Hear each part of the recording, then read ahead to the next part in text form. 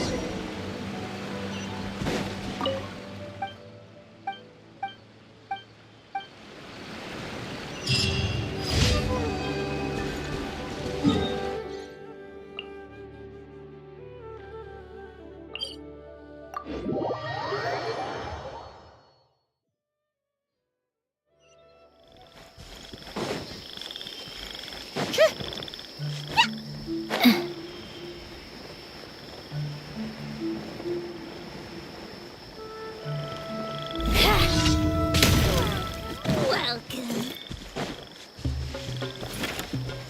Life goes on. Emerge right now. Begone! How tiresome.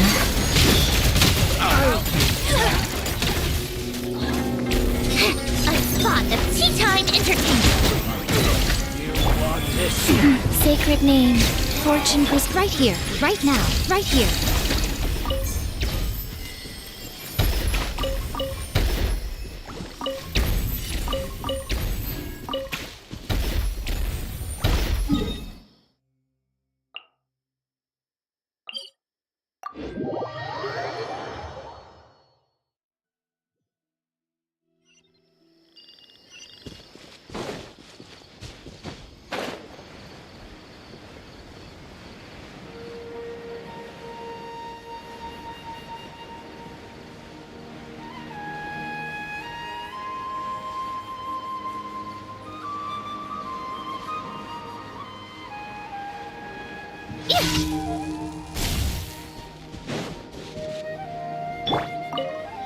Rise.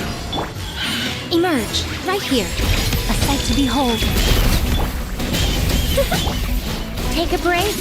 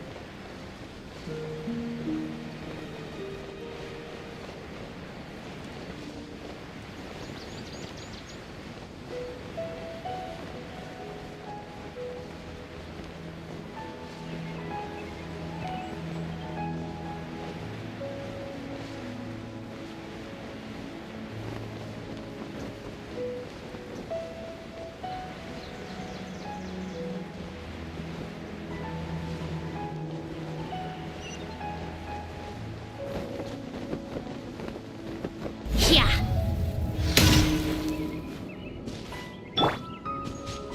Emerge.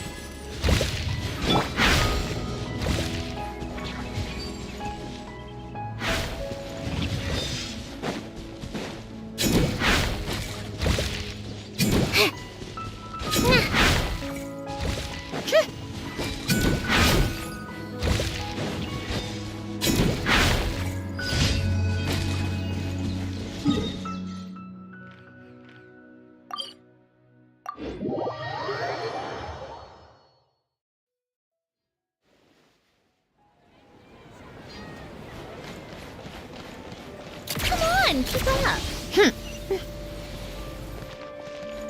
Welcome to the Adventurers Guild, my lady. Thank you for completing to... Welcome to the...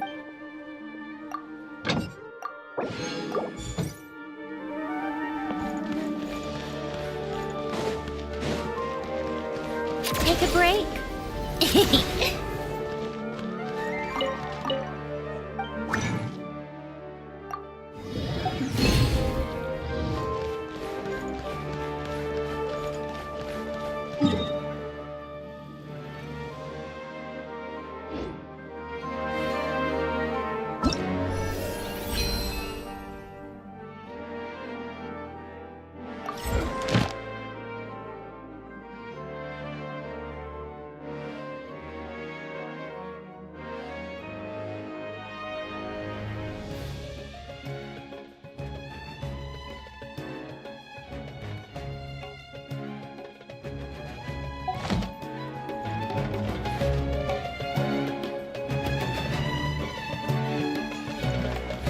How tiresome.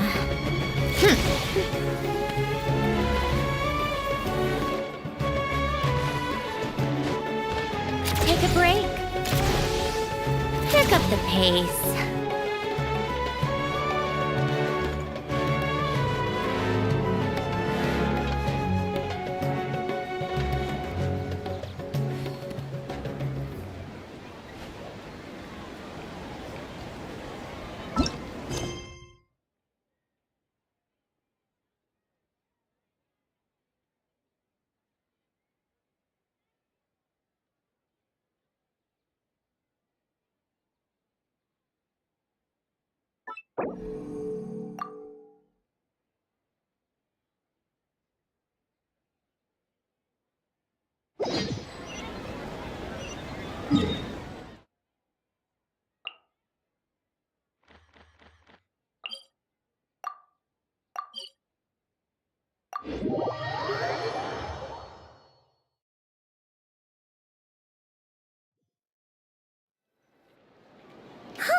The day's finally come.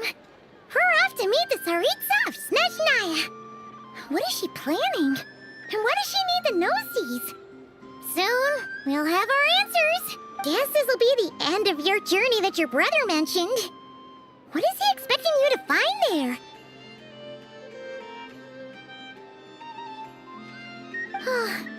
Snezhnaya still feels like a long way away. Hopefully, there'll be plenty of time to relax, eat some good food, and have fun before we arrive. Oh, but whenever Paimon gets thinking about how our destination is right around the corner, all these questions come flooding into Paimon's head. It makes her so nervous. Yeah. Anyway, enough about all that. We can't start the final leg of our journey with that kind of mindset. Just think. We've fought dragons and sea monsters, defeated creations of the gods, faced prophecies of doom and the threat of the abyss. Heck, we've even been to the moon! With all that experience under our belts, how could we be any more prepared? Sure thing!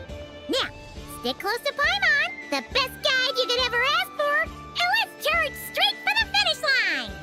Off we go! What about me? Do I get a call out? Whoa! Columbina? Huh, you kind of snuck up on us there.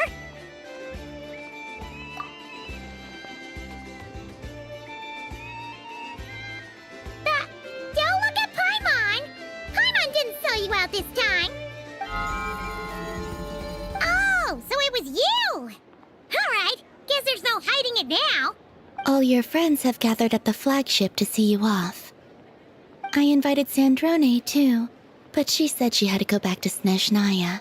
She must be busy. She had some nasty things to say about you before leaving. Would you like to hear them? She hasn't changed a bit. Alright, let's hear it. If they're heading to Snezhnaya, I'll bet it's to cause trouble for Her Majesty the Tsaritsa.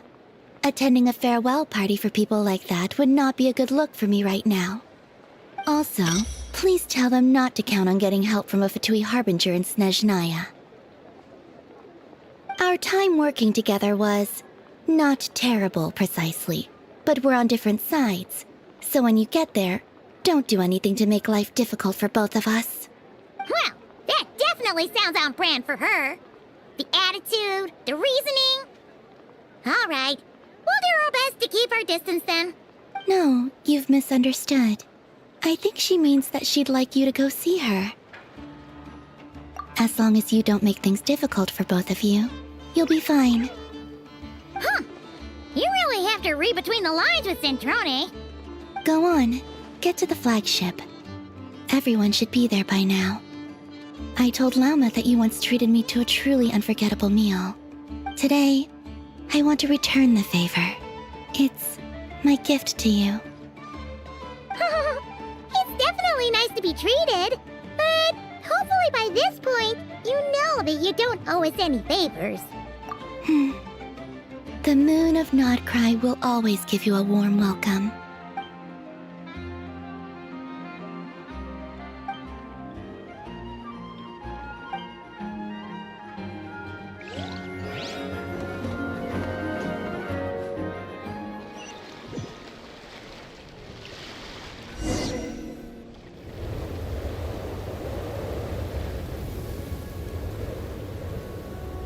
Wow!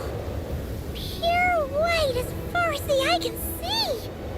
It's so pretty! Come on, give up!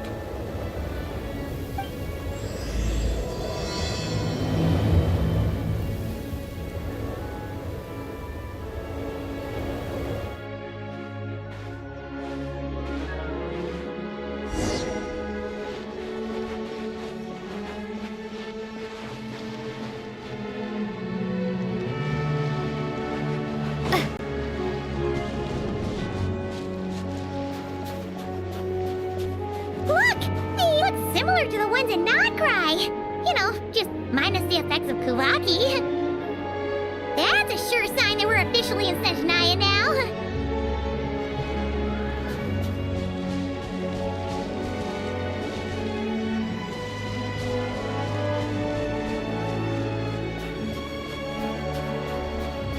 There's gotta be a treasure chest around here somewhere.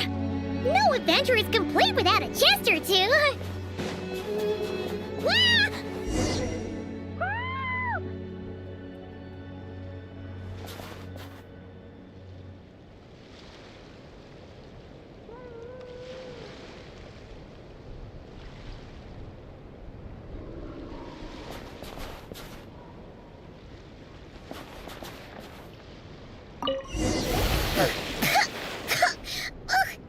Paimon got a mouthful of snow!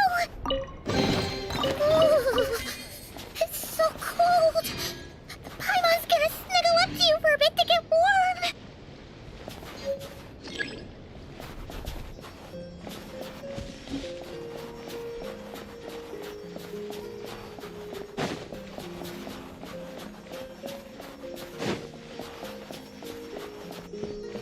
Hey, check it out!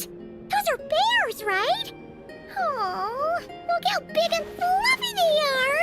So cute! Quick, take a picture before the moment passes!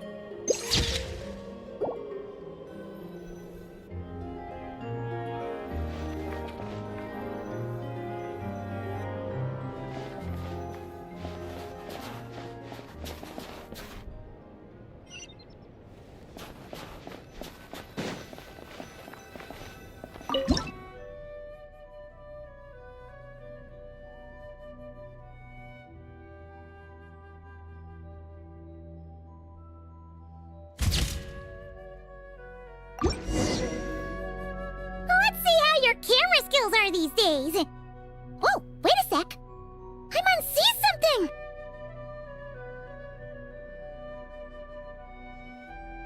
Come on, quick! It looks like a train carriage.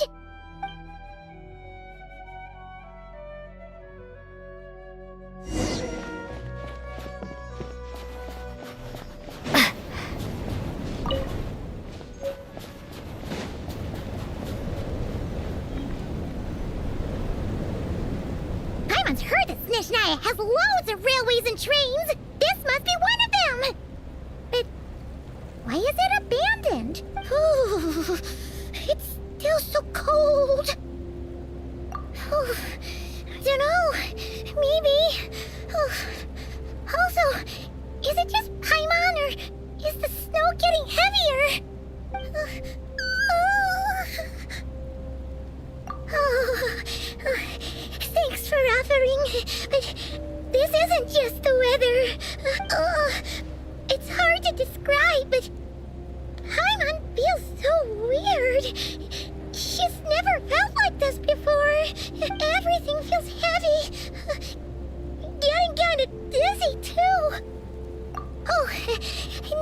right. Paimon's just feeling a little low on energy. That's all. It's nothing serious. Not worth ruining our travel plans over. Yep, sure thing. Snezhnaya, here we come!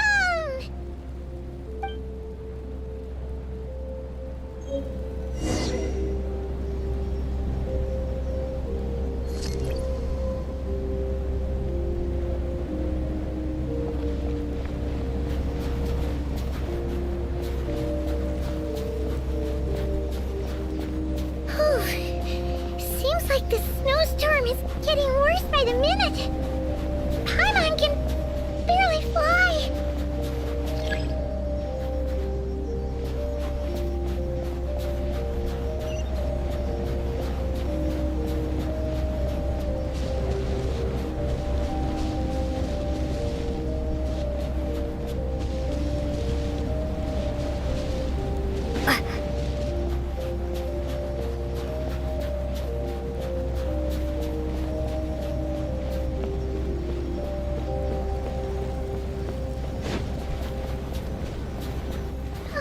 Oh, look!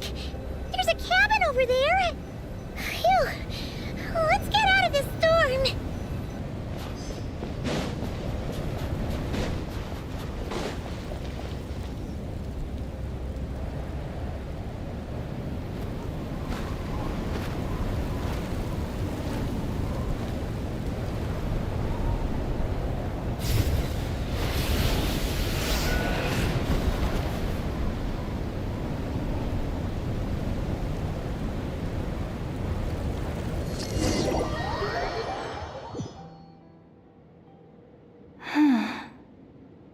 What is this place?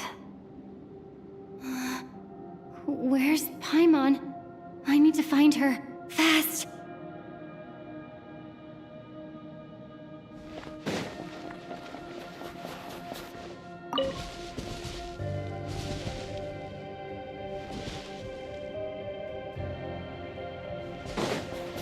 Paimon?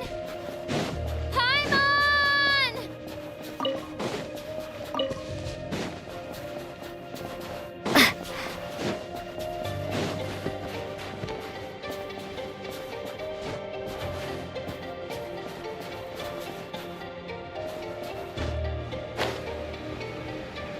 That's strange. Where could she be? I guess I'll try further ahead. Hang in there, Paimon.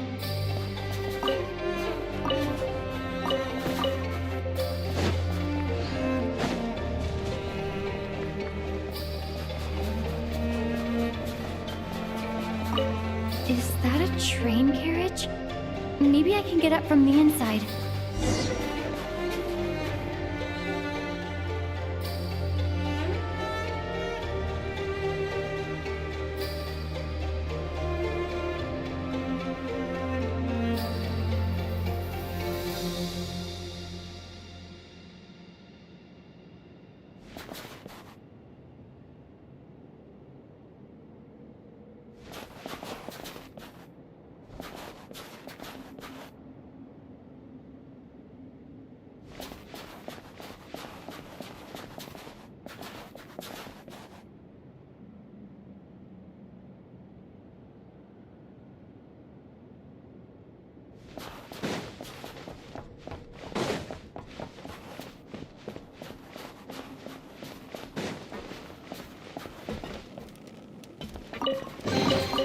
Is this an answer from this world?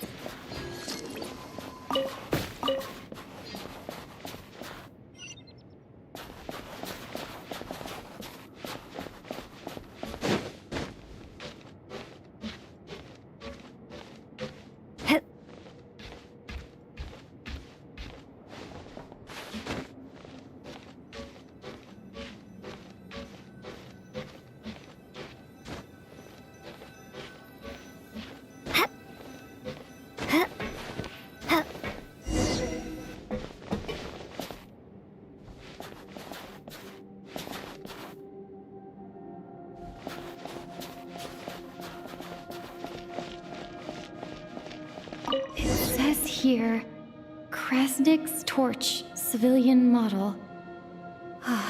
It's definitely getting a little warmer now it's turned on. I really hope Paimon's okay.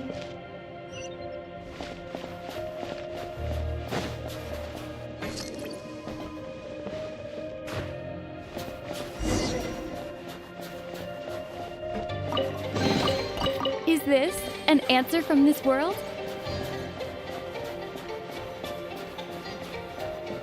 What was that strange sound?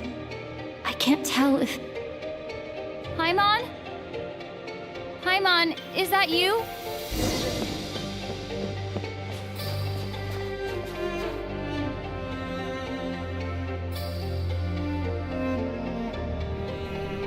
Incoming entity detected. Authorization granted. Initiating original. Hello, Descender, who's reached the eve of tomorrow. Eye of Grey at your service. Time since last activation. Time measurement unavailable due to the influence of... Anyway, it must have been a very long time. I was born to fulfill a mission.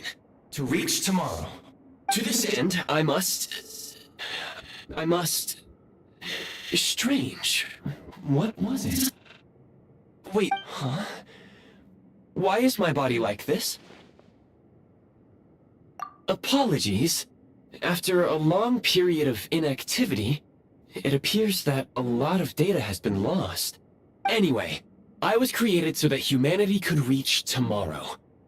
But I am unable to load further details at this moment. Nevertheless, serving humanity remains my primary objective.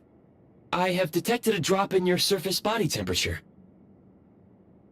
You cannot remain active in this state for much longer.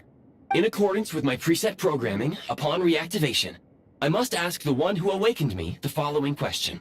Will you accept me, Transcender? I will assist you, protect you, and fulfill my mission until we reach tomorrow. I understand your position. However, given your current physical condition, I must suggest that you reconsider. Before I was activated, you called out a name.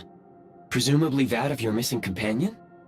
If you agree to accept me, after helping you get out of here, I will search for said companion and pinpoint their location. To answer your question, yes.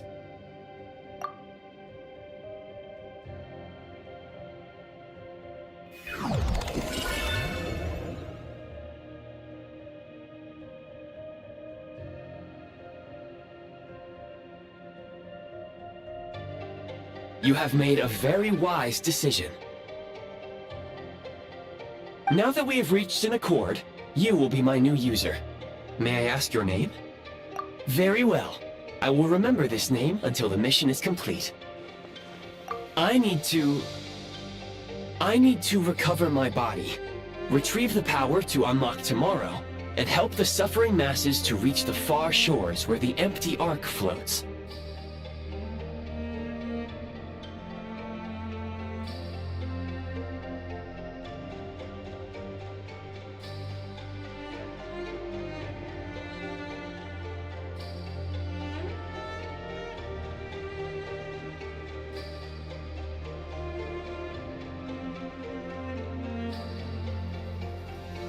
I can sense my power scattered across this ice-covered land. I even have a vague sense of where it might be found. But right now, that is not essential. The key right now is you. You must survive and reunite with your companion.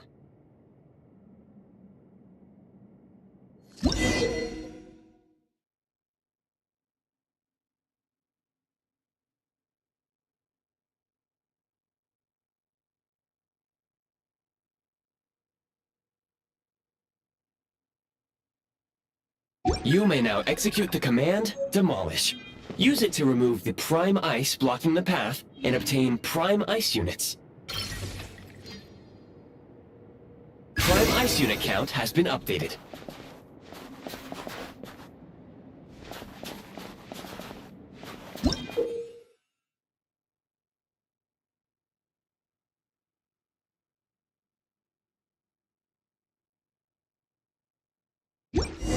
You may now execute the command, build. Use it to create a prime ice construct to prop up the door.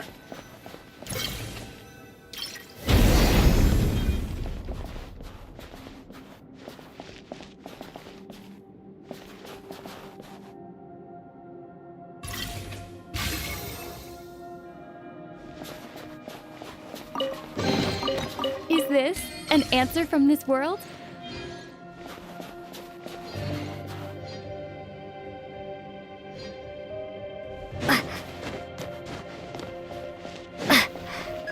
Scanning local environment. Exit has been sealed off with ice. That would not be an efficient approach. One moment. Usable construct blueprint detected nearby. You can use this to clear the solid ice ahead of you more quickly.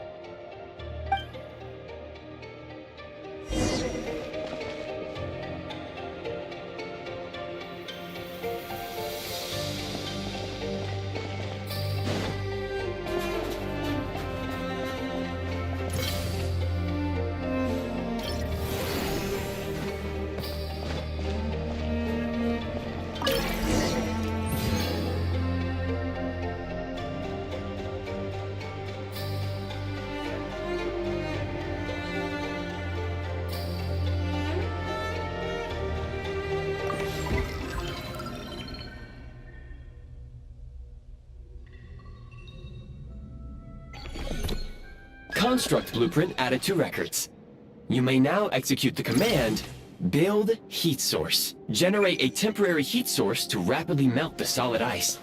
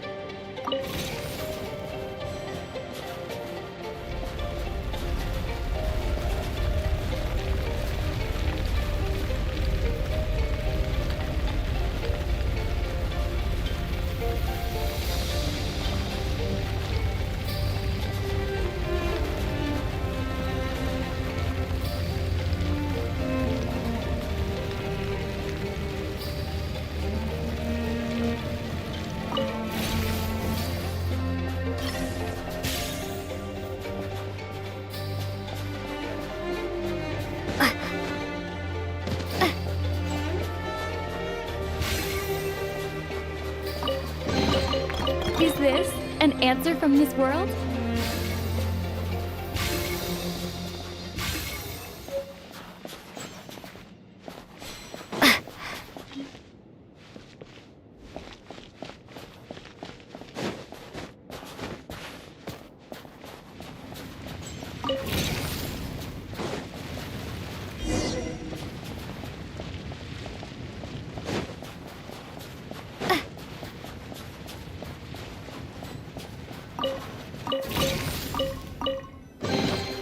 Is this an answer from this world? My scan indicates the path is straight ahead. I recommend we proceed.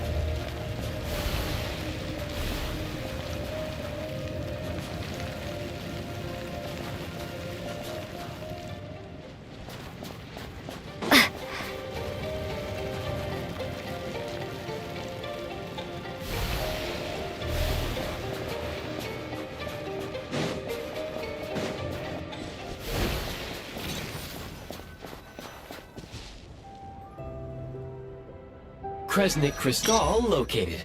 Please collect at your earliest convenience. The recent construct you built provides highly efficient heating by utilizing the unique properties of Kresnik Crystal.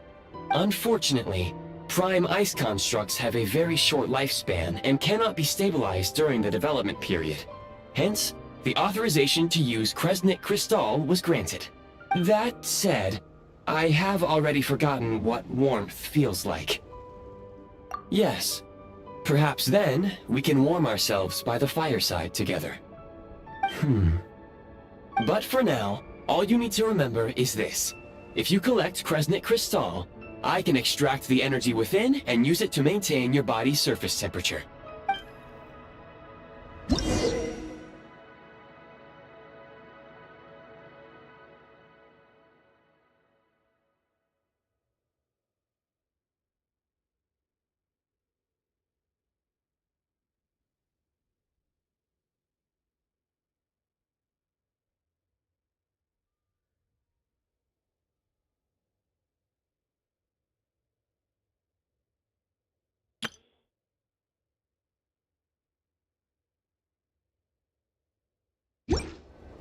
Low power.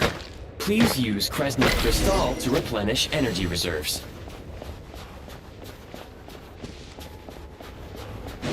Signs of physiological activity detected in the distance.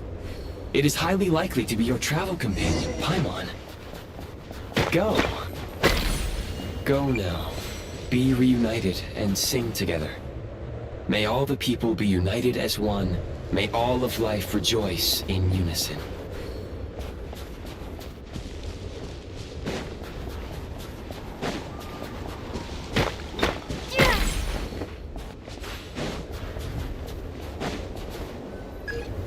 Approaching the target location, scanning for signs of life. Life forms detected. 2. Affirmative. However, that is not the reason for my confusion. According to my database, this location is a train station, meaning the number of life forms is unusually low. Real-time environmental data suggests that the train station may no longer be in use. But whatever the situation, please exercise caution.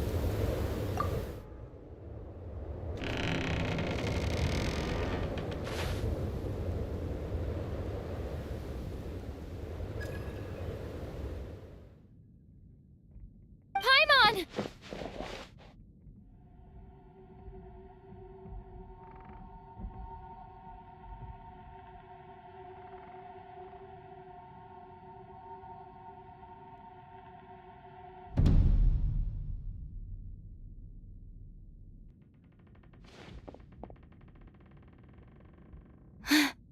Who are you?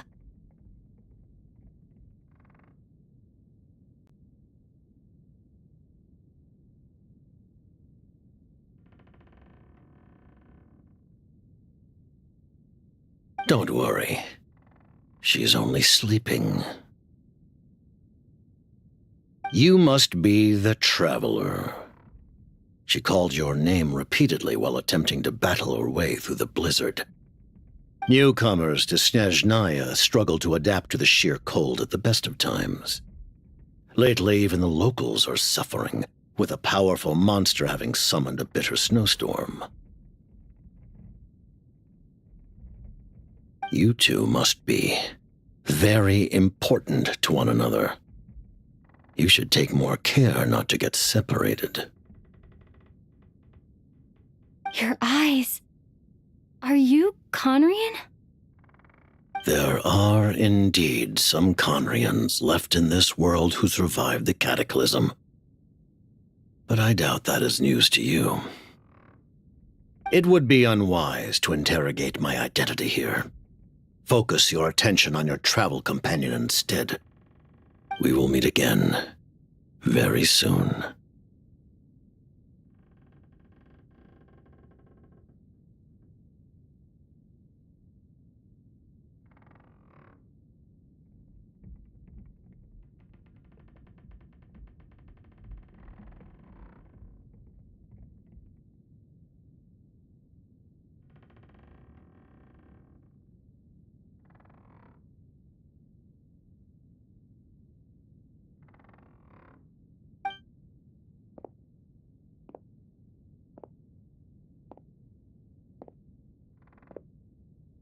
The unidentified subject has now left the area. He appears to be an individual of great significance, but my search has yielded no relevant data. I will try searching the database again. Against the odds, your companion is safe and sound. The other person even left a blanket for her.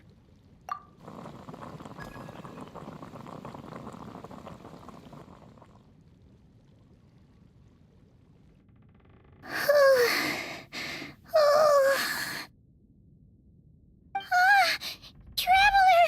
Oh, thank goodness you're okay. Paimon was so worried. She looked everywhere for you. It's okay. Take it easy. Are you feeling alright? Pretty much the same as when we first got to Snezhnaya. Paimon must have got a cold. She was feeling so faint. She just couldn't keep going any longer. So she had to lie down and sleep it off. Wait, where did the jester go?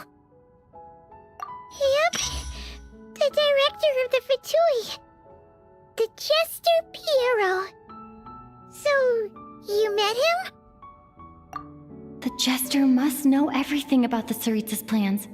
But there's no way he'd tell me just like that. We might well have ended up clashing. Well, he was right about one thing. Right now, the most important thing for me is to take care of Paimon while she's unwell. He had no intention of explaining his motives, and he left in something of a hurry. Hey! What the? Who is that? It looks like half a pair of goggles. How amazing! A self-aware, talking pair of goggles.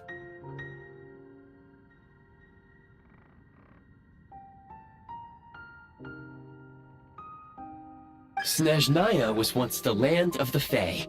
There are many ancient creations here that I'm sure would broaden your mind further still. Mind you, my database is also expanding as we speak. You must be a rare creature yourself.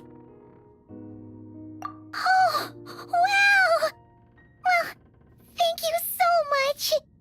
You've earned yourself some of Paimon's favorite candy. Oh, but by the looks of it, you probably can't eat that, can you? Goodwill detected. Instead of candy, perhaps I can suggest my preferred strategy. Please clean me regularly to keep me operating at peak efficiency. Oh, that makes sense. Every pair of goggles needs wiping clean once in a while. Sure thing, mister. Anyway, back to the Jester for a second. Paimon's still confused about something. When he first showed up, he already knew Paimon's name. And he acted like he expected Paimon to know who he was, too.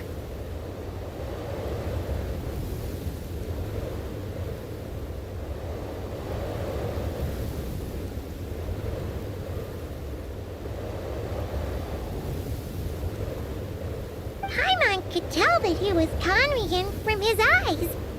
And he definitely seemed like someone pretty important.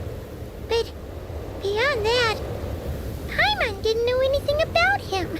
It was only later, after he rescued Paimon from the snow, that he properly introduced himself. That's the only reason Paimon knows he was the Jester. Oh, seems unlikely. He ran into the snow following the sound of Paimon's voice, with a really anxious expression on his face. He didn't act like someone who knew she would be here in advance.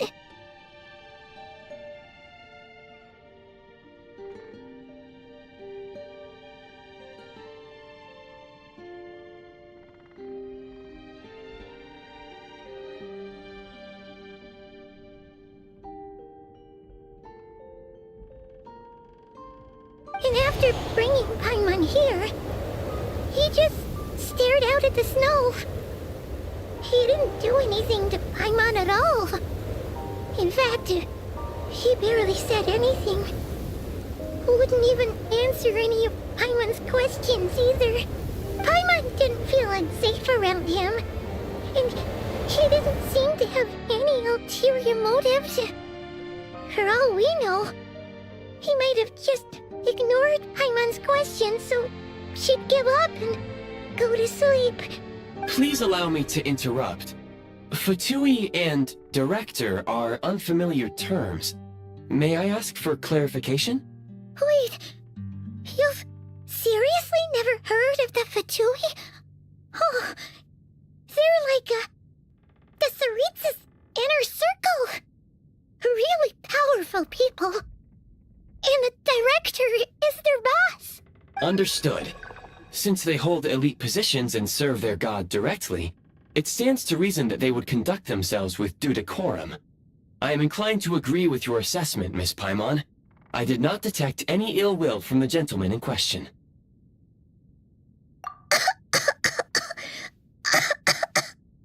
Sorry, I shouldn't have encouraged you to talk so much. Paimon, new plan. Let's get out of Snezhnaya for now. We can come back after the weather clears up and you're all better. The jester mentioned that this snowstorm being the work of a monster is worse than most. Even if we made it to Snezhnograd, we'd still have to wait out the storm before we could do any exploring. Oh, well, it's really nice of you to look out for Paimon, but she doesn't want to hold you back. We were really psyched up for this journey when we first set off. Just think of all the burning questions we have. If we turn back now, who knows how long it'll take before we finally get answers. Further information is required regarding the monster situation. But objectively speaking, there is another, more pressing issue at hand. At this point, we have traveled a significant distance into the blizzard. Were we to turn back now, the road would be extremely treacherous, especially since we would need to travel on foot.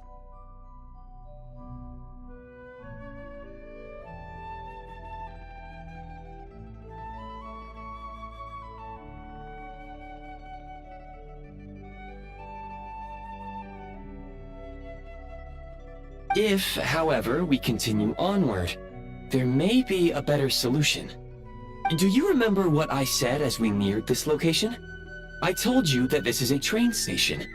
While it has evidently fallen into disuse for unknown reasons, the tracks remain intact. We can break through the blizzard and forge ahead by driving a train. That is the Snezhnayan way. There is a small town up ahead, which would be the perfect place for Miss Paimon to rest and recover. Paimon thinks Goggles here makes a great point. Let's do that! Oh, come on. Don't worry. Think of all the traveling we've done so far. When has Paimon ever gotten sick before? Practically never. 'Cause she's in great shape. Sure, she's a little tired right now, but it's sure to clear up on its own. Affirmative. Should you ever need my assistance during your future adventures, please call for the Eye of Grey whenever you wish. Otherwise, I will remain silent to avoid causing any unnecessary distraction. Now, please follow me to the train tracks.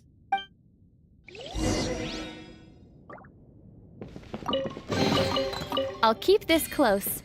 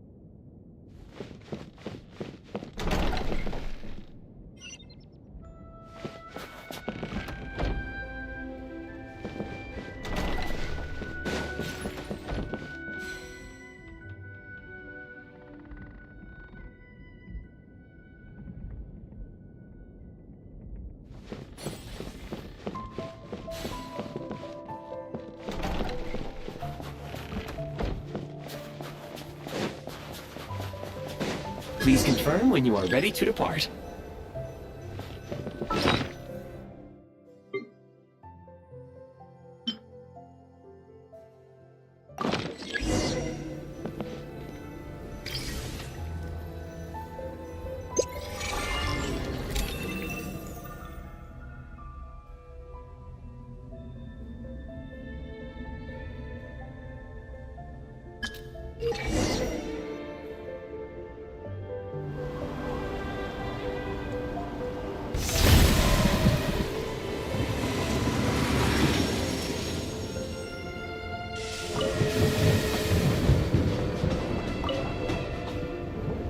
Heading north from here, we will soon arrive at... Wait, there's an error message. Could not detect clear tracks. What exactly does clear mean? Brace for impact, friends! Preparing to enter impromptu flight mode.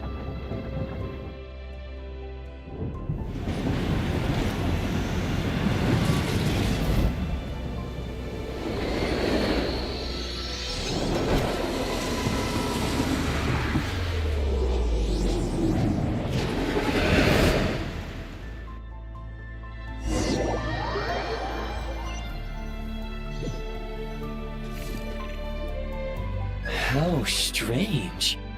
Not only was the station's status different from my records, but even the railroads and the terrain itself have changed substantially. Yeah. Thanks to your quick reflexes. My sincere apologies for putting you in danger. I'm afraid I'm as confused by all this as you are. Agreed. This is likely a consequence of outdated railroad data. The discrepancies between the old data and present reality are far greater than I anticipated. Fortunately, our crash landing has at least brought us much closer to the town. According to the data, anyway. Your data had better be right this time. I can assure you, it certainly is. Please look this way, and you will see a Kresnik's torch. It seems our ill-fated train ride was a blessing in disguise. We have taken the shortest possible route.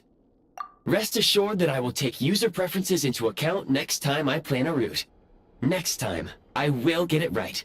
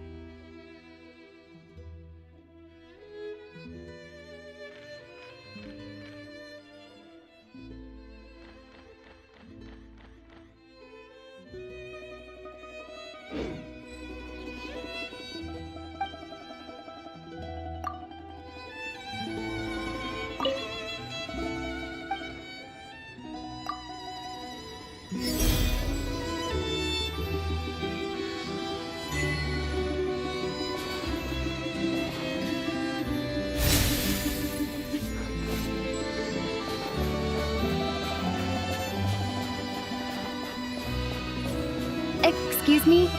Is there an inn nearby? I'm sorry, but they've all closed.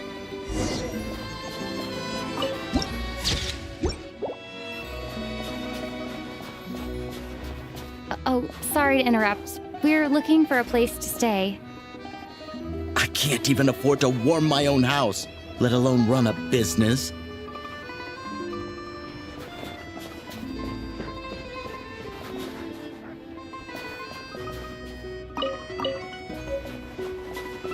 Excuse us. Is there anywhere we can stay around these parts? I'm afraid not. You'll have to try your luck somewhere else. All we can do is wait for the next shipment of Kresnik Crystal to get here.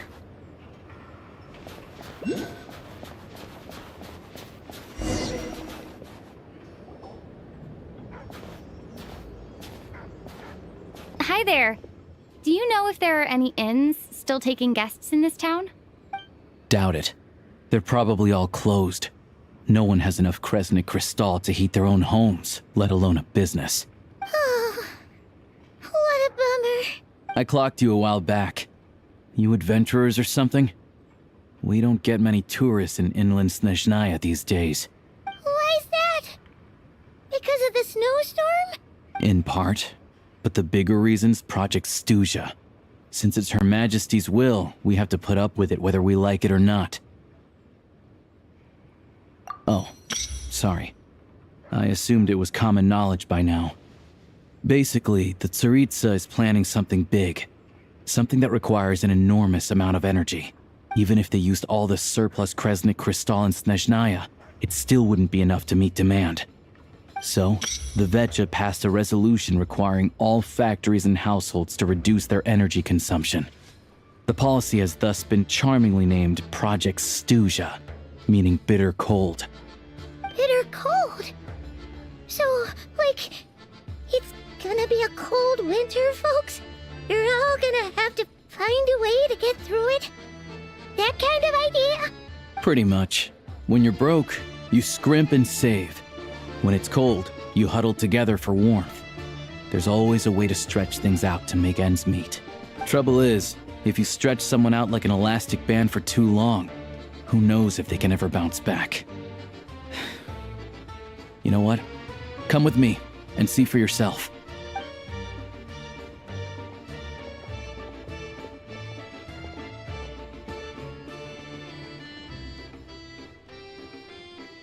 Can you please explain to me why the price of Kresnik Crystal has gone up by 1/3 again?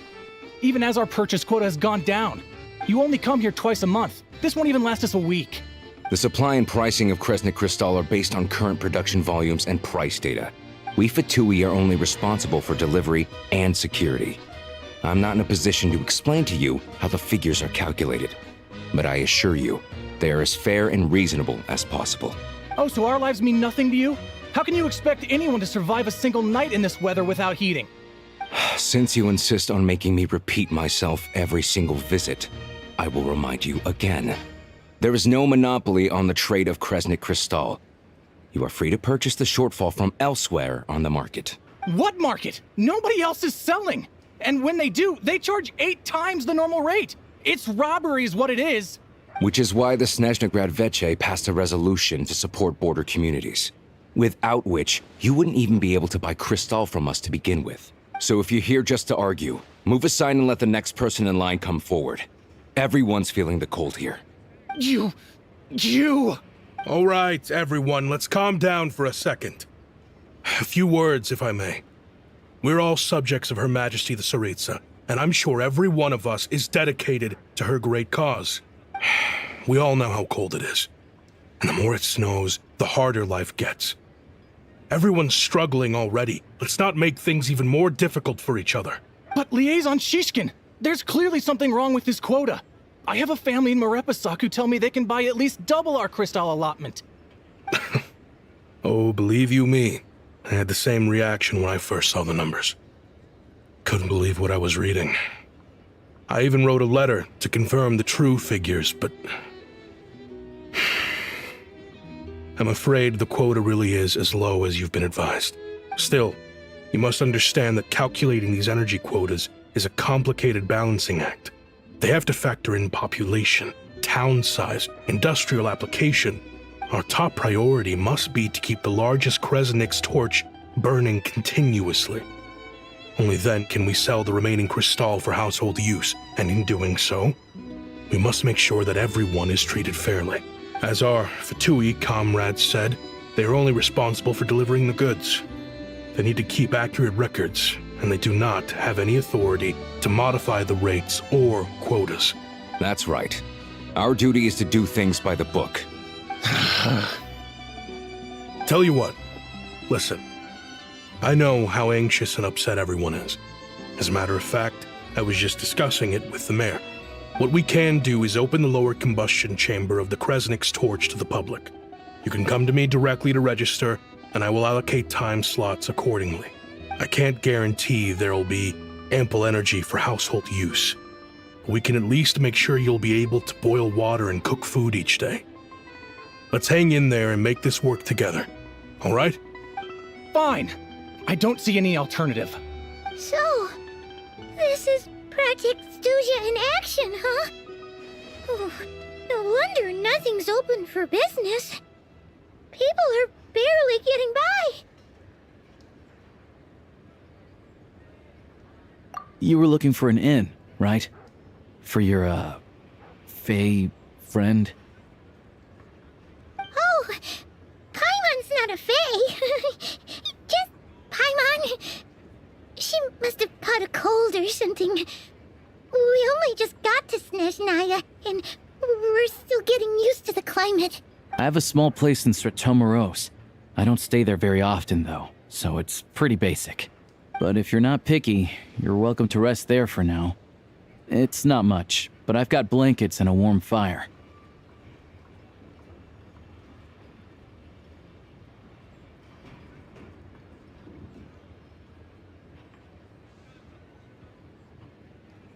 Are you sure? Oh, that's really kind of you. All right, then. This way. Hello, I'm Alosha. I'm a hunter.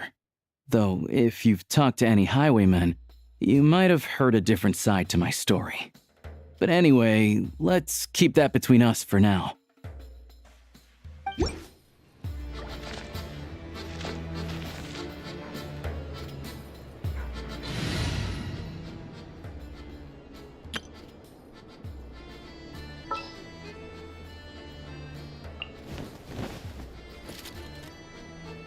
Let the hunt begin.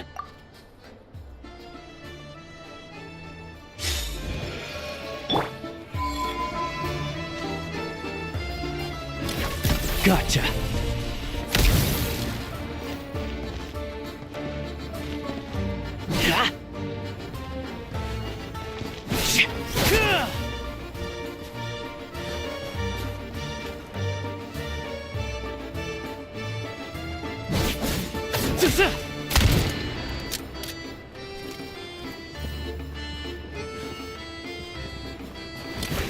Ready or not.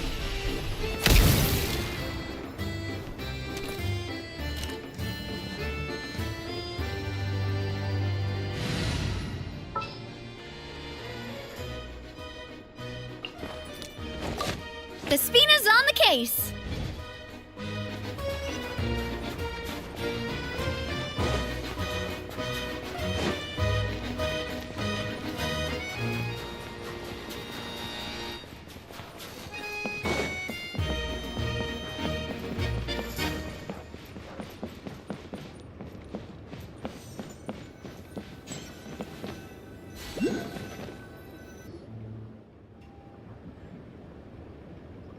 Oh, so cozy and warm.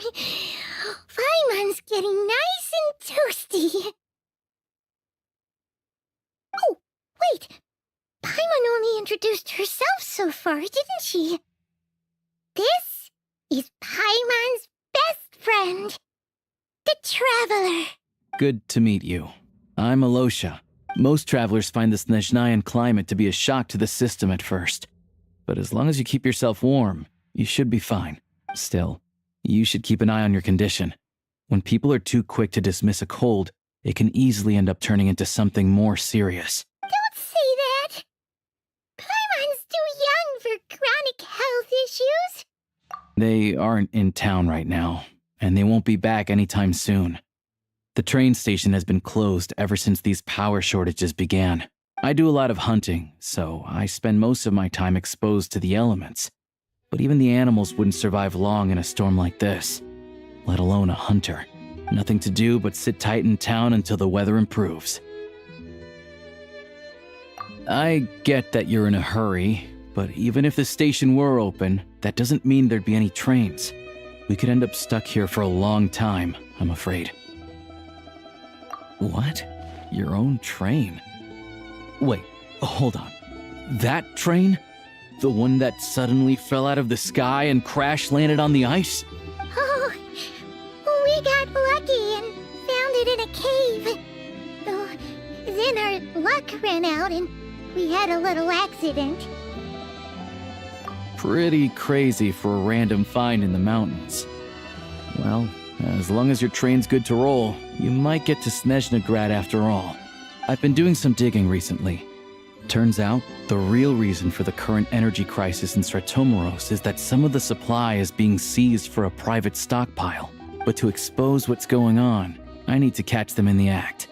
So, I'm heading off to catch a rabbit. Huh? Wait, a rabbit stole the crystal? It's a figure of speech. Real rabbits couldn't pull this off. They prefer carrots to Kresnik Kristall anyway. Shishkin, Mr. Positive Attitude, let's all get along now, shall we? Him? Really? Paimon never would have guessed. Huh? You're coming with? Huh. Oh, okay then. Just give Paimon a second to get ready. Alright. Guess there's no point pushing myself.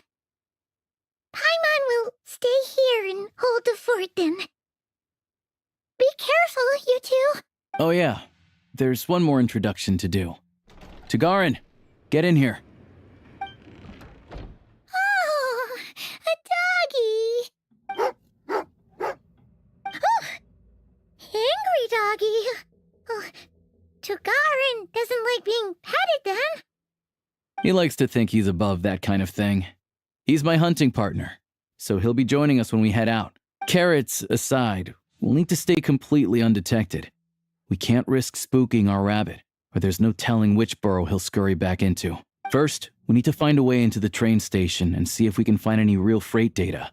Shishkin's figures can't be trusted. Then, we get Tugarin to catch a scent and find out which way the crystal went.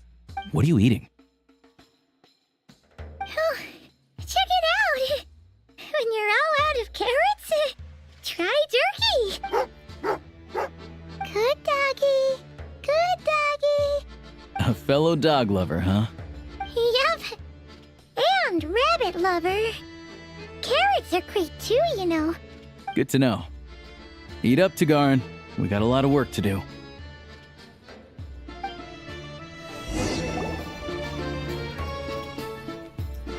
Paimon's just gonna stay here and get some good rest. You guys, be careful out there!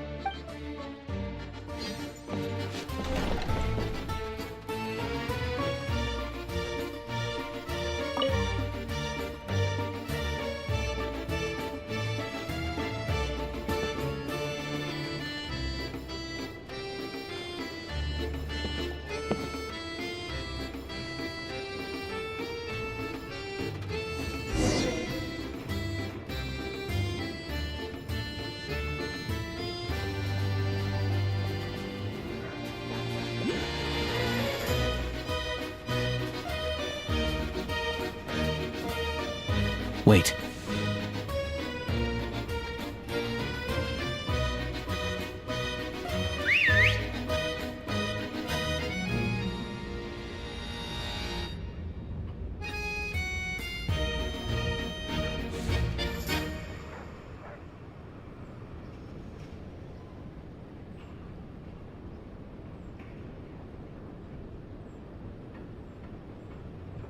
Nice work, Tugarin. Come on. We'll go around.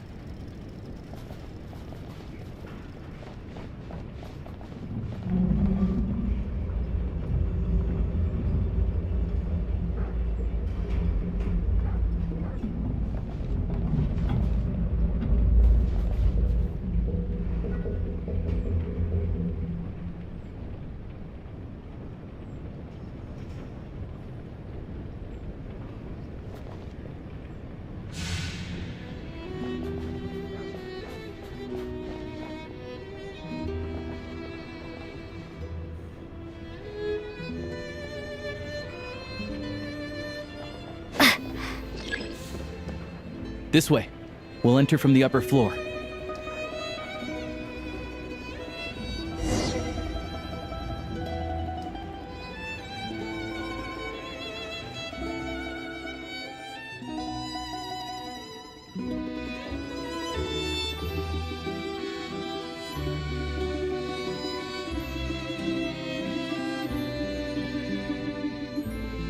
There we go. A freight list. Straight from the Fatui.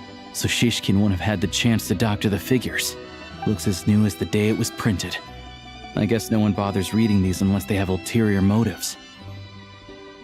Yeah, this is all we need. Come on, let's get out of here. Then go track down the Crystal. Tugarin's a keen hunter, and catching rabbits is his specialty.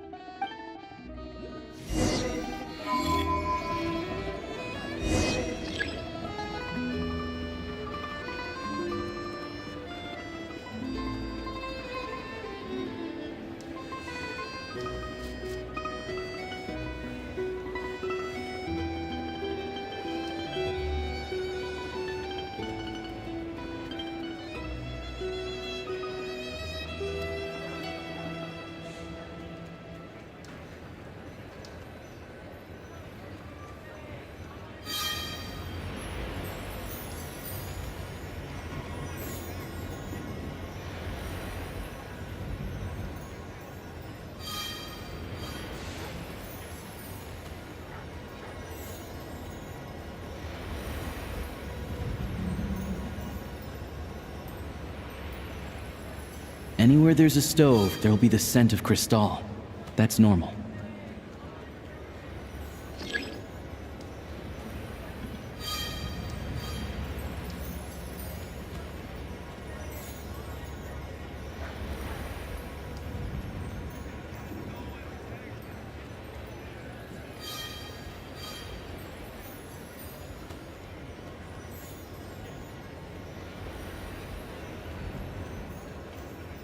But if he picks up the scent of Crystal somewhere and there's no stove around, that's how we know something's up.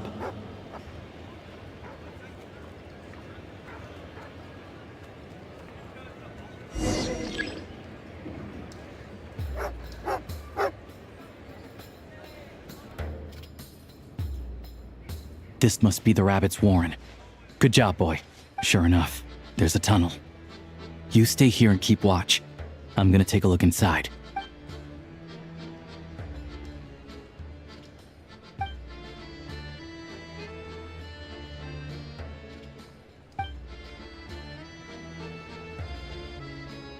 Thanks for looking out for us. Things are getting tougher by the day.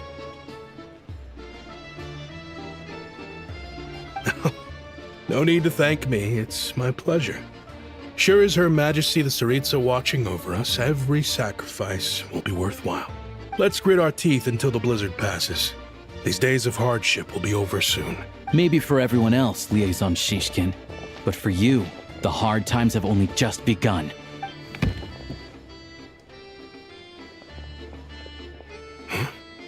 Who are you? What's the matter?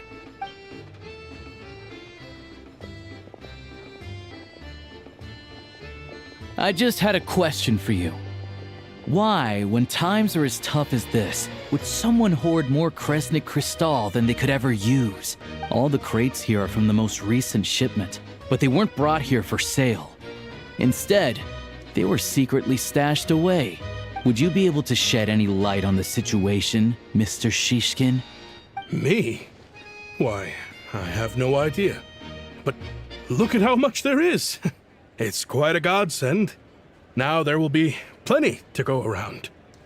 This godsend was found in a cellar adjacent to your residence following a tip from Mr. Alosha. And this is only a fraction of what we found down there. We're still taking a full inventory. The official figures will be finalized shortly. I've always been grateful for your efforts to mediate between us and the townspeople of Sretomaros. But now, Mr. Shishkin, it appears you were the source of the conflict all along. How could you do this to us? We trusted you to have our backs. You've been lying to us this whole time? Hey, I owe you all an apology. I'm sorry. I'm so very sorry. This isn't who I am. Please believe me, this was a one-time mistake that I will never repeat. We all know how difficult life has been since Project Stuja came into force. Energy is an increasingly scarce resource. People everywhere are getting desperate.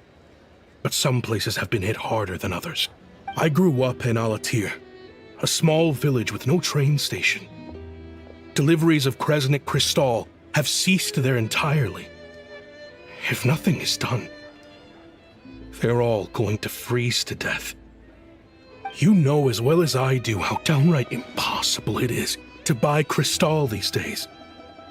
The thought of my poor mother and father, with no one to help them, I felt so afraid. I watched as energy grew scarcer by the week, all the while knowing that their lives were at risk. Then one day, I looked at the Kristall shipment in front of me, and a terrible, selfish thought entered my mind. Looks like I'm just not cut out to be a criminal. I'm so sorry. Once the Fatui have finished their count, you'll see that the numbers match their waybill.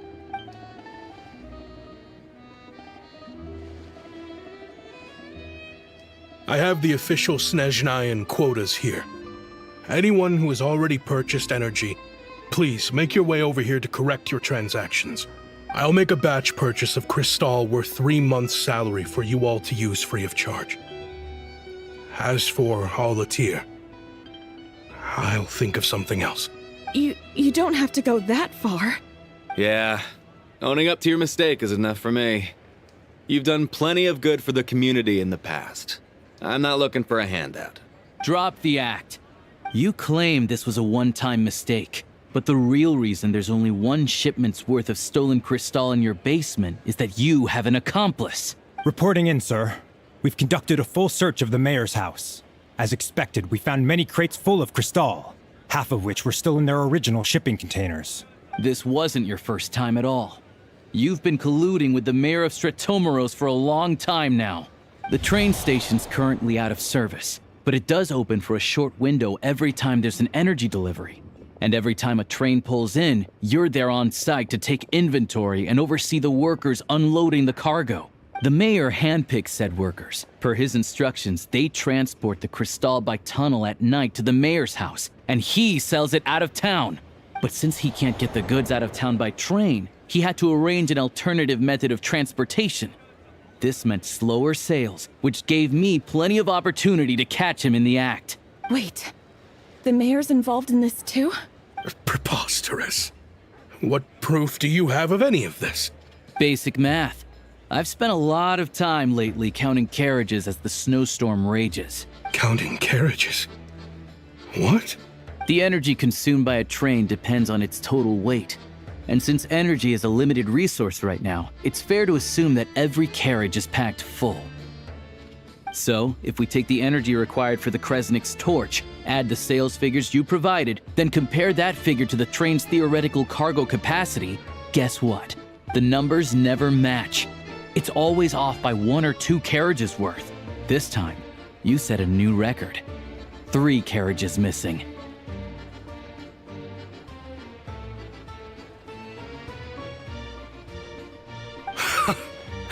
You mean to tell me that you sat around outside, counting carriages, in this weather?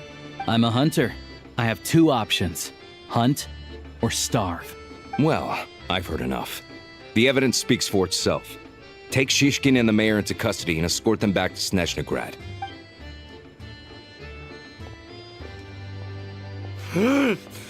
You cocky little brat, ruining my business. Just you wait.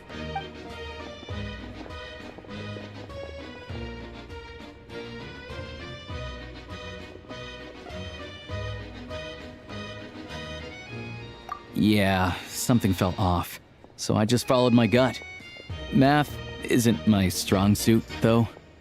I'm lucky my dad made me learn enough to get by, but all this number crunching was a million times harder than the aim and fire work I'm used to. Thank you for your assistance. you're a brave lad. Shishkin was quite the cunning criminal, as I'm sure you can tell. He did all of this right under our noses, and we never suspected a thing. A wolf in sheep's clothing. He had everyone fooled. Even with that sob story he fed us. He was probably trying to keep the mayor out of it, not just mask his own motives. Without the compelling case you put together, even I might have fallen for it. Alosha, was it? Tell me, are you really a hunter? We can go find some wild animals if you want. I'll fire off a couple of shots, and you'll see whether I'm the real deal. I didn't mean to cast suspicion on your identity. It's just... well, I'm sure you've heard of the Rokot. Recently, they've been recruiting people with your kind of talent. They hide in plain sight under false identities, working against Project Stuja, sometimes directly opposing the Tsaritsa herself.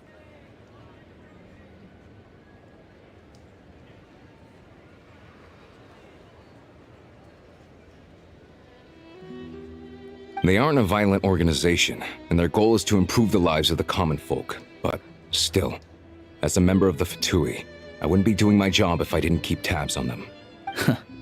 First I've heard of this. I don't really keep up with what goes on in the city. All I know is, people who don't mind their own business in the city end up paranoid about everything. As for me, I just couldn't stand Shishkin. I'm from Alatir myself, and I can tell you, nobody's lived there in years. Why would an abandoned village need Crystal? Of course, no one really cares about the fate of that place. I'm guessing today is the first you've heard of it. I see. It does sound quite tragic. Really. Well, thanks again for your assistance, and your friend here too. I will report this incident to Snezhnegrad. The Fatui will take over energy distribution until new officials are appointed. We'll also ensure that the train station resumes normal service as soon as possible. Looks like it's my turn to brush up on math now. I never liked it as a kid either.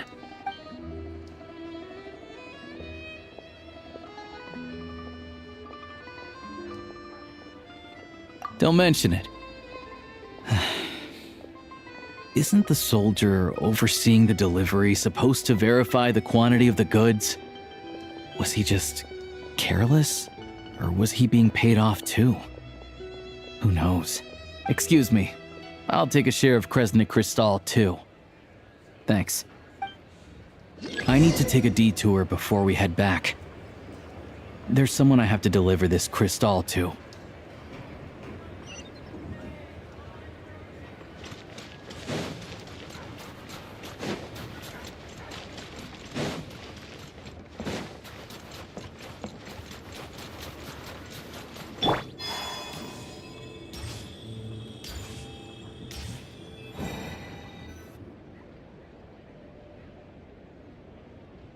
Hang tight for a moment.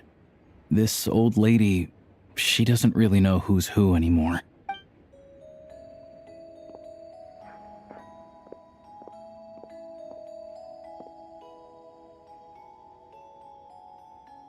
Oh, grandson. It's so cold today. You must be freezing. Ma'am, it's me, Alosha. Alosha? Alosha who? You know me. I came by earlier today. Cleaned the ashes out of your stove, gave you some warmer bedding, and washed your back. I'm sorry, I don't remember. Now, how often do I get to see my grandson? Come on, take a seat and relax while I fix you something to eat. It's okay. You just rest. I'm fine. Oh, you. It's nice to come and visit your old granny once in a while, isn't it? Sretomaros's a good town. All sorts of things to do and people to meet. And the local officials are good to us. Sit down, come on, take a seat. I still have some fruit left. Let me get it for you. Please, don't get up on my account. You need to rest. Where's the fruit? Right under the basket by the door. Or maybe it was on the bedside cabinet.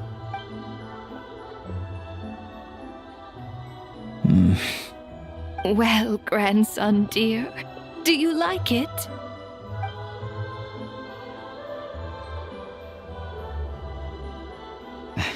Very much, ma'am. It's delicious. Good, good. Wonderful. You don't need to save any more for me next time, all right? Fresh fruit is hard to come by at the moment. You should eat it as soon as you get it. Oh, I don't need it. I'm fine. But if you like it, come back for some more soon.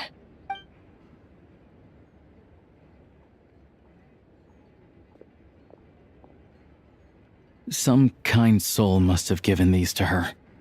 But she always saves the nicer things for special occasions. I met her at the market back before her health began declining. She was a lovely old lady. We're from the same hometown. Not many people have heard of Alatir. And if they have, it's usually for all the wrong reasons. There's a gang of highwaymen that came from there. Now that it's an abandoned village, it's rare to find anyone who shares fond memories of our hometown. So after we got talking and realized we were from the same place, we decided to keep in touch by letter. I first learned of Stratomoros's energy supply problems from a passing comment in one of her letters. Then, after her health went downhill, I started visiting more often to check in on her. The town's been in decline for a while now, but because of her memory problems, she thinks of it as the bustling, prosperous Stratomoros still in its heyday. That said, I kinda appreciate her optimism. There's not much of it going around in this world of ice and snow.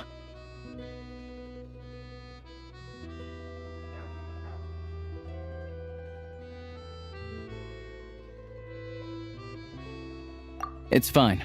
Everyone grows old.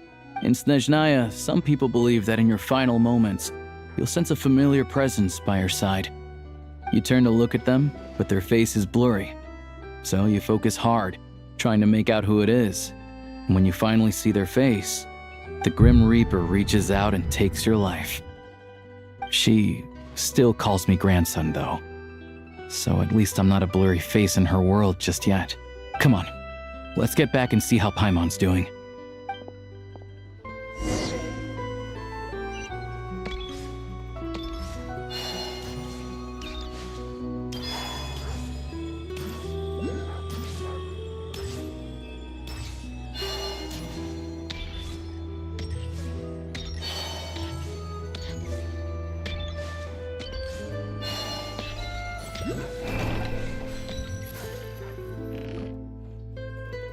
Paimon, we're back.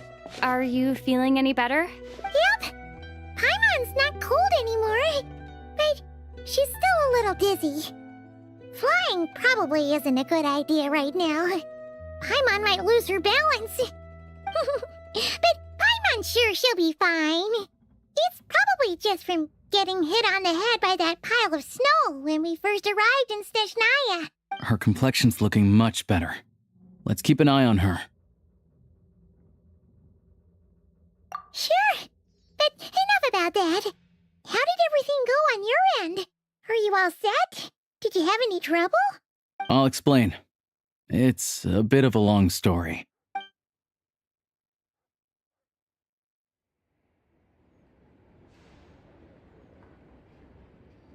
Jeez, you guys got pretty busy. Sounds like the liaison officer and the mayor were running quite an operation. Good riddance to both of them. It's a good thing you managed to catch them.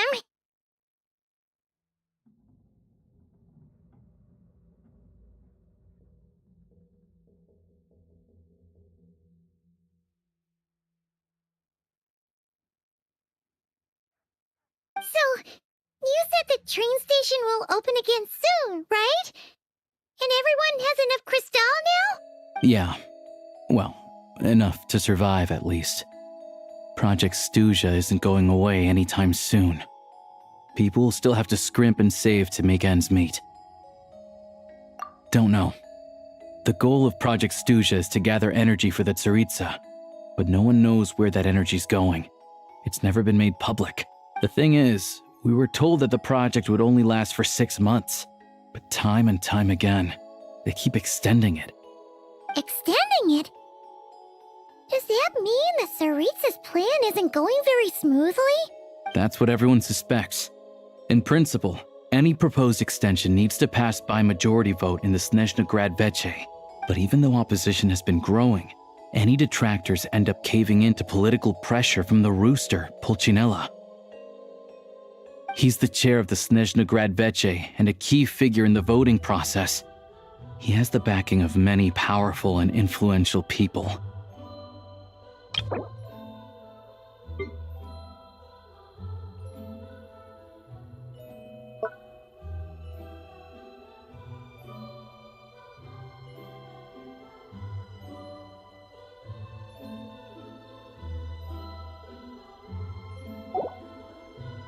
How come the Fatui are picking on ordinary people even here in Snezhnaya?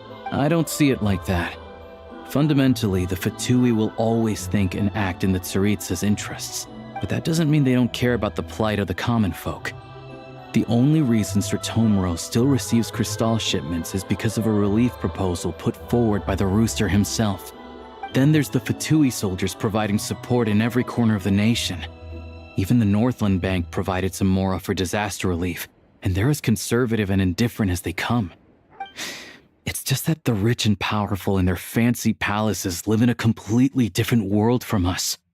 There's always going to be some conflict when those worlds collide.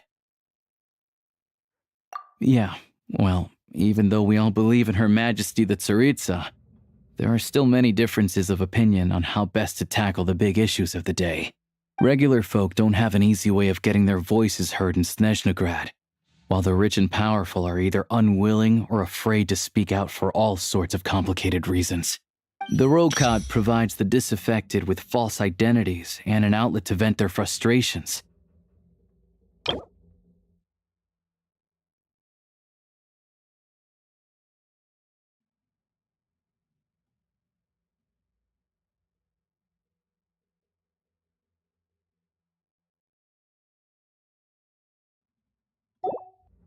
Of course, an organization like that exists in a gray area.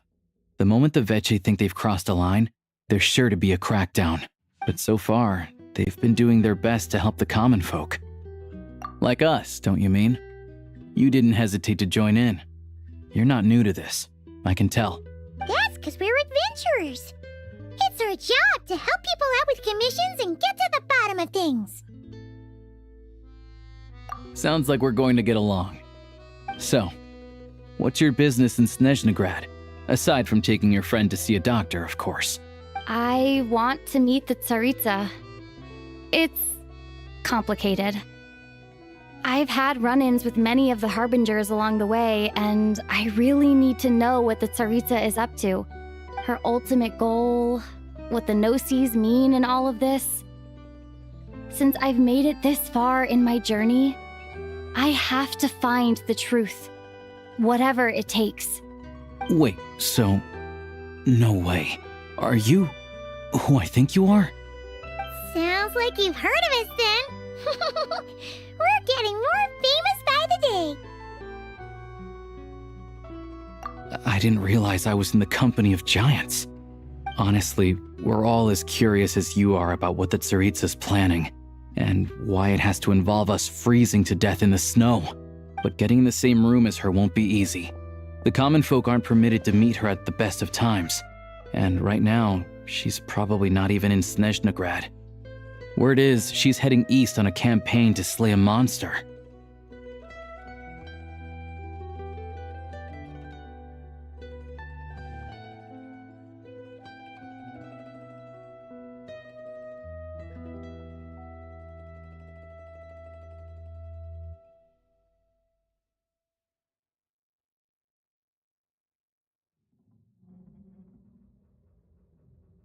Yeah, so you've heard of it. A wild, unpredictable monster with the power to summon snowstorms. It also absorbs everything around it into its body, so it's growing constantly. Now it's so big that the Tsaritsa has deemed it the #1 threat.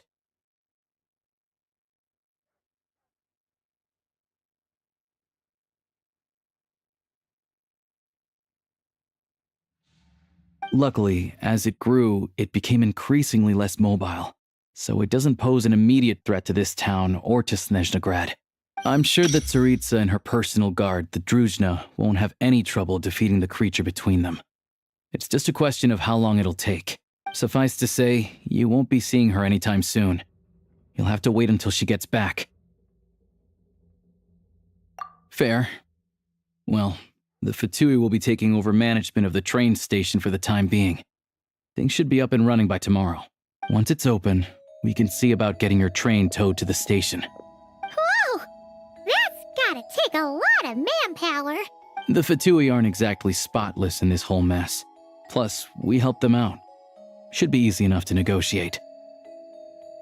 As far as I know, all the paperwork is dealt with upon manufacture. I've never seen anyone check it, so I wouldn't worry. Having a train makes everything much easier. We'll reach Snezhnegrad in no time. I need to head there myself anyway. Got some game to trade for Mora. I know a good doctor in the city. I'll introduce you when we get there. Oh, thanks so much. Let's get a good night's sleep ahead of our big trip tomorrow.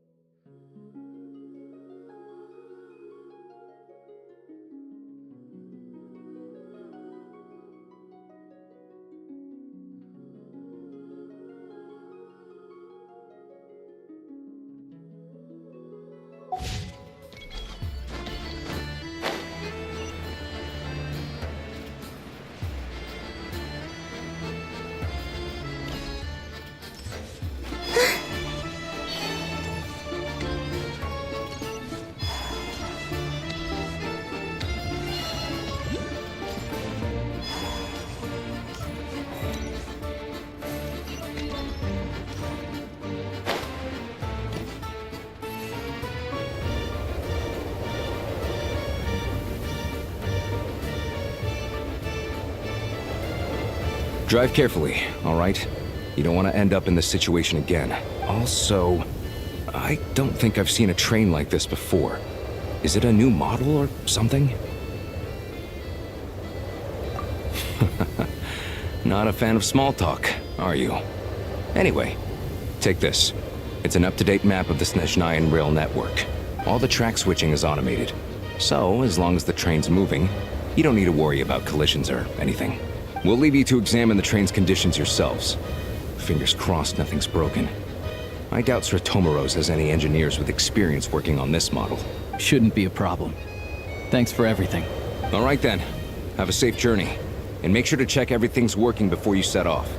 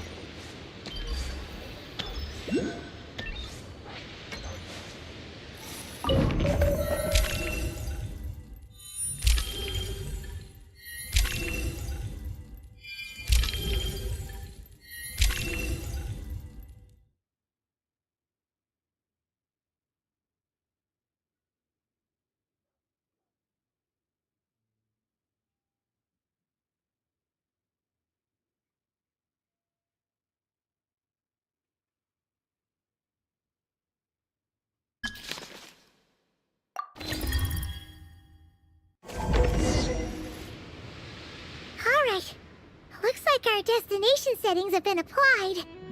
Let's give this thing a final once-over and then head out. Goggles, your time to shine!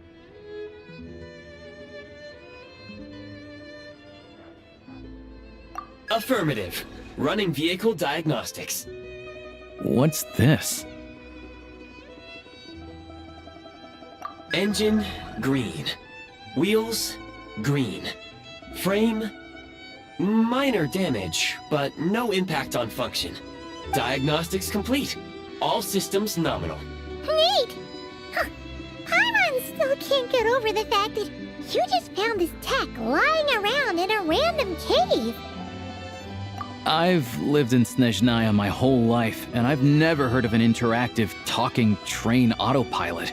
Strictly speaking, I wasn't designed purely to drive trains, though I doubt you have any interest in navigating the practically unreadable operator's manual yourself. All configurations are complete. Should you require any further assistance, please call for the Eye of Grey. Away we go! Oh, nope. Paimon's gonna find a warmer seat.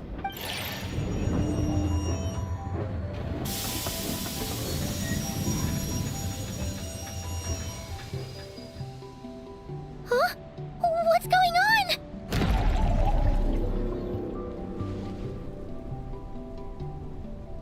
Oh no.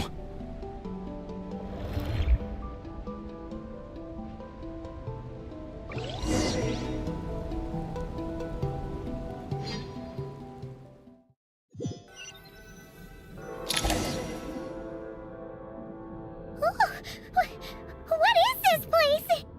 Traveler, are you okay? Paimon's still airborne, but it feels like swimming through thick, gloopy water. Ugh, it's horrible. Just our luck. Of all the things that could have gone wrong. Halosha, you're Snezhnayan, right? Any idea what the heck this place is? It's called the Shadow Realm. A place where no wind blows, no light shines, and no elemental energy flows. Even time itself doesn't exist here. It's a world where everything seems to come to a standstill.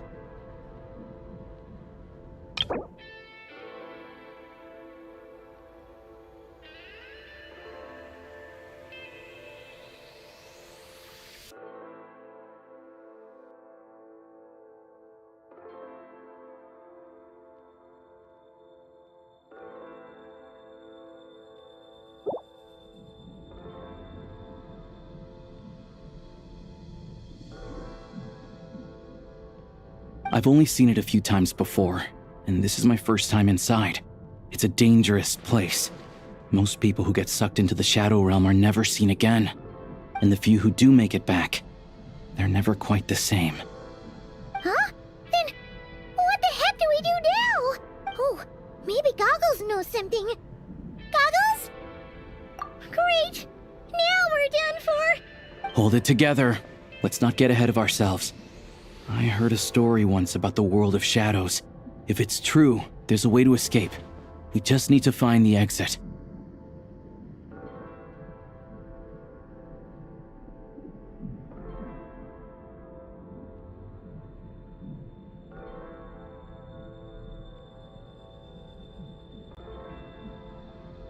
Come on, let's explore.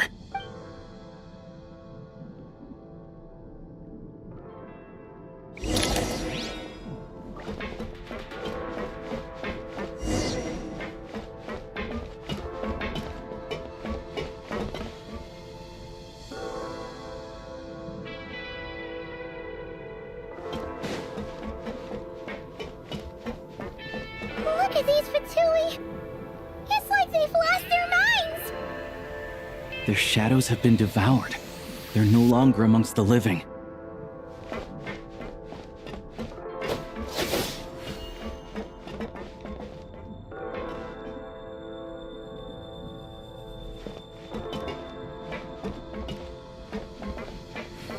I'll take point. I can't channel elemental energy here, but I have a few gadgets that still work.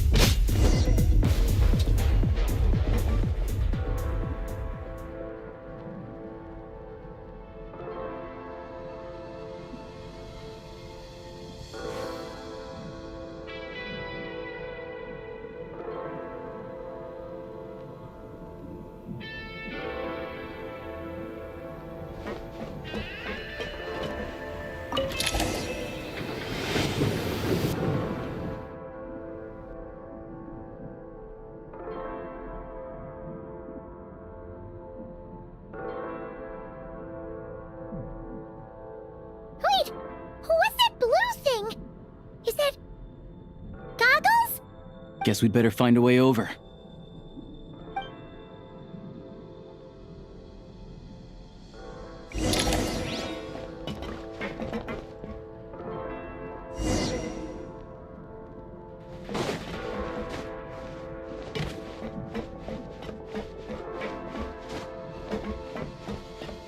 Go now! Advance! This is the last one. What do we do next? Play it by ear.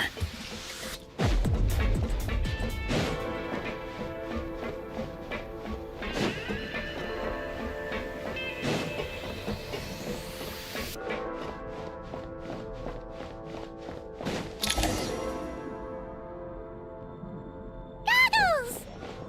Hello. I am glad to see the three of you safe and sound.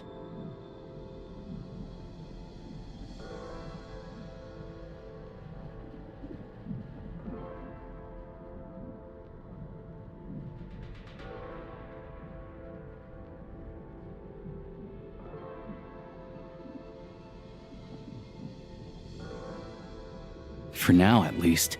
But things aren't looking too good. Correct. We are now inside what is known as the Shadow Realm, the darkest space in the shell, where even the Most High is loath to cast its gaze. Time and space hold no meaning here. It intersects with the world of the Light Realm only rarely, like an air bubble that rises to the water's surface. We must leave this place before it sinks back down into the depths once more. Sounds like you have a plan. Yes. In fact, the very purpose of my creation was likely to... from the Shadow Realm. It appears that key data is currently inaccessible. But now is not the time to resolve that problem. I have marked the exit to the Shadow Realm for your convenience. In addition, I have prepared some equipment to aid you as you traverse the Shadow Realm, Traveler. It may well be one of my core functions. Scan complete. Construction in progress. Activation code? We once peered into the past from the ruins of the shadows. This is what remains of the Golden City, Hyperborea.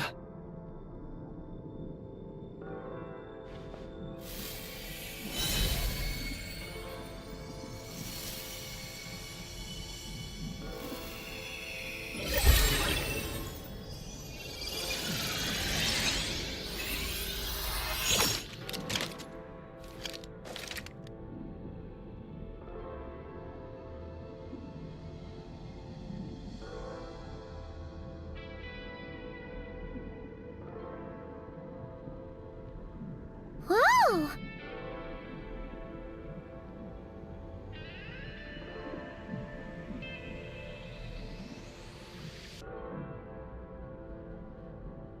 Now go. Arm yourselves with weapons of the spirit. Bring down the walls of the stronghold, and extinguish the flaming arrows of the wicked.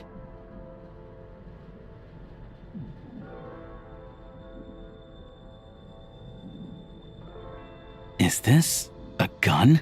In the Shadow Realm, where humans cannot channel the elements, there once was one who, after much research and many attempts, found this to be the most effective means of attack. Let's go. We don't have much time.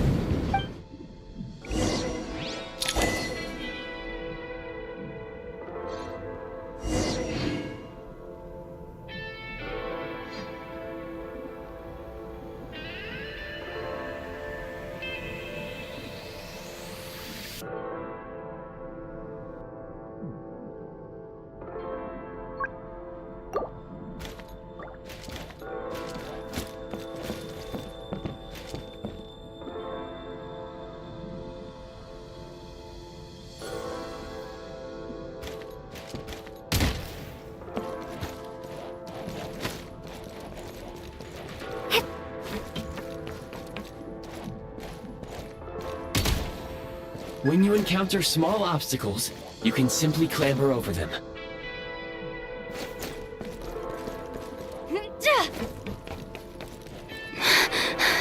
You can slide to navigate through low, narrow tunnels. Obstruction ahead. You may be able to use the explosives nearby. Shoot the explosives to detonate them and clear the path. Since elemental energy is unavailable in the Shadow Realm, for long-range targets, try using the scope to line up your shot. Many hostile units approaching. I suggest a new strategy. Take cover and pick them off one by one.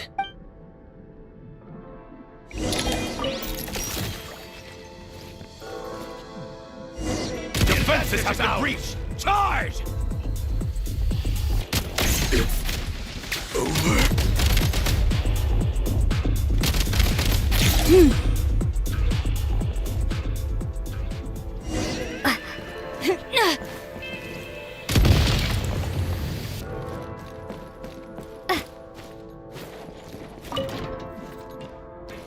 More enemies detected.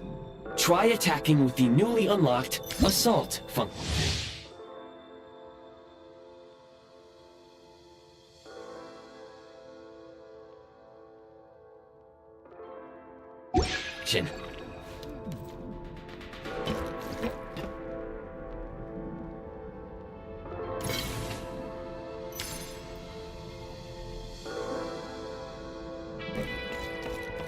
Switch mode! Charge!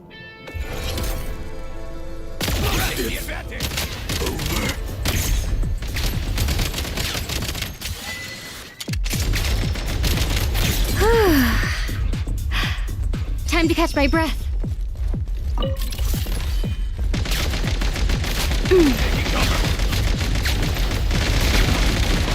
Fall back. I'm hit. Out of ammo. Reload. Where's the... It's over. No! Can't take much more. Gotta recharge. Over.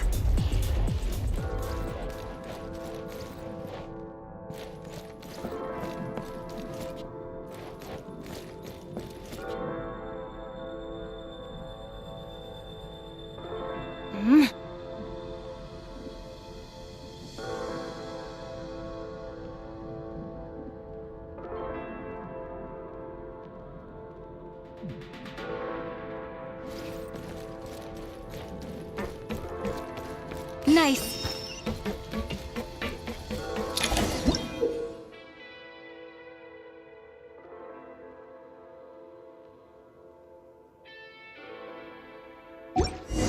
Aim at the freeze mark and pull the trigger to move using the rope.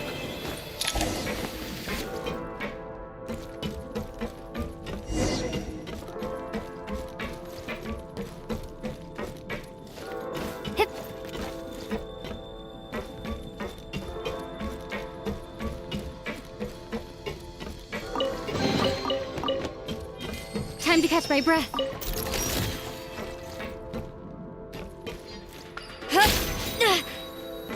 Defenses have been breached! Reload! It's over.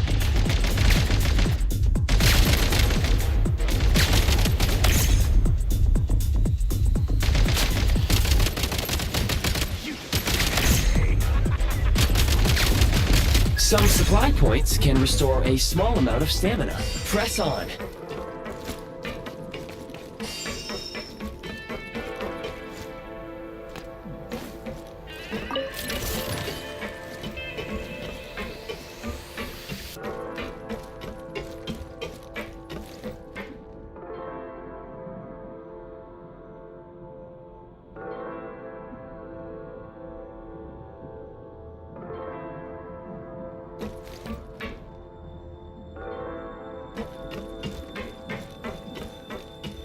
You should be able to use the Prime Ice construct left here to cover long distances.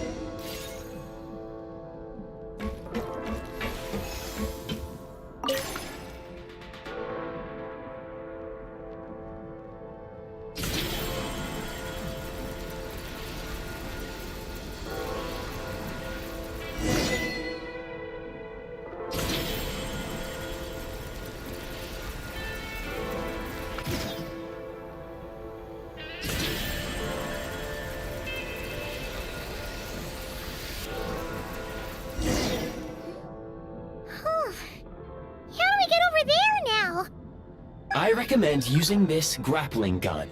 Such devices were originally used to secure structures in the Shadow Realm. If you detach the connected hook, the grappling gun will automatically fire a rope to another nearby hook. Okay. So, we just removed this hook, right?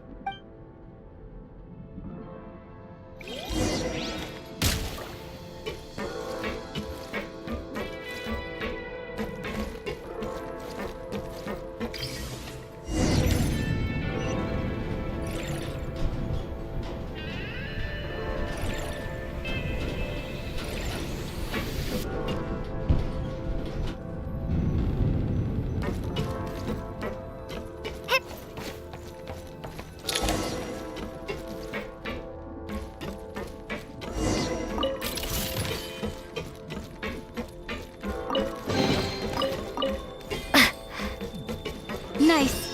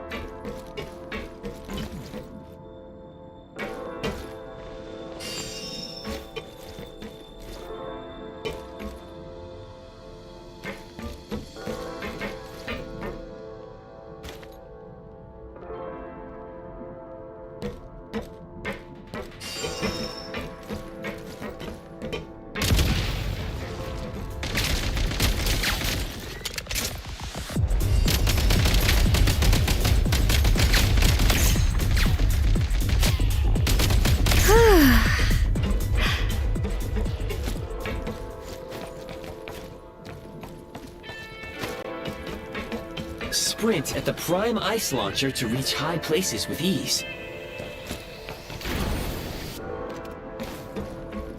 Time to catch my breath.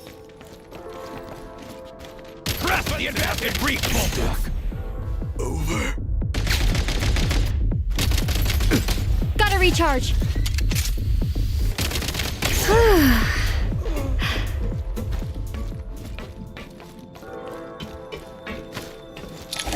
Usable munitions detected. Frag crystal.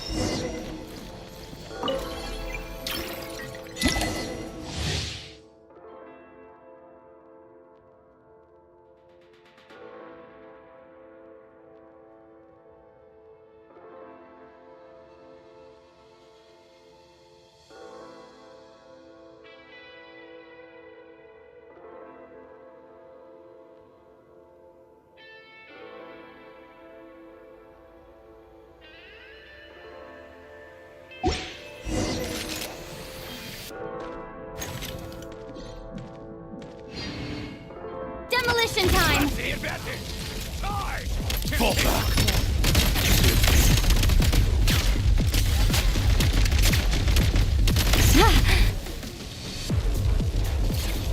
Back in business. Defenses have been breached. Demolition time!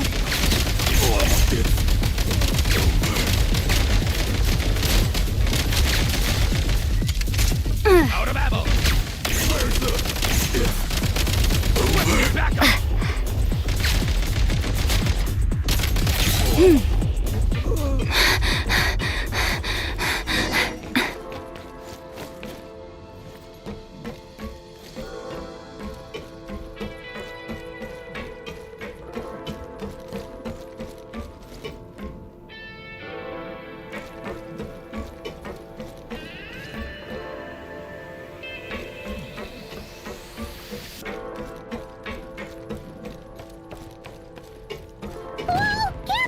Shift your center of gravity and slide down.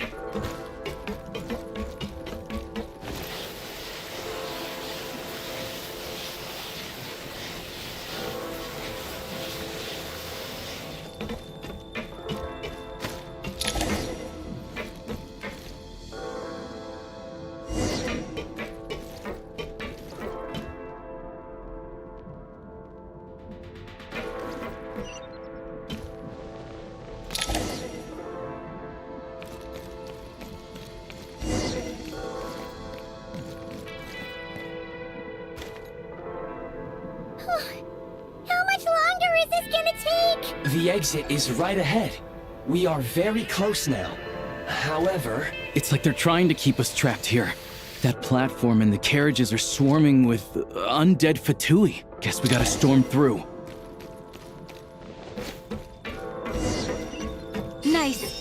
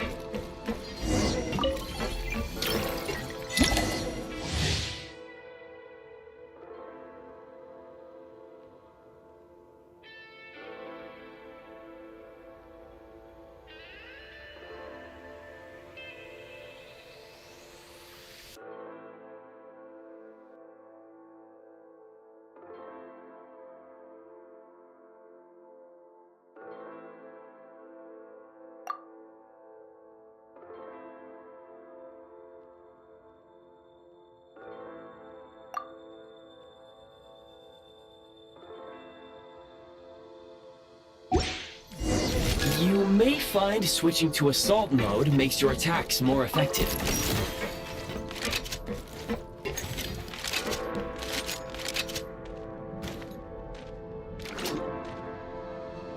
Switch mode.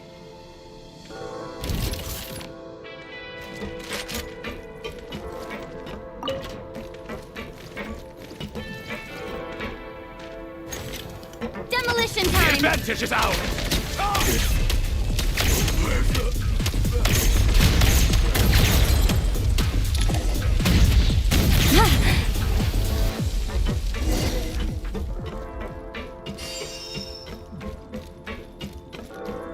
Nice.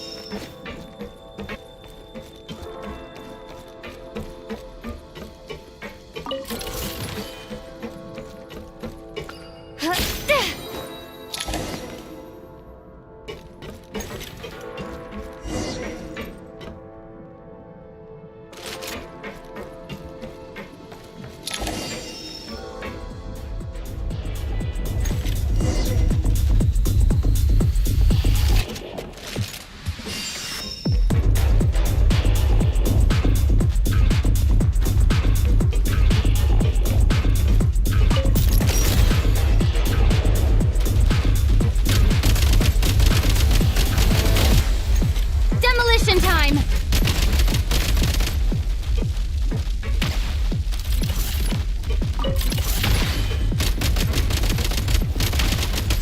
Reload!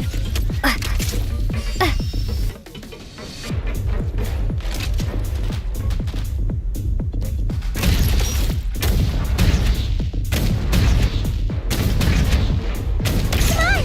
We're almost there!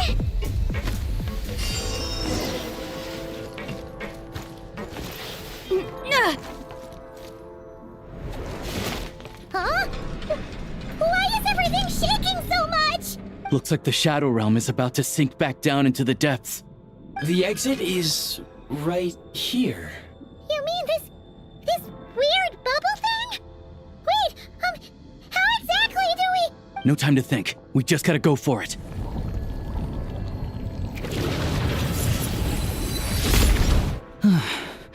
Looks like I was right.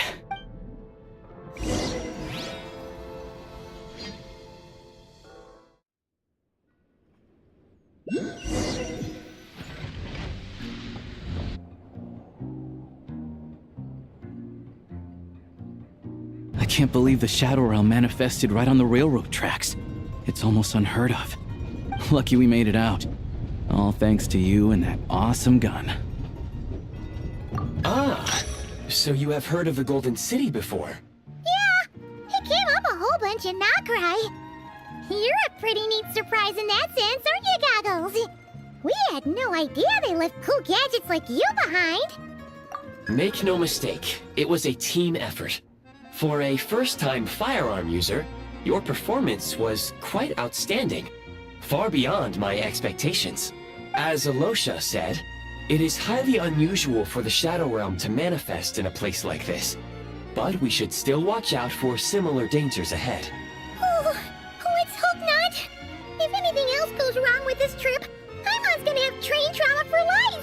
The Shadow Realm can appear anywhere, not just on the railroad. I am simply advising that we take sensible precautions. Now, if you wish to further calibrate and upgrade your firearm, you may do so over there, provided you have the necessary components. Please take a moment to catch your breath while I repair the body of the train. Amongst other things, this will ensure Paimon is a little warmer while on board.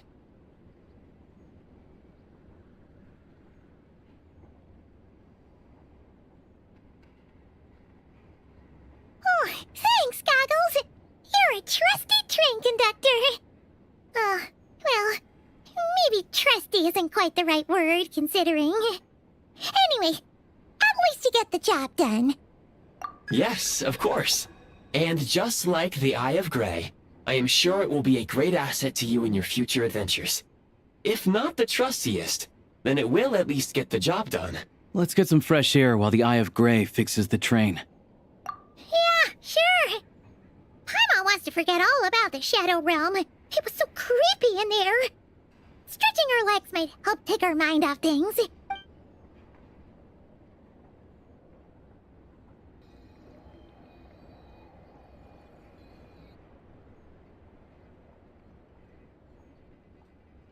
It's so quiet here for a train station. Not a person in sight.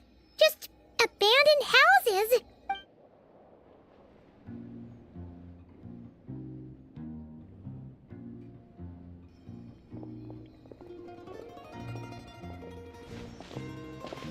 Huh? So much for repair? You've swapped our train out for a whole new model! My plan was to restore the train to its original appearance per my records as quickly as possible. Now that the repairs are complete, the train offers optimized performance and a significantly improved trendiness level. Huh. Didn't know trendiness was a parameter. According to my calculations, parameterization is the most effective way for the Eye of Grey to understand trendiness. Hyperborea, huh? I'm sure I've heard of that in a story somewhere. What an incredible little gadget you are.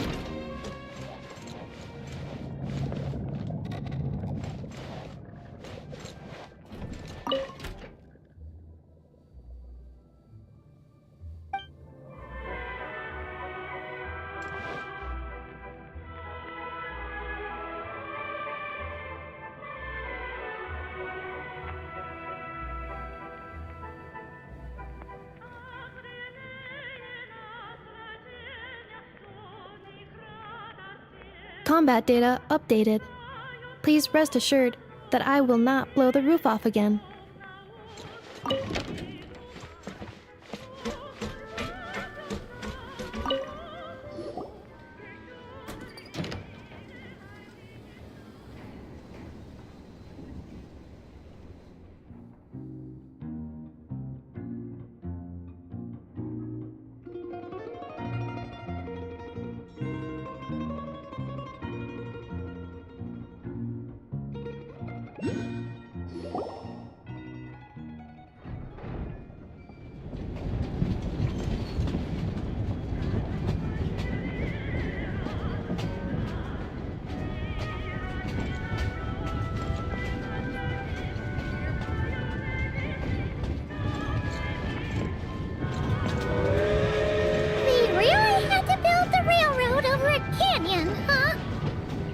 You might want to avoid looking down if you're afraid of heights. No, it's not that. Paimon's just praying that we don't have yet another accident.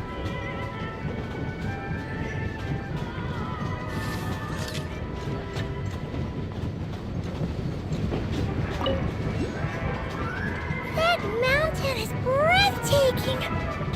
Reminds Paimon of Dragonspine. They say this mountain's the domain of a Snegovik lord. A lot of the Snegovik retreated there to live in seclusion, so it's a pretty mysterious place. You hear all kinds of stories. Even the residents of the nearby town of Svietla Lydovka steer clear of the summit, and they make a living off of harvesting prime ice.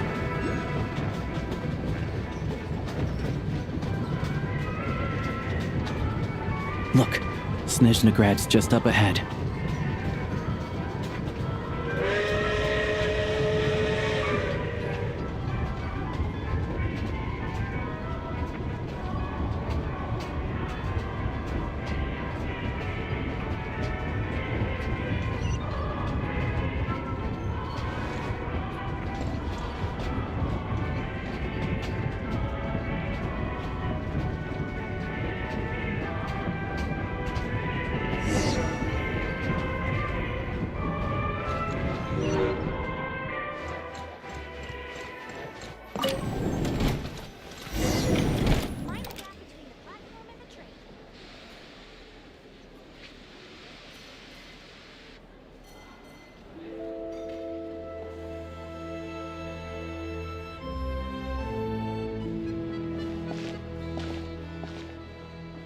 Here we are. Welcome to Snezhnograd train station, the biggest transport hub in the nation. Wow! It's so majestic! Just flying from one side to the other would probably leave Paimon out of breath! It's built for maximum efficiency, but yes, transferring trains here can be a little tiring. In the future, you can use this train station to travel anywhere you want in Snezhnaya. For now, though, come with me. Let's get Paimon checked out. This way. There's a lift car that goes straight to Sapoliarny. Even if I wanted to help, there's nothing I can tell me. What am I supposed to do? Look! Look! They have really funny-looking heads! And those ones are about the same height as Paimon! But it looks like they can't fly. Those would be Volkudlak and Domovoy. You'll also see the winged Vila and the snowborn Snegovik, amongst others. No wonder! Accelerating.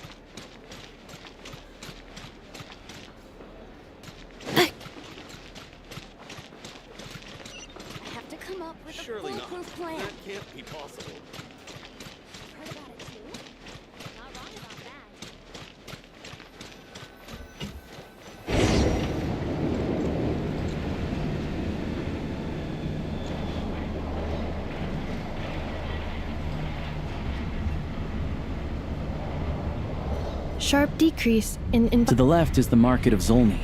They sell everything there. You can often find some nifty little trinkets. To the right, you'll see the Korolyevsky Theater in the distance. Look at that! Incredible!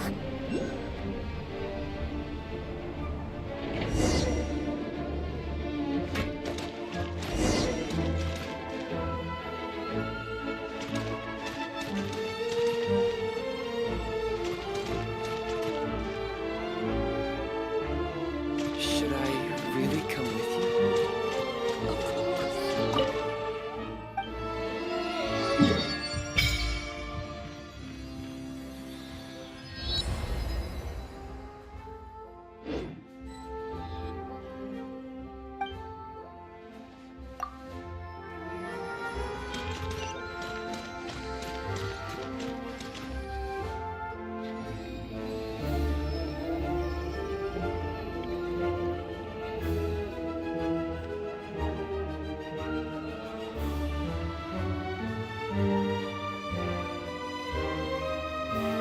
Wow! Snezhnegrad is stunning! Seeing it with our own eyes makes all the trouble we went through to get here worth it! I found it pretty stunning when I first came here too. But I soon found out that stunningly beautiful means stunningly expensive. The prices here are crazy. I'm just a small-time hunter, so Zolny is where I spend most of my time. This way will take us to Podvorier Restaurant. They offer food and lodging there, so you can get settled in while I fetch the doctor. Is that gonna be stunningly expensive too? Yeah, I mean, there are places to stay in Zolny, but I highly doubt they'd meet your standards.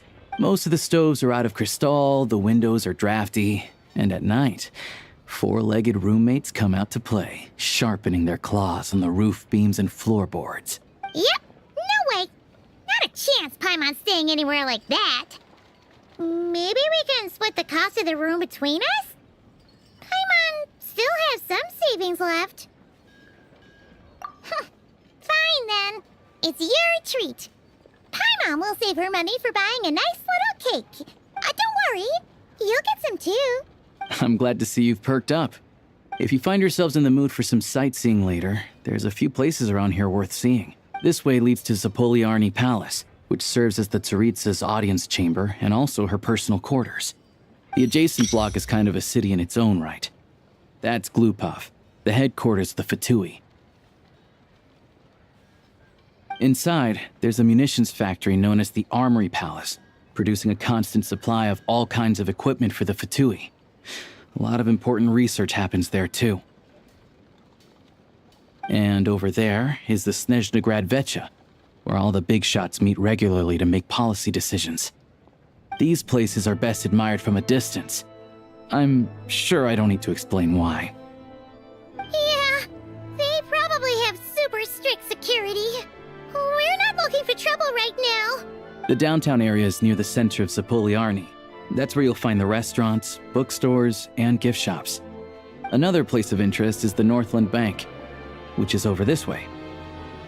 Oh, and I'm sure you'll want to make contact with the Adventurers Guild at some point, right? That's right here. Ooh, speaking of adventuring, we use alchemy quite a lot. Do you know where we can find a crafting bench?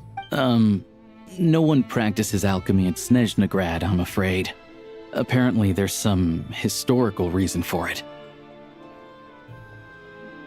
Oh. We'll just have to use the one on the train then. Kinda inconvenient. Wait. How come there's one on the train if that's Snezhnayan too? Yeah, I don't know. Not my area of expertise. Still, I wouldn't say the absence of alchemy makes life here any less convenient. Anyway... Finally, there's Zolny in that direction. It's mostly residential buildings and factories, but there's a few shops too. Worth a look around if you're interested. That's about it. You guys go ahead and get checked in while I track down my doctor friend. Sounds good. Thanks for all the recommendations. It'll be good to get out of the cold wind. Paimon's starting to feel another headache coming on. Podvorye restaurant is right this way.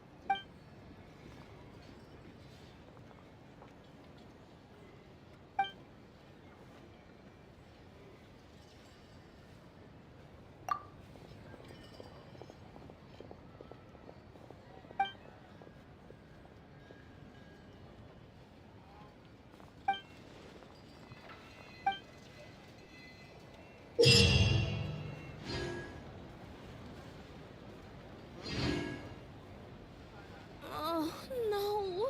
Missed it again.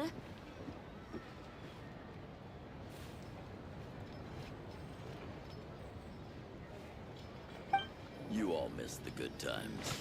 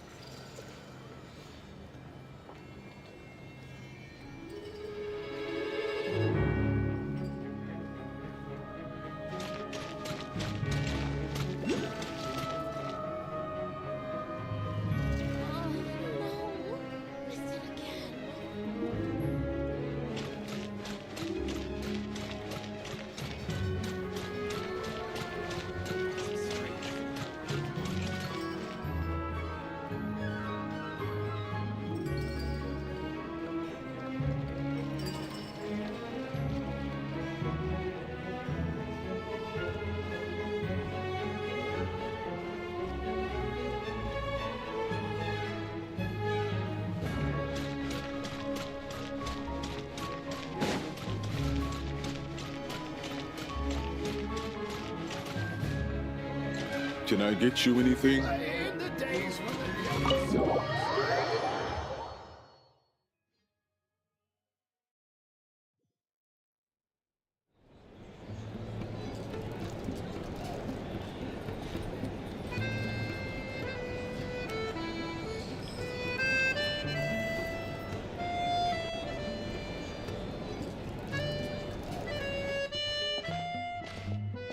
Looks like you get what you pay for, huh?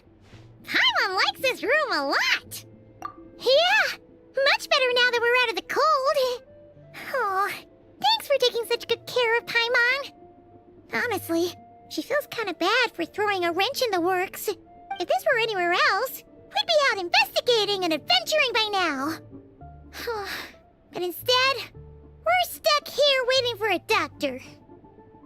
You're right. No need to push ourselves too hard for no reason. A lot happened on our way into the city. Let's review what we've learned so far and try to figure out what to do next. Obviously, the million more question is, what is the Tsaritsa planning? Everything else leads back to that.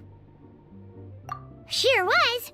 And so far, we've learned that in addition to the 7 Gnosis, her plan also requires a ton of energy. But we won't get to see her anytime soon. Alosha said that she went east to fight that big monster. It must be a pretty powerful one if it can blanket the whole of Snezhnaya in a snowstorm this awful. To be honest, what we're really lacking right now is information. The kind of information that only the higher-ups in the government would know. Not word on the street type of info. Paimon can think of a few people who might be able to help us. But...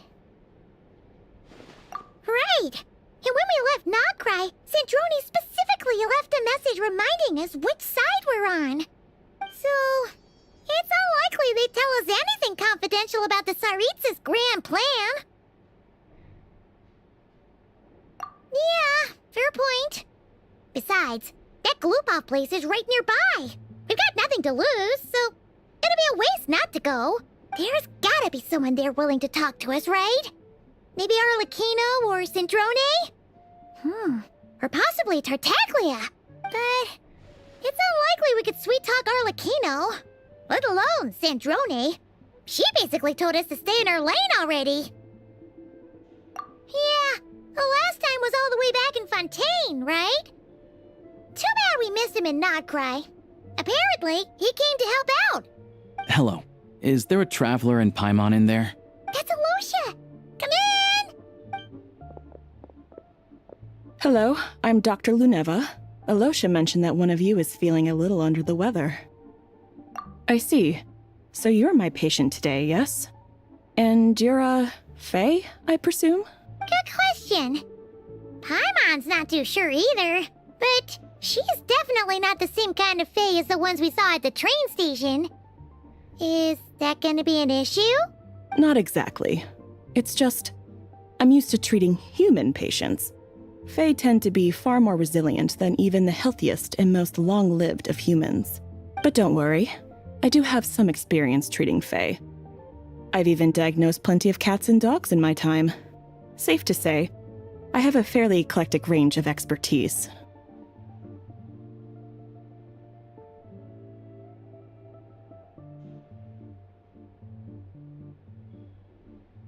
It'll be fine. Paimon's basically the same as a human, right? We're no different when it comes down to it, are we? More like you don't eat enough. The more talking you do, the more you need to eat.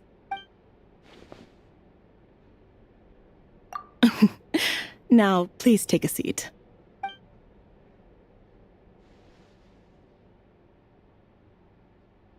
Okay, vital signs are good. Test results are all within normal ranges. I don't think it's anything serious. More than likely, you've just caught a cold.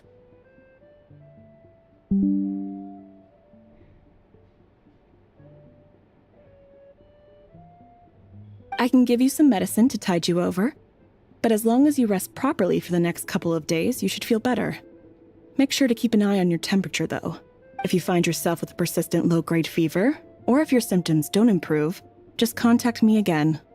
Sounds like there's no cause for alarm. Thank you, Doctor. You're very welcome. Just doing my job. I'll leave you in peace now. Time to visit my next patients. Take care. You heard the doctor. Best you rest up here for a couple days. No sightseeing for the time being. All right, then. Guess we've got no choice. Let's just treat it as a short vacation. I have to get back to it. If you need anything else from the doctor or me, go to the Hunter Trade Station in Zolny. The boss there knows how to reach me. Hey, no big deal. You saved my life in the Shadow Realm. This is the least I could do. See you around.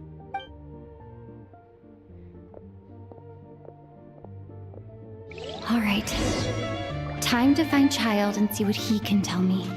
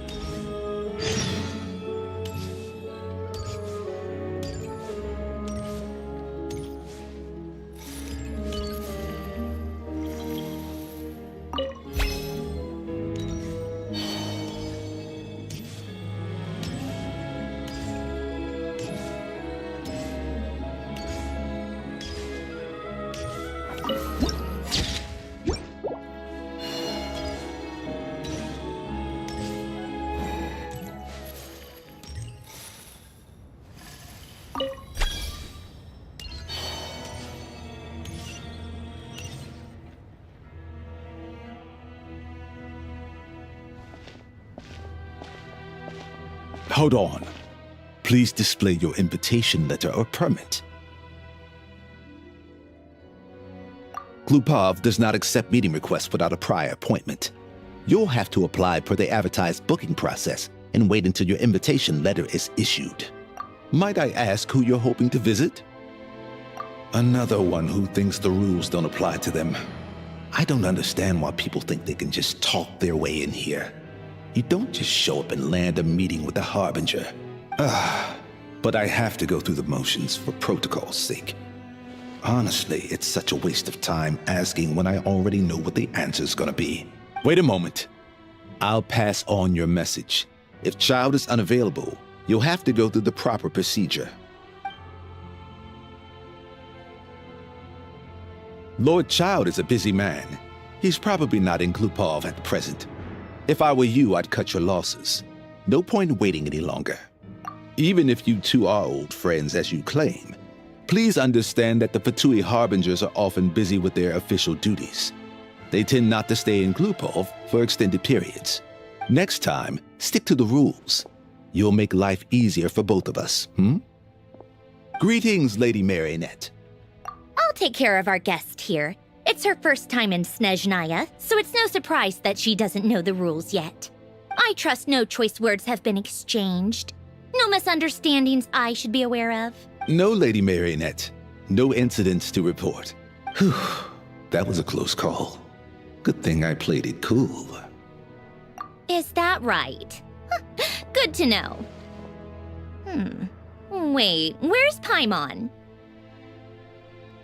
Under the weather? That's hard to imagine. She's always buzzing with energy. I take it she's still adapting to the climate. Happens to a lot of people. It's even colder here than in Nodcry. Has she seen a doctor? I can get you one if you need. All right then. Well, let me know if you run into any other problems. Why else? I was just about to sit down for some much-needed tea time when I heard that an old friend of Tartaglia's had shown up outside. No appointment, nothing. And, as obnoxious as it may be to show up uninvited at Glupov, I couldn't help but take pity on the poor soul who was waiting outside in vain. So I had no choice but to abandon my freshly brewed piping hot tea and come to see this mystery guest for myself. Well, I felt our time working together in Nodcry warranted some courtesy. I couldn't exactly let you freeze to death out here in the wind. Unfortunately, I can't invite you inside either. The rules of Glupov wouldn't allow it, and as a Harbinger, I have to lead by example. On the plus side, Snezhnograd actually has some class, unlike Nasha Town. Torchlight Books has a very nice selection of teas and cakes, so we can catch up there. Your treat, of course. Because I already wasted one perfectly good cup of tea today. That's why.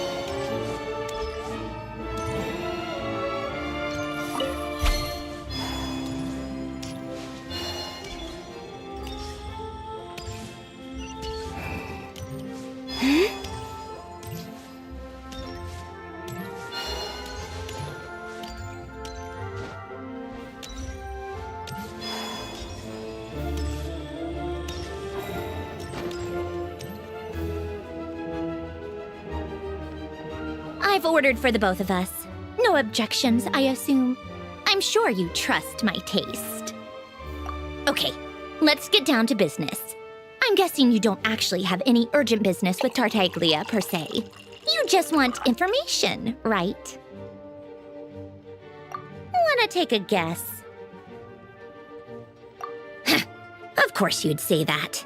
You shouldn't underestimate Counselor Tartaglia, you know.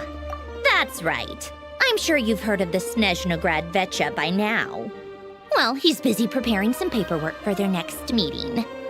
They'll be discussing yet another extension to Project Stuja. It's basically all anyone cares about in the Vecha these days. Yeah, he's more of the shoot first, ask questions later sort, isn't he?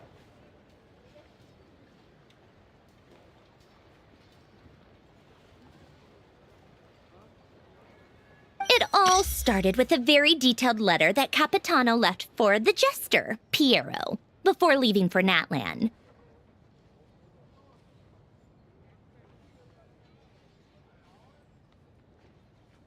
In that letter, he detailed the future arrangements for his subordinates. All of his key people were reassigned to Tartaglia. I guess he'd already prepared to leave us for good all the way back then. But Piero didn't reveal the contents of the letter until the events in Natlan had concluded. That was his reaction, too. Why me? With a bewildered look on his face. He'd always assumed Capitano looked down on him. He was a man who kept his thoughts to himself and barely spoke to him the whole time they'd known each other. But he occasionally brought Tartaglia along to my tea parties back in the day. So to the rest of us, it was clear that Capitano had quite a lot of respect for his young comrade. By the rest of us, I mean my tea party regulars. Arlecchino, Rosaline, and... actually, not Columbina. She was probably oblivious to it. Anyway, then the Liu-S situation happened. Normally, it took a lot to get under Capitano's skin, but that time he was furious. It's not really my place to talk about it, though. You can ask Tartaglia about it sometime. Basically, Tartaglia probably had the wrong idea about Capitano all along, right up until Piero revealed the letter he'd left behind. Capitano believed that despite Tartaglia's immaturity, he showed great potential. Plus, he possessed a kind of purity rarely seen among members of the Fatui. Yeah, it's one of the few things that I'd agree those two have in common.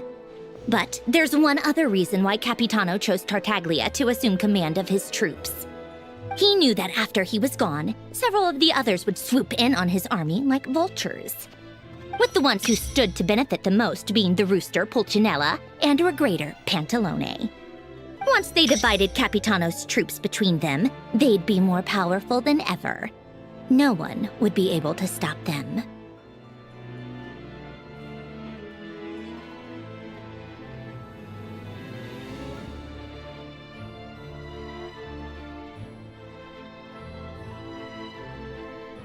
So, you can see why Capitano chose to hand that letter to Piero, right? Exactly. Piero also needed to back a harbinger as soon as possible. And all things considered, Tartaglia was the best choice. Even though Tartaglia has had the support of Northland Bank for a long time, he and Pantalone are ultimately not cut from the same cloth. I'd say Capitano made a good judgment call. Anyone else caught in this situation would probably feel like they'd been hung out to dry. His best course of action will be to distance himself from any shady business, while still maintaining friendly relations with Pantalone, but seeking Pulcinella's support at the same time. What's the point in having a tea party if you don't spill a little tea? Besides, none of this is confidential anyway. Ask any journalist out there. They'll give you all the lurid details. You'll see it firsthand if you ever sit in on a session of the Snezhnograd Vecha. All the factional strife, whether open or unspoken, it plays out for all to see in that one little room. Having a voice in the Vecha is the only way to steer policies in your favor. So, every person in that room represents a particular interest group. Pantalone, for instance, represents the financial sector, and Tartaglia represents the Fatui soldiers. Personally, I have no interest in political jousting.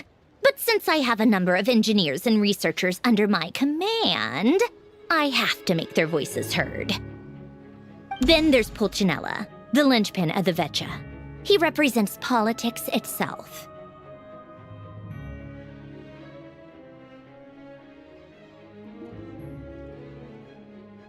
Everything involves him, so nothing can bypass him. Any issue that comes up, he knows how to mediate. That's what the Tsaritsa values most about him. I'm starting to see why everyone is so frustrated with the way things are, but also powerless to change it. A complex web of interests connects all parties involved, and the Tsaritsa sitting at the top adds another layer of complexity. It must... All right, I'm done carrying this conversation. Time for you to answer a question of mine. You must have known that you can get the info you needed from me. So why was Tartaglia the first person you asked to see and not me? Huh? Jealous? As if. Wait. Oh, I think I know what it is. Columbina passed on my message to you before you left Notcry, right? I only meant you should be mindful of which side you're on. Is that actually why you didn't ask for me? Because you took that to heart?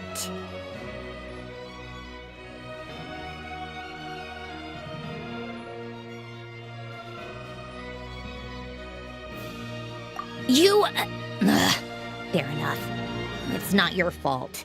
I blame all these politicians I've been hanging around with lately. Always beating about the bush when they talk. I guess it must have rubbed off on me.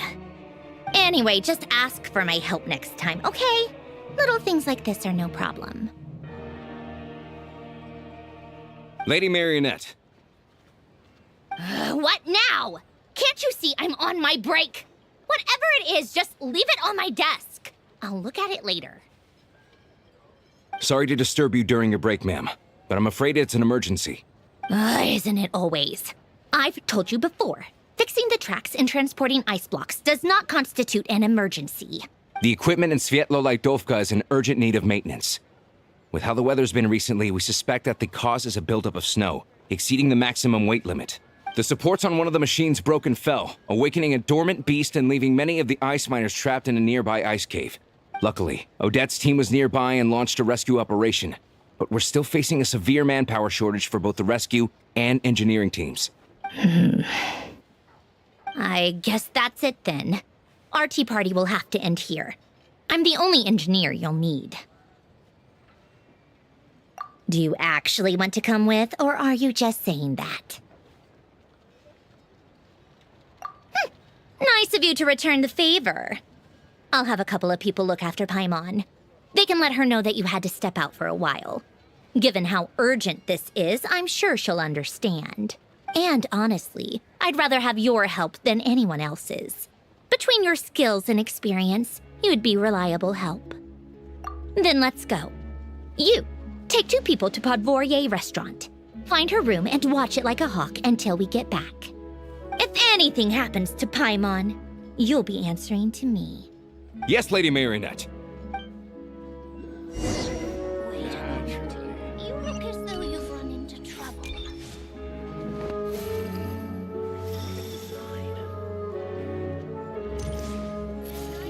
How exquisite.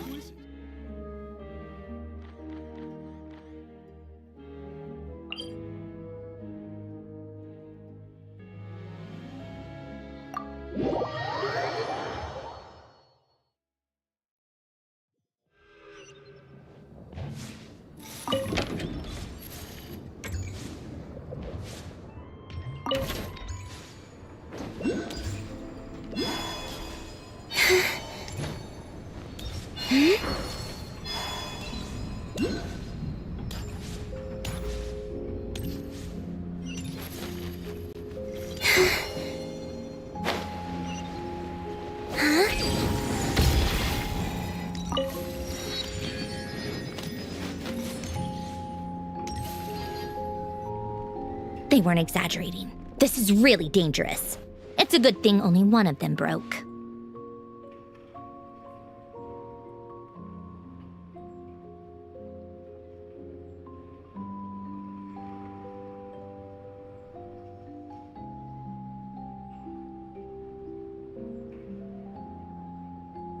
From what I've been told, most of the trapped miners are over in that direction. Yeah, you do that while I check the rest of the equipment. I'll evacuate the people around here as I go. Meet me back here as soon as you're done.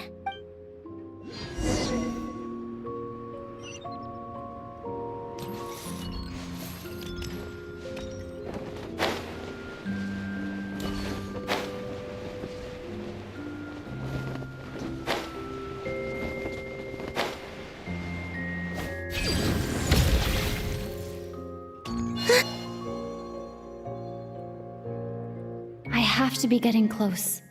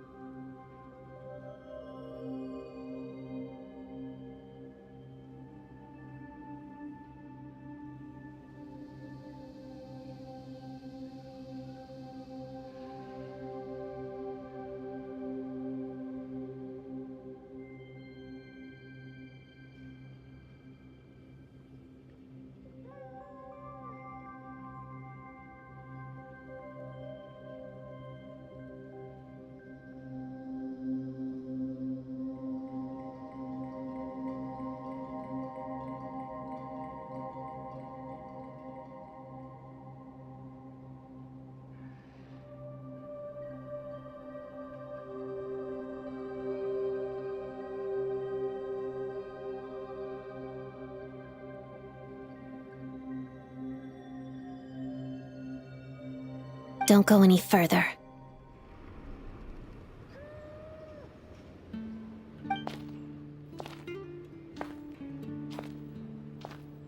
It's too dangerous here. There's a highly aggressive monster on the prowl. You need to leave, now. Ah, I see. You're the backup from Snezhnegrad. Well, I'm Odette. Good to meet you.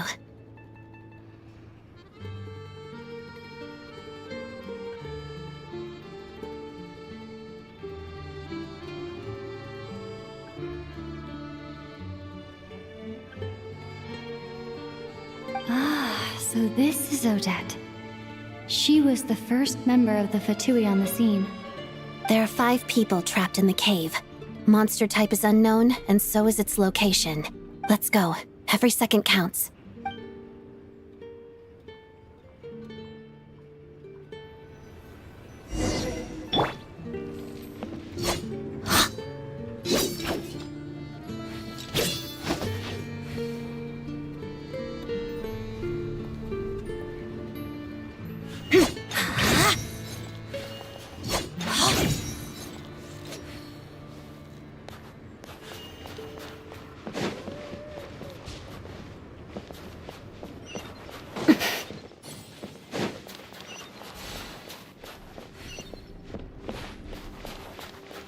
Careful.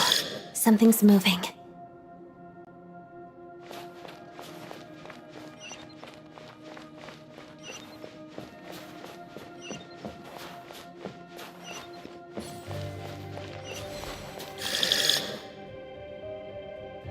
This must be the monster's shadow.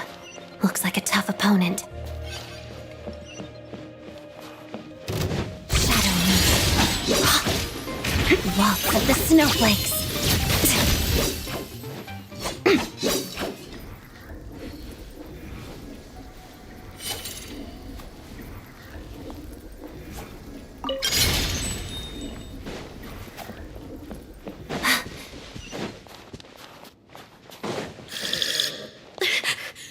Stay back!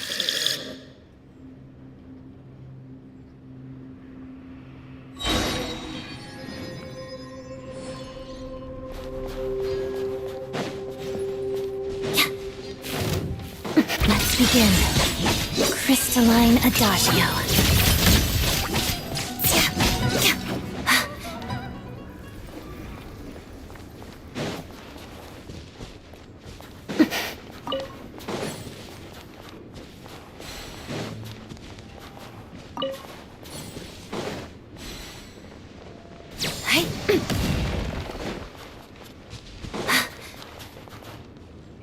I see them. They're right behind the monster. The monster seems very agitated. It could attack at any moment. Let's make the first move.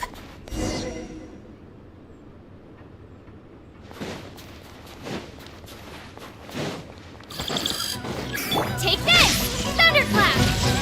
Together. Pirouette.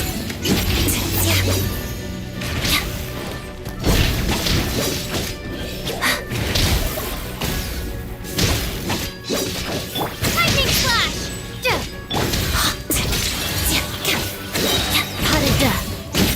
Preparing for dust.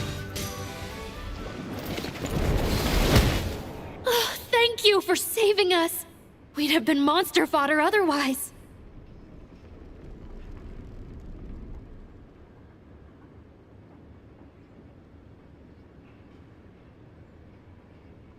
Thank you. Thank you. You're welcome. You should be safe now.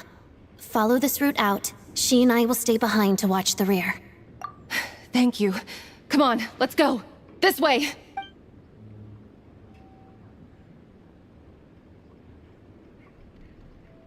I've searched the area.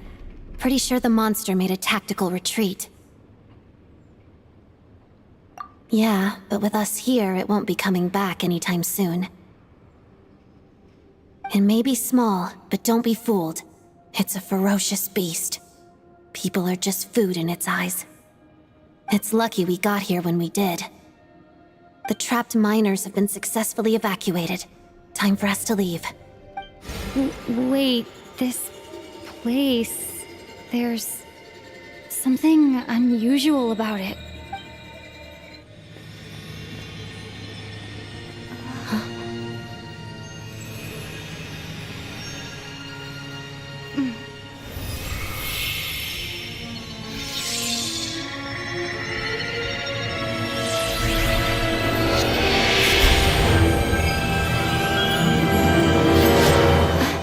What is that? I don't know.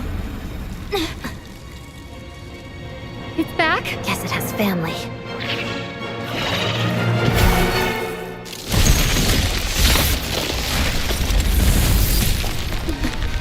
This way. Run!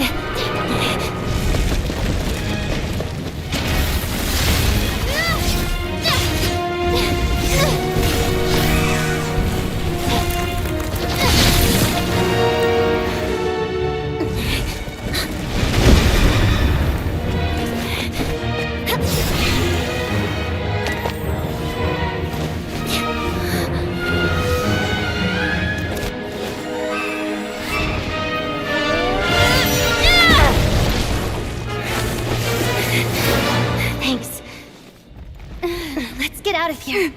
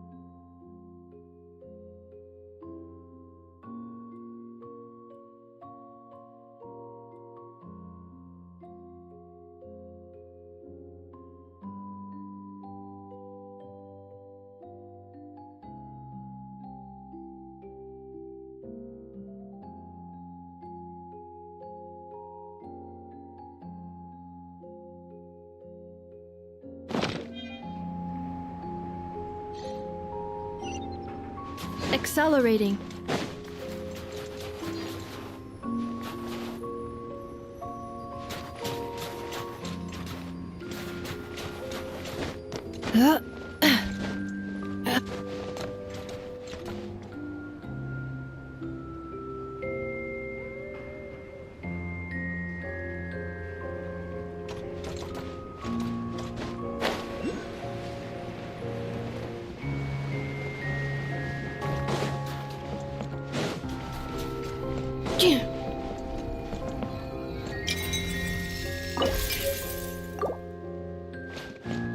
Accelerating.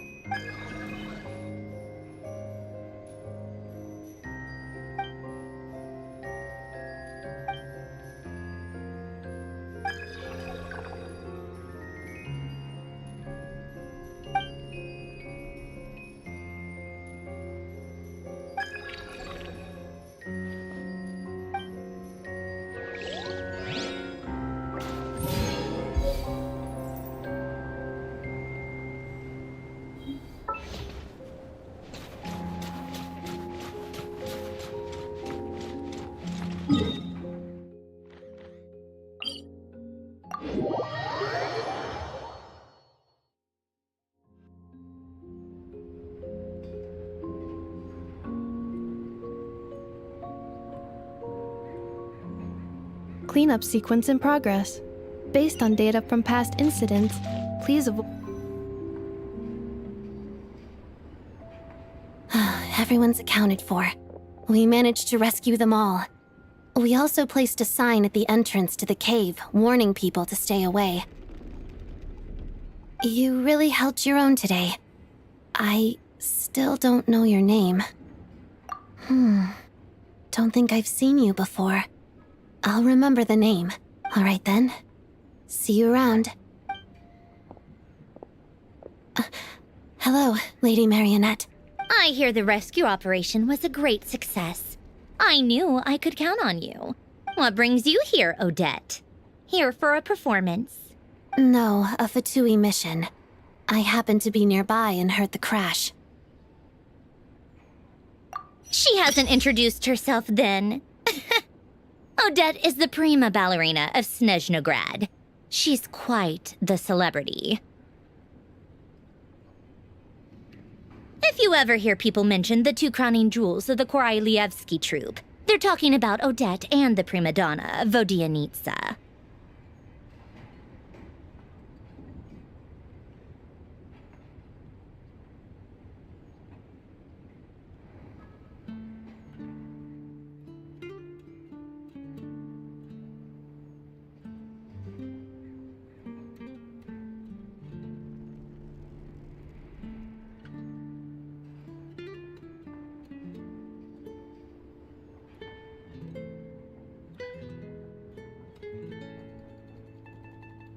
On top of that, Odette's also a rising Fatui star.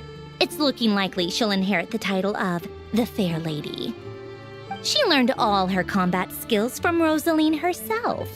Used to be one of her most valued subordinates, too.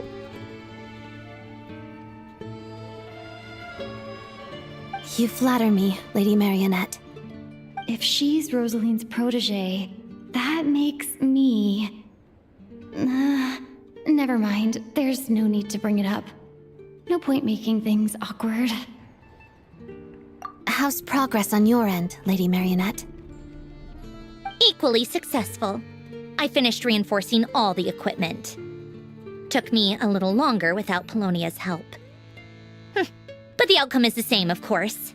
Even if the heavy snowfall summoned by that monster lasts for another 3 months straight, this equipment won't give way. All right, now that we're done here, it's time to get out of this blizzard. Sure, but Snezhnograd will send someone to investigate and draw up a relief plan. And I guess I'll have to write the incident report myself this time, since it involves a mechanical malfunction. First, Pantalone needs to approve the budget, then Pulcinella has to sign off on the plan. Once they've argued it out and reached a compromise, we can move forward. That's the rough process anyway. Could take anywhere from a couple of weeks to a couple of months, depending on how smoothly it goes. Yup, nothing we can do about it. There's a whole stack of incident reports like this back at the office. The snow has eased a little for now, but there's no telling when that will change with that monster still at large. Fuel for heating is in short supply, and relief is weeks away. There's no immediate threat to life, but still, it just feels like there should be a better way. Hey, quit daydreaming. Let's get back to Snezhnograd. When did you get a new sword? I found it in a cave. It handles pretty nicely. I sympathize. You have a strange affinity for secondhand swords. This is how it's always been done. Everyone's gotten by like this for years.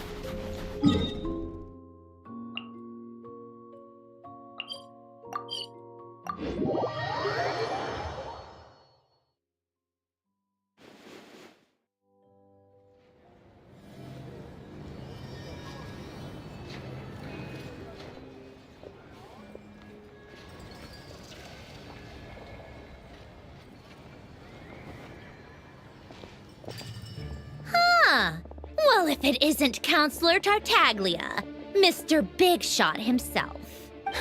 Go easy on me, all right? I'm still recovering from the interrogation the real Big Shots put me through. Hey, comrade, it's been too long. I heard you came looking for me earlier. Nicest surprise I've had in a while. Good to see you too, Odette. I'm guessing you guys just got back from Sviatlo Laidovka. How'd it go? Crisis averted? It went fine. How about you? Any new developments? Not really. Same as ever.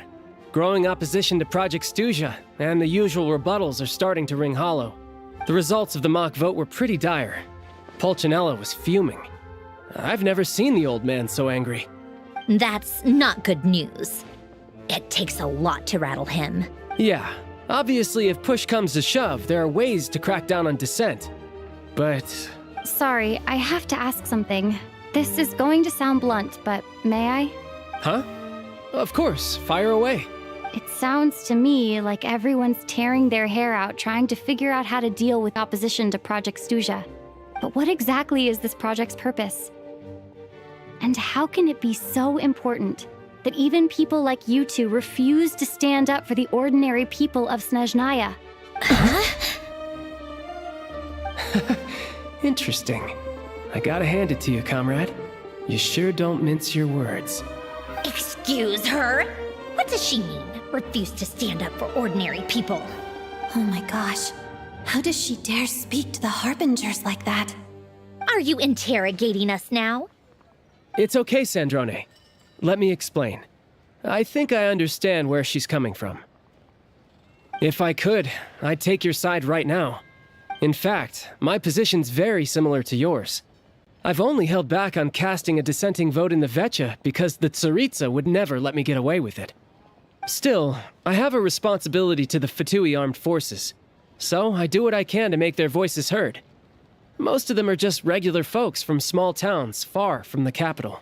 I'm sure you've seen how much those kinds of places are struggling right now.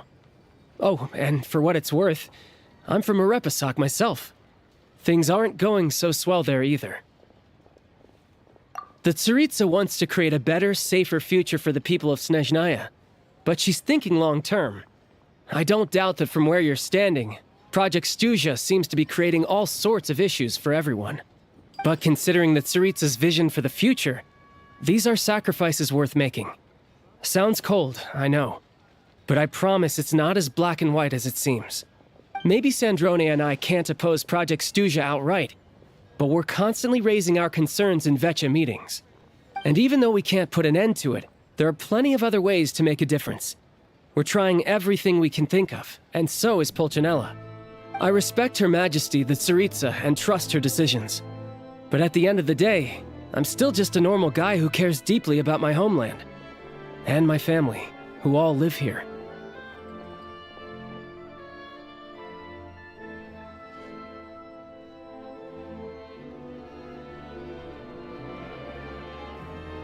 There's no way I would ever abandon them. As contentious as things can get within the Vetcha, there's no selfishness or malice behind it. Everyone wants to get through this period as smoothly as possible. The issue is that there's no way of pleasing everyone under the present circumstances. Most of the time, we're trying to decide on the lesser of two evils, which obviously isn't a great look. But that is not the same thing as being blindly loyal to the Tsaritsa. No one's got their head in the sand here. We're all well aware of the way things are. We're just doing our best to make it work. In fairness to Sandrone, she rushed to Svietlo Laidovka's aid the moment she heard that people were in danger. And even Tartaglia, who used to only care about the thrill of the fight, is clearly doing his best to rise to the demands of his new role as counselor. Hey, come on. There's only so much we can say, so don't press us too hard. Look, I know how untenable the Tsaritsa's position looks if you don't understand her motives. Maybe you've heard already, but she's currently leading her army on a campaign to the east to defeat the monster that's been causing these brutal blizzards. Striking that monster down will be a significant step in dealing with the present energy crisis. As laser-focused as she is on realizing her lifelong ambitions, she's still putting time and energy into taking down this powerful monster. To me, that says a lot. If she thought Snezhnaya and its people didn't matter in the grand scheme of things, why would she waste her time on something like this? Thanks. I meant every word I said, though. I wasn't just trying to placate you. I've already done more than enough diplomacy for one day. I still think this adventurer raises a very important point. Our two Harbingers have made their positions very clear. But there are many others in the Vetcha who must feel trapped and forced to vote against their conscience. I think it's a very valuable quality to be willing to speak one's mind, despite the risk of offending powerful figures. You can say that again. I highly doubt we'd feel the need to explain ourselves so much if we didn't know you so well. Forgive me, adventurer, but might I be so bold as to ask about your background? How is it that you can converse so openly with two harbingers? Oh, haven't you been properly introduced? Easier said than done. I like to think I'm not the kind of person who goes around busting open people's old wounds. I've only learned her name so far, and no details of her experiences. Is something wrong? Uh-oh. Is there no avoiding the subject of Rosaline? No, it's just... All right, I guess there's no getting around it. This is the world-renowned traveler who helped resolve the storm terror threat in Mondstadt, cleaned up after the mess I made in Liyue, and then went to Inazuma, where there was a duel before the throne, in which the traveler defeated Rosaline. Oh. I'm sorry. I didn't think you two would be seeing much of each other, so I figured it wasn't worth bringing up. It's fine. It was a long time ago. It's fine.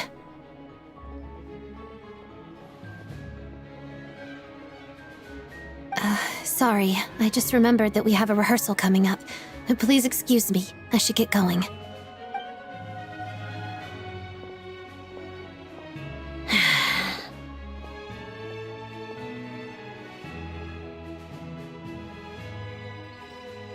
I've mentioned this to you before, remember? She was Rosaline's most valued subordinate. But they didn't actually get along. Not that Rosaline was really the type of person to make friends, but death has a way of resolving a lot of conflicts. Don't let it weigh on you. Like she said, it was a long time ago. It's in the past now. Odette has a very different personality from Rosaline. Give her some time. I'm sure she'll work through it. Oh, by the way, where's Paimon? It's not like her to hide away. She hasn't been feeling well, so she's resting at Podvorier Restaurant. I got a couple of my people to look after her while we were gone. Oh, right. Sorry to hear that. Poor thing. Reminds me of when Tonya was little. She really felt the cold back then. Used to get ill all the time.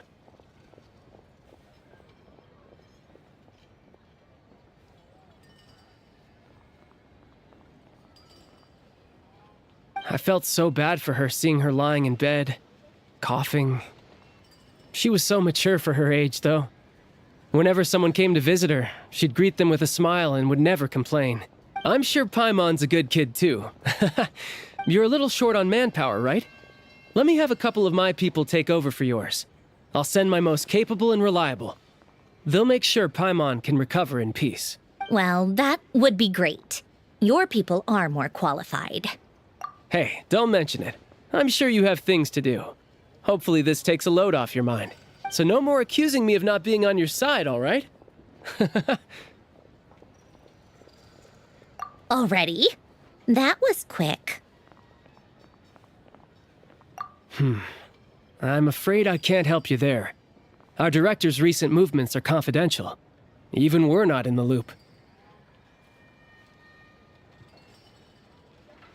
If you hadn't told me, I never would have known he'd gone south. I assumed he'd been in Glupov this whole time.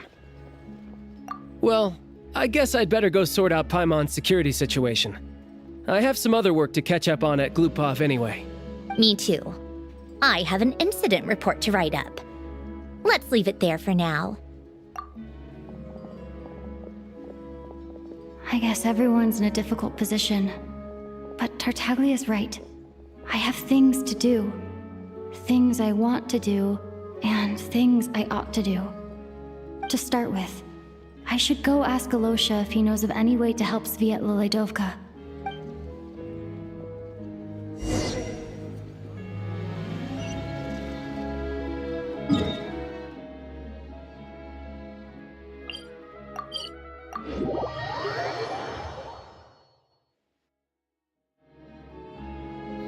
How strange. This sword seems to be vibrating of its own accord.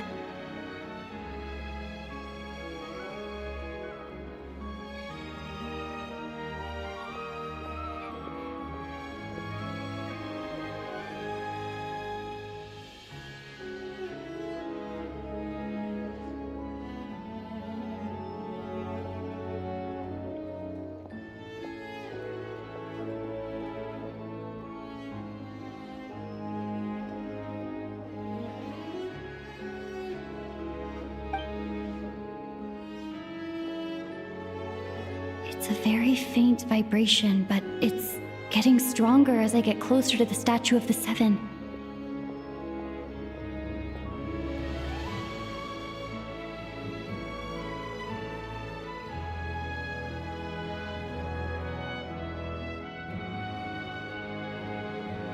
Does this sword have some connection to the statue? But all it does is vibrate, even when I touch it. That place I got this sword from was definitely out of the ordinary. Maybe I should try channeling the power of cryo?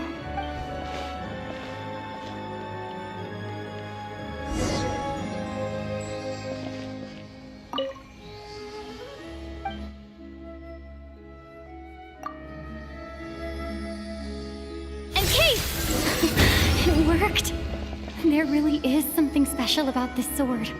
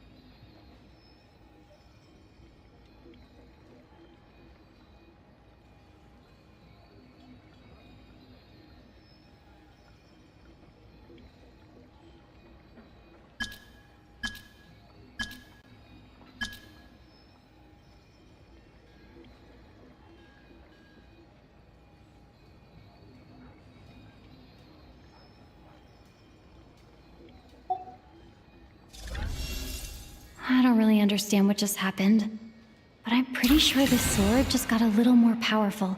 I'll have to try the same thing again when I come across another Statue of the Seven. In the meantime, I better go find Alosha.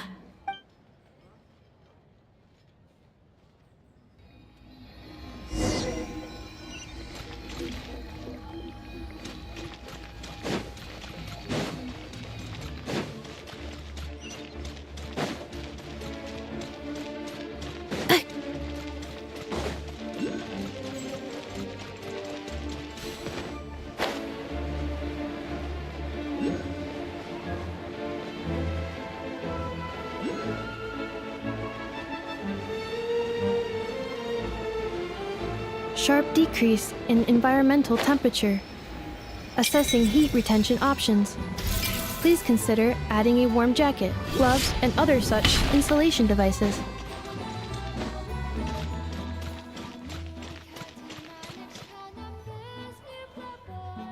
Hello there.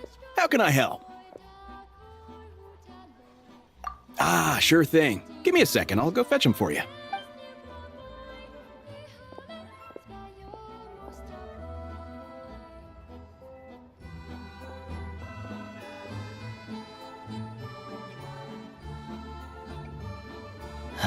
It's a familiar story.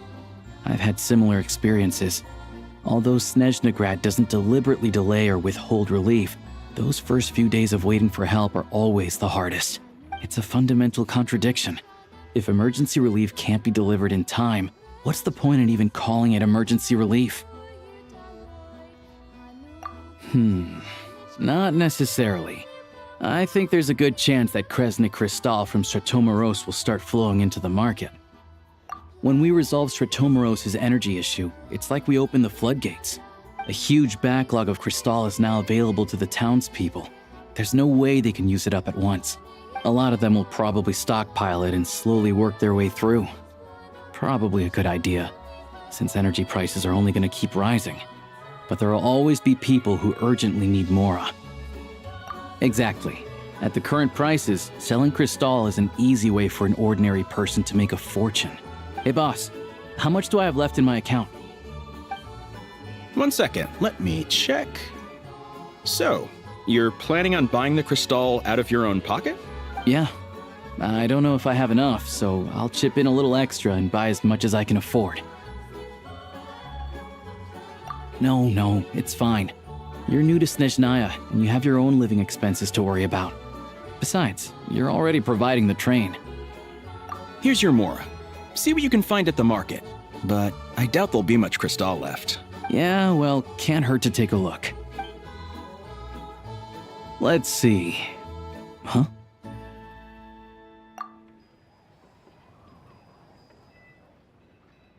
Oh, Alosha, and... Hello? I didn't realize you two knew each other. Yeah, I take on some odd jobs in the city to supplement my hunting income. Sometimes I work as a cleaner or prop hand at the theater where Odette is one of the big stars, so I've met her a few times. When the weather's as bad as this, it's better for a hunter to adapt than to keep looking for game. Yes, and we sometimes need extra help.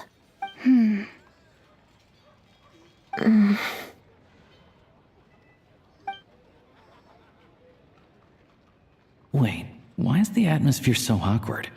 I thought things went pretty smoothly in Sviatlo Lydovka. So, what brings you here, Miss Odette? Looking for some new props? No. After I got back to the theater, I couldn't stop thinking about the situation in Sviatlo Lydovka. It bothered me so much I couldn't focus on my dancing.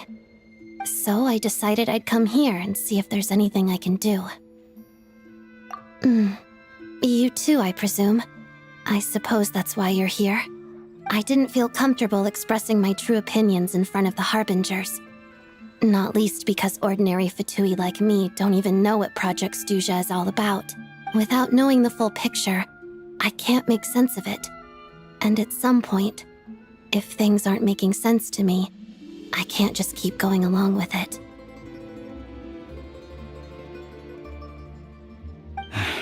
So many people feel the same way. They wish they could do something, but all kinds of reservations hold them back. Explains why groups like the Rokot are springing up to fill the gap. Yes. Well, that's one option. But there are risks to consider with organizations like that. The Fatui does not encourage their activities.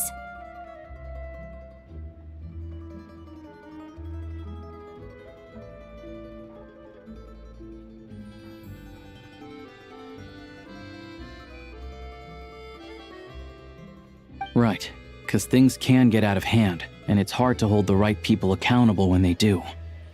I've heard about a few cases like that. Sandrone said Odette was on track to inherit the title of the Fair Lady. If so, she'll be able to find out what Project Stuja is really about. Still, it's probably a little soon to ask her about that. There may be more to the story. What's on your mind? I think we can both agree that no matter which side you're on, it can't stop you from doing the right thing. Where there's a will, there's a way. I know what Rosaline did while she was abroad. You made the right decision, so no hard feelings. So, what's your plan? Oh, we were gonna buy some crystal. I heard there's some on the market right now. Funny. I had the same idea. In that case, let me pay. I can claim it back as mission expenses. The real issue here is that government relief is behind schedule. Surely it makes more sense for the state to cover these costs than for us to pay out of our own pockets. True. It's a huge expense after all.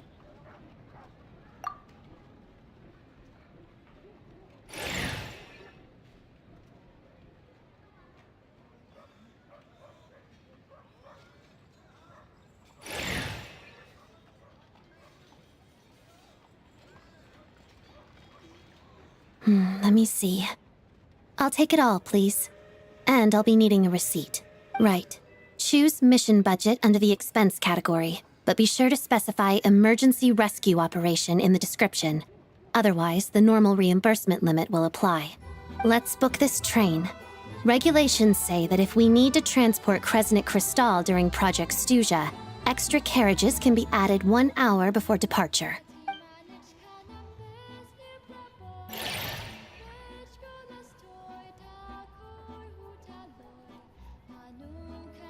That should do it. The train will be escorted to its destination by Fatui guards. This is my first time seeing you handle Fatui affairs, Miss Odette. It seems you're as skilled an officer as you are a dancer. You flatter me. It's only because I've been doing both my whole life.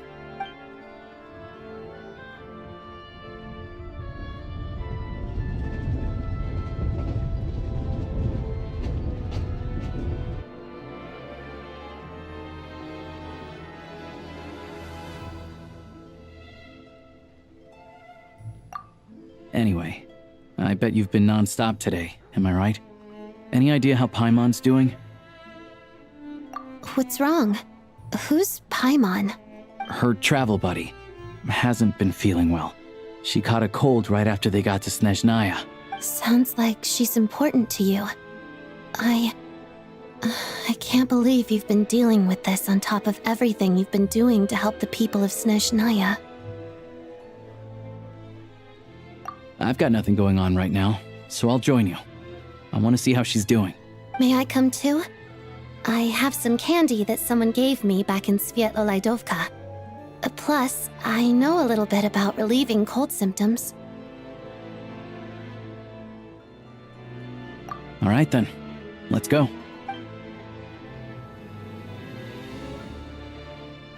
I still don't know what the deal is between these two, but at least the tension seems to have vanished. A good sign, hopefully.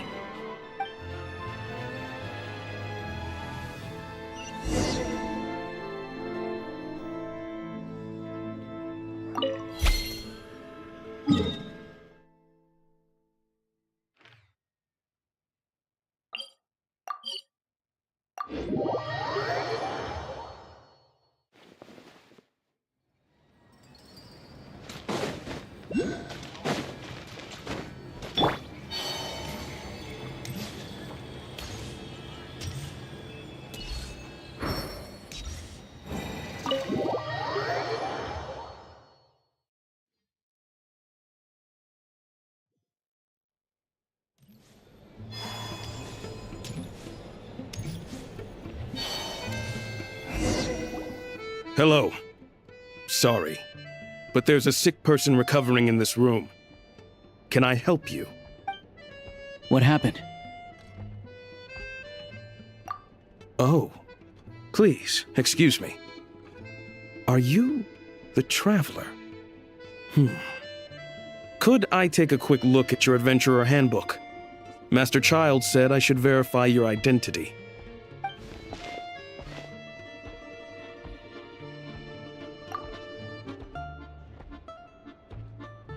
Ah, it's really you. Sorry for the inconvenience. We're under strict orders from Master Child to keep this room well guarded.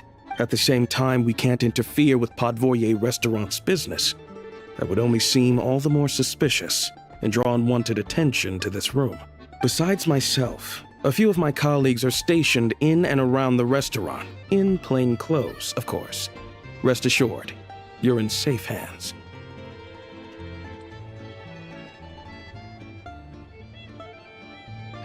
I didn't expect such a high standard of protection. Well, Master Child handpicked us for this special assignment. We're not about to let anything go wrong. Anyway, I won't keep you any longer. Please, head inside.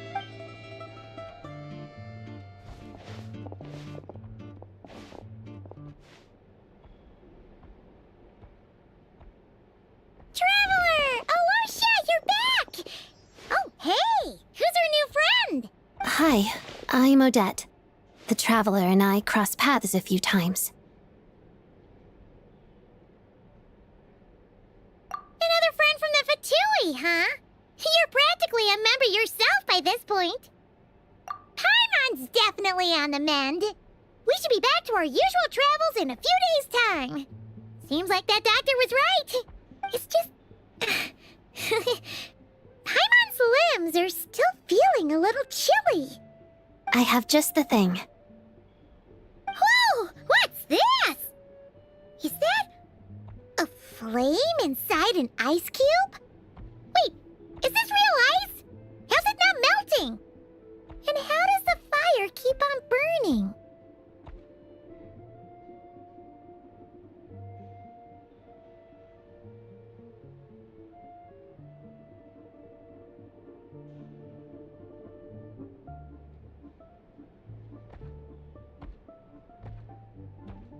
All keen observations. You're right. This is called Cor Ignis. Whenever I've caught a cold in the past, I found I recover much more quickly if I place this by my bed. You're welcome to borrow it. Awesome! Wow! It's so nice and warm! Oh, it's like magic. Your name was Odette, right? How did you two meet again? Looks like she's in pretty good spirits. That's a relief. Any progress with your investigation yet? No surprises there, I'm sure. They're not likely to let anything slip. The Rokad, huh? Let me think. Members of the Rokad keep their true identities hidden, but I think there might be someone I can introduce you to. Leave it with me. Meet me at the Korolyevsky Troop tomorrow, and I'll tell you how it goes. Would anyone like a drink? I'm gonna head to the bar. Paimon will have... maybe some hot milk? Yeah. Paimon's in the mood for something warm. Enough with the secret chat, you two. Let's catch up properly in a minute. Paimon wants to know everything that's happened today. It'll be kind of like Tabletop Troop. No reason why listening to a story can't be an adventure.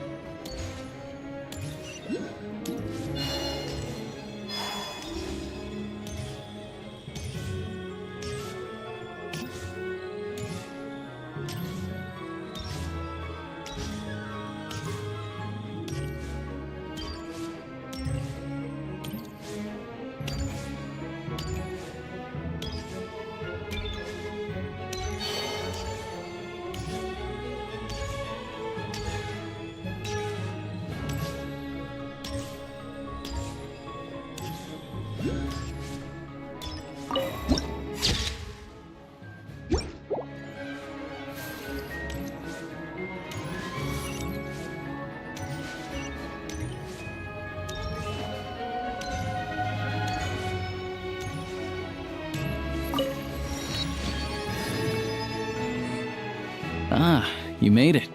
I've got some tickets, and I managed to set something up with the Rokad. It'll have to wait until after the show, though. Happy to stay and watch? I doubt you've seen the Korolyevsky Troop on stage before.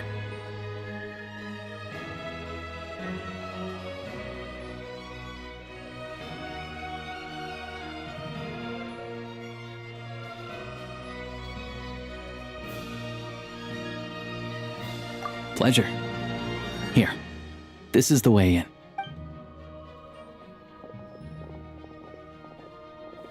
Please present yourself for a routine inspection in accordance with theater regulations. Thank you.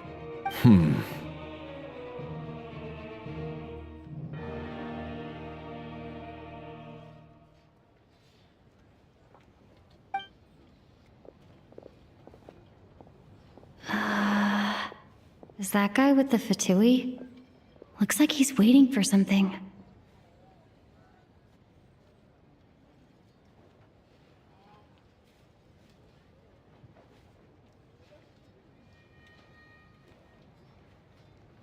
Okay, all done. Thank you for your cooperation. Please proceed through to the theater.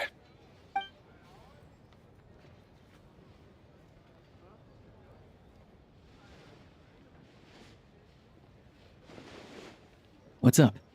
Everything okay? Snezhnaya's business and political leaders are always passing through here, so it makes sense that security's tight. Still, it's a little unusual to see the Fatui's Armory Palace guard here. You saw him, right? The guy right at the back. Strong, silent type. His name's Valeri. He's part of the Special Assignments Battalion, but I only ever see him here for one thing: to look for a guy named Mitya. Supposedly a researcher, though he never seems to put much time in at the office. The theater is one of his favorite places to hang out when he's playing hooky from work. But that's not for us to worry about. Let's go. The show's about to start.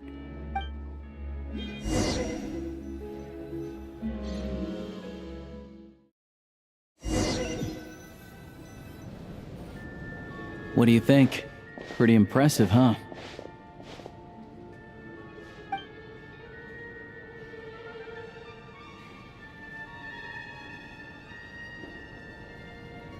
Oh, the one in Fontaine? I hear it's iconic. Never seen it for myself, though. Here we are, just in time. Sorry, coming through.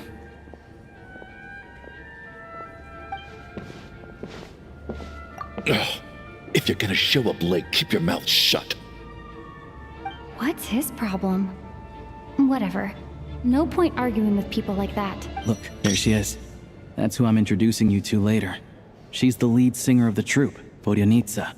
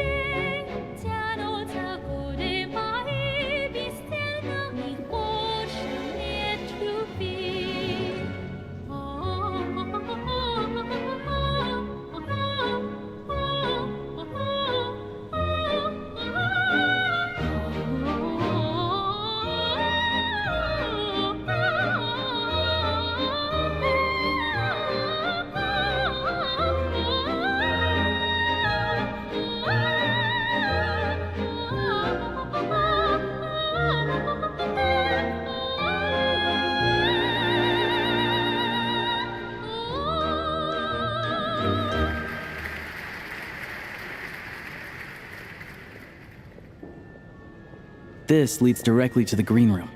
They're expecting us. Vodyanitsa will be waiting for us there.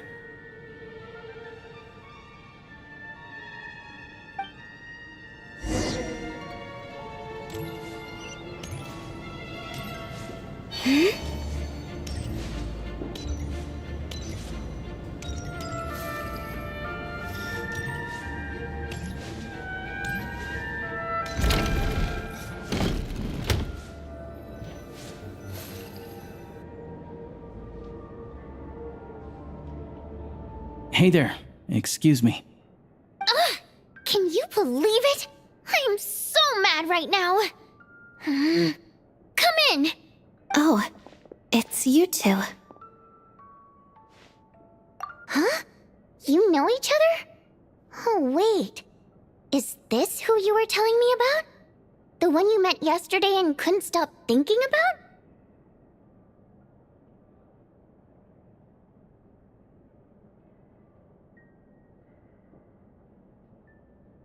I never said that. Yes, you did. Why are you denying it? It was right before I went on that rant about the moody factory owner. Oh, I remember it so clearly. Might I ask what brings you two here? Oh, I just brought her here to see the show. And when it finished, she was full of praise for Vodyanitsa's performance. So I thought I'd try my luck, see if we could get the chance to chat for a bit. Maybe get an autograph? You work here. You of all people ought to know that's against the rules. It's not what the green room is there for. Oh, what's the big deal? Come on, don't be shy. I can give you an autograph. You can take a picture too if you want. Do as you please. I finished all my shows for the day. I'll leave you to chat.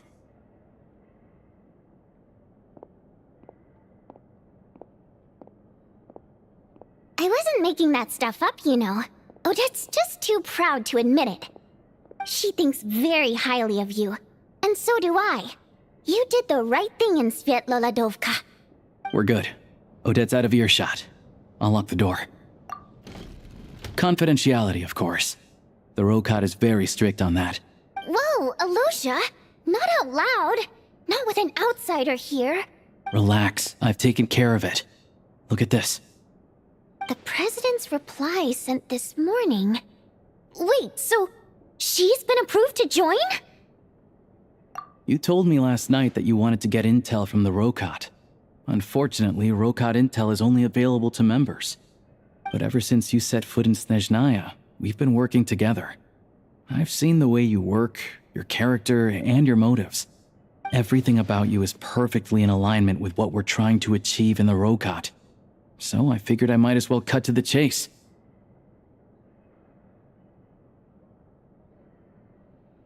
I wrote a letter to the President explaining your situation, including just the right amount of detail.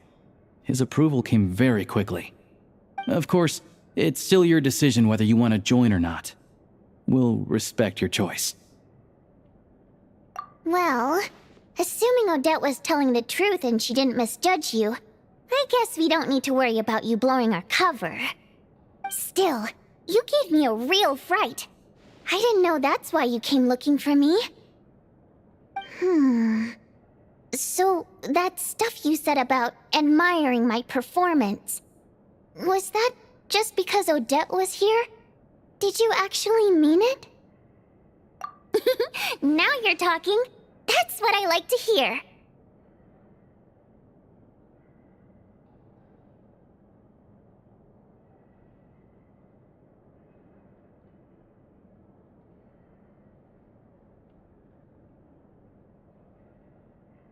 Anyway, let me give you a quick rundown of how things work. Like I said, the Rokot is a covert organization, and we hide our identities. Members typically don't meet in person or even know each other's identities. This helps us maintain a high level of independence and secrecy. Because of this, members are basically free to decide their methods without constraints, so long as the outcome of any activity doesn't violate the organization's principles. After all, we don't have any ostensible contact with each other. This way, if anything goes wrong, no one else will be implicated. Beyond the freedom to choose how you operate, it's also your choice whether to act at all. We have plenty of members who have yet to take any action. In short, joining the Rokot in and of itself won't place any restrictions on your activity in Snezhnaya. There's a code of conduct you can read if it interests you. But basically, as long as you don't plan on using your anonymity to go around doing evil, you'll be fine. I tried reading it 5 or 6 times. Never made it all the way through. Even the most lackluster script makes for more interesting reading. Great. Then I'll go grab an official application form. Be right back.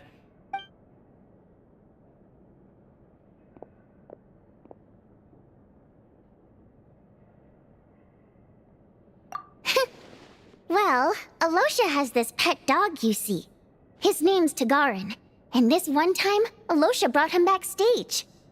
Tagarin took quite a liking to me, so I played with him for a little bit and fed him some treats.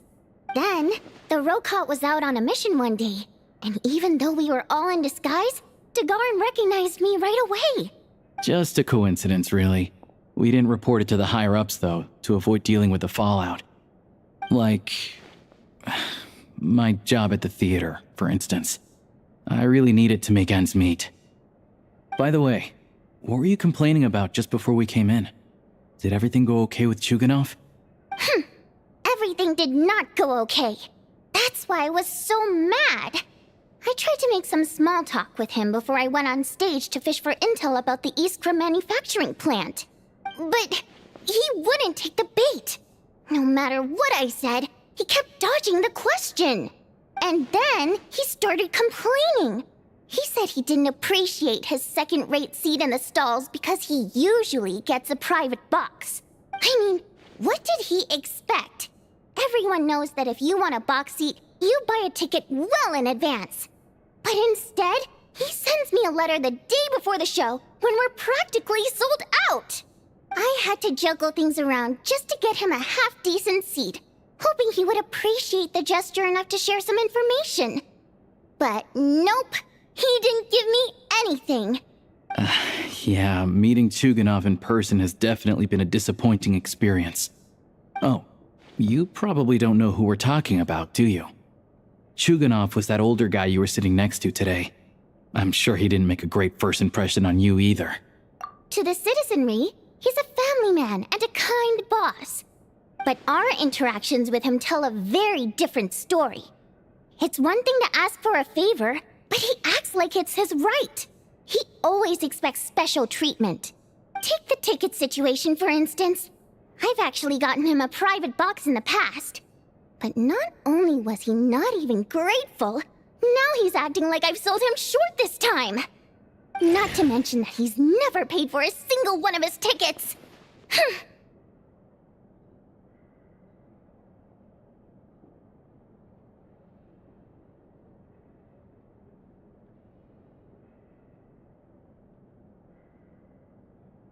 And another thing, if he's such a big family man, why doesn't he bring his wife and daughter to see the show once in a while?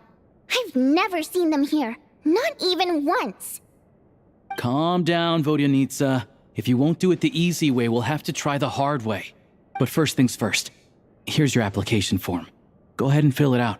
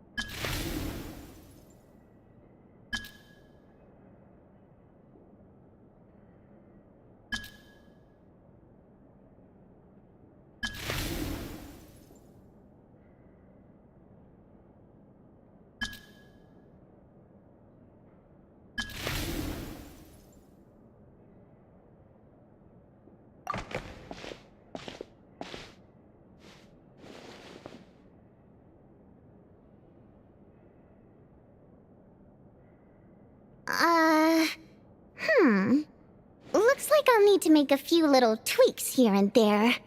But other than that, you're good to go. We'll hold on to this for you. All right. Now that we're officially Rokut comrades, I can tell you. Chuganov is the target of our current operation. Recently, we've done some recon work at the Iskra manufacturing plant, which pretty much confirmed that their energy consumption is way beyond the legal limit. All we need now is some direct evidence to present to the Vetcha, so we can demand that they shut the plant down. That way, the Kresny Kristall can be allocated to where it's needed most. I was hoping he might let slip during one of our chats, but he's too tight-lipped.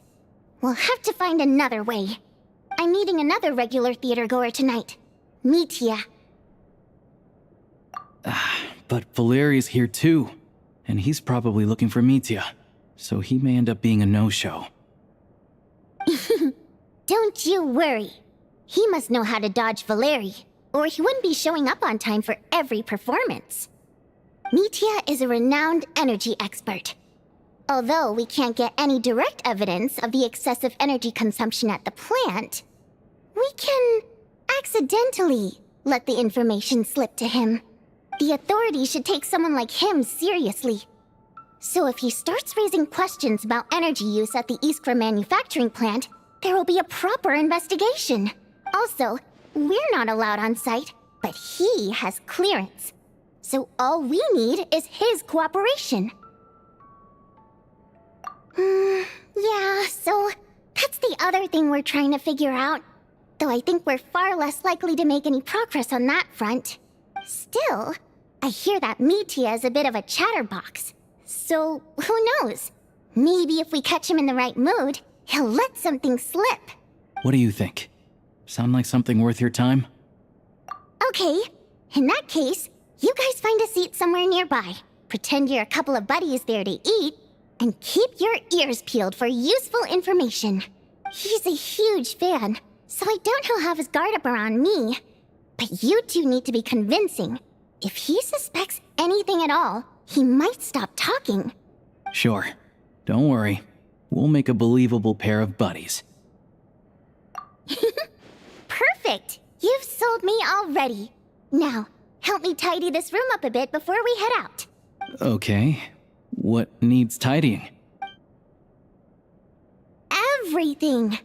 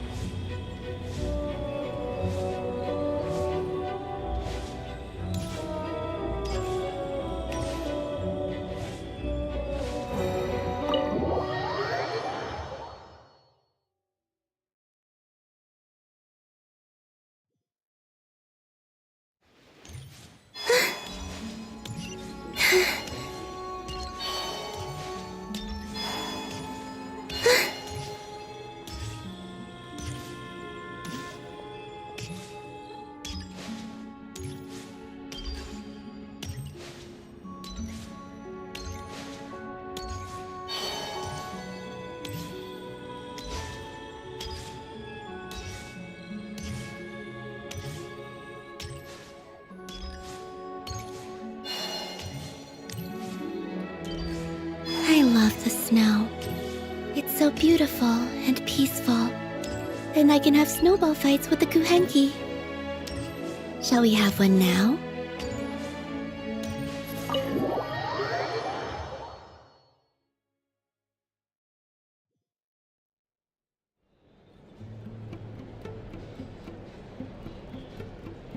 We come here often, so we shouldn't stand out.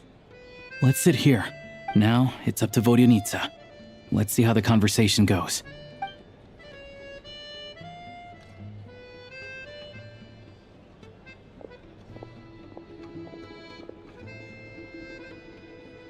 Mr. Mitya! Over here! Over here!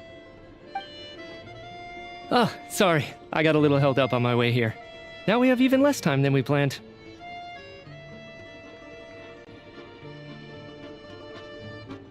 Go ahead and order some snacks and drinks. Whatever you like. Let me see. According to my schedule, we still have 25 minutes left. You're really pressed for time today, huh? I was imagining this would be a leisurely chat. If you'd prefer, we can always reschedule for another afternoon when you have more time. No need. Getting to meet the lead singer is a very precious opportunity for me. I'm not about to pass it up. I've already had to decline your invitation several times because our schedules rarely align. If I don't grab this chance while it's here, who knows when the next one will come around? Well, it's very kind of you to make time just for me. I'm not too sure, to be honest. But Snezhnaya's full of weird and wonderful things like that, so people tend not to bat an eye. I'm sure the same will go for the Eye of Grey and Paimon. The reason I invited you out for tea and a chat today was to get some feedback from a true fan of the theater. Well, I genuinely have nothing bad to say. No matter how many times I hear you sing, it never gets old. It always seems fresh and new somehow.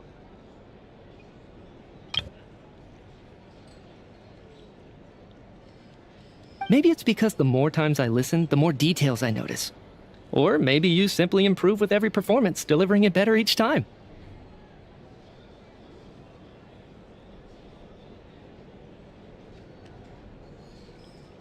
Thank you! I'm delighted to hear that.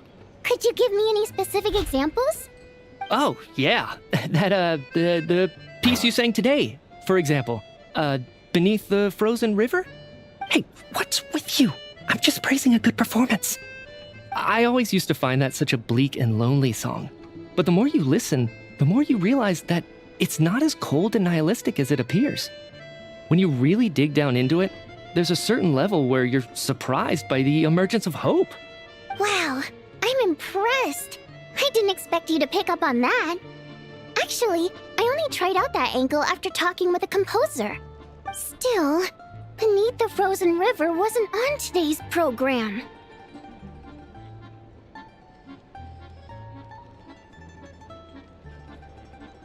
Oh, really? But it's a classic. You sing it every time. Almost every time. Oh, well then. Let me say a few words about that other all-time classic, Flying in the Wind from the Mountain Sparrow. I didn't sing that one today either. My voice wasn't quite up to it, so I switched it out at the last minute. Oh, but, Sorry, Mr. Mitya, but you were at the theater today, yes? Of course I was. Remember? I said hello to all the troupe members before the show started. You, Odette, and the others. So what did Odette sing today? Elegy of the Snow-Winged Goose, of course. Correct. I see. You find my singing boring, don't you? That's why you don't remember a single song. Looks like I'll need to cut a few from the program next time. No, that's not it. I swear. All right. I'll be straight with you. I'm sorry. My mind was wandering as you took the stage today.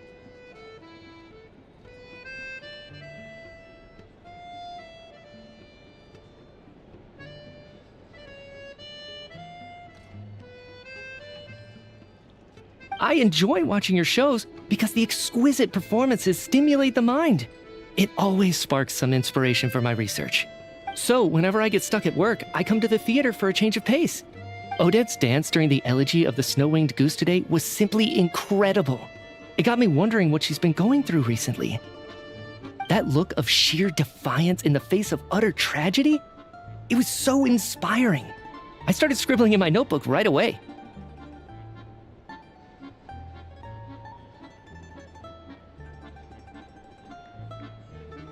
Not that I made a ton of progress in the grand scheme of things, but I still think it was productive.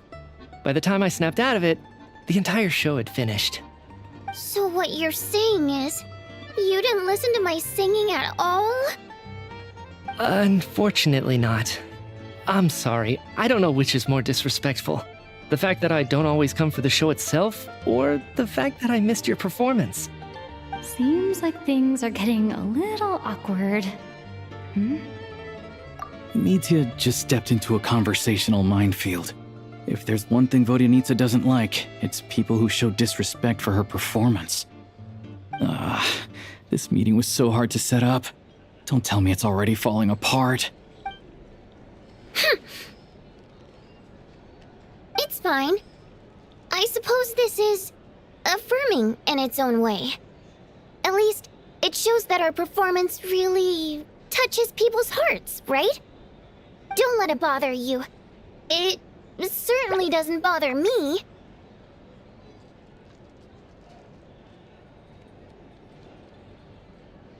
She's showing a lot of restraint. Well, I'll be sure to let Odette know how much you adored her performance. Please don't say that. I always love your performances too. It's just that inspiration struck at the wrong time today. I'm usually all ears. I know, I can tell. That's why I value your opinion. I'm sure some people can't stand it when others praise their coworkers right to their face, but not me. No, sir. Fair enough. I still feel kind of bad, though. But you know what I really can't stand? People who only show up to the theater to pretend that they're cultured. Makes me sick to my stomach. Oh, yeah, 100%. There are too many of those people around. By the time they're walking out the door, they've forgotten all about the show. What's wrong? You look furious. I don't know if you've heard about the boss of the Iskra manufacturing plant. He isn't even a theater investor, but he always demands the same privileges as actual investors. Box tickets only, premium drinks, even the right to request specific songs. Well played, Vodyanitsa.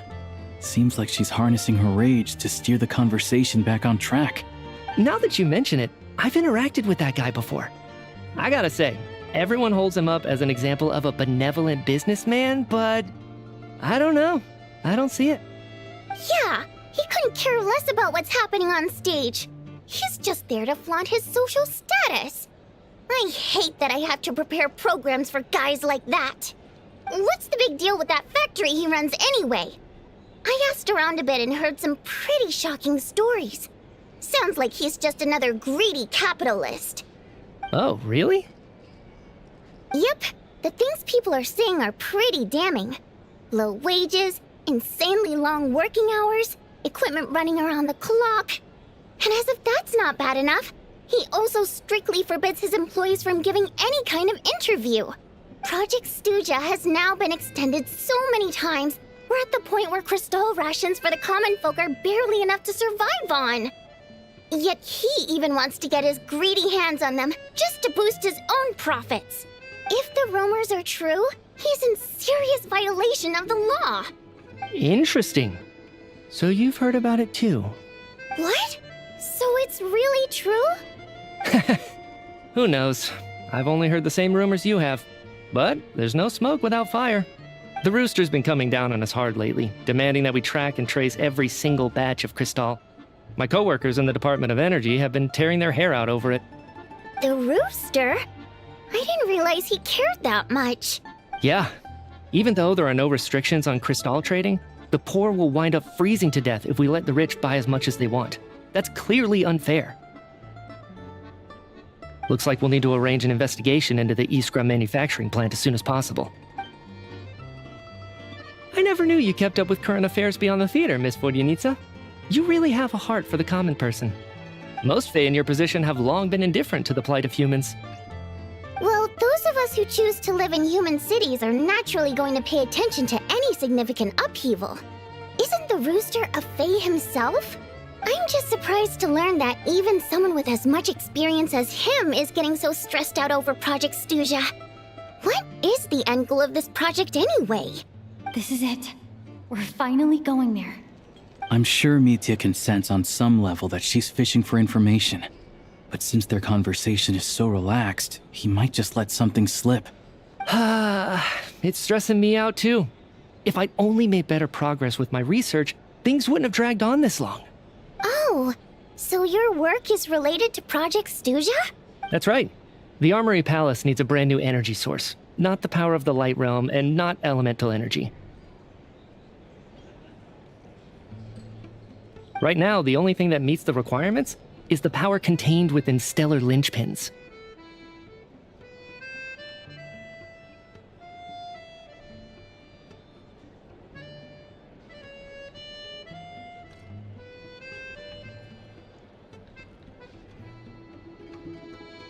But harnessing that power is costly.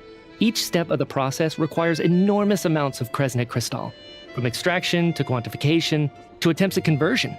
Progress has been painfully slow, and the team is getting burned out as time goes by. Sometimes, I see people staring into space as if in a trance. Could it be that this new energy source has side effects? No, it doesn't affect us, because the energy is used for... Okay, I got it. Stop choking me. Sorry, I can't talk about that. I think we're all just exhausted. We've been working ourselves to the bone for so long with so little progress to show for it. It's no wonder people are struggling to stay motivated. seems like I owe you an apology. I shouldn't have gotten so mad at you for not paying attention during the show. Don't worry about it. I count myself lucky, to be honest. I don't envy the people who work closely with the Tsaritsa herself. I'd much rather be in my current position. At least I don't have to shoulder any major responsibilities. So they're trying to develop a completely new kind of energy. Yeah, censored by a scarf. Who would have thought? Oh, dear. It looks like my time is up. I'm afraid I have to leave.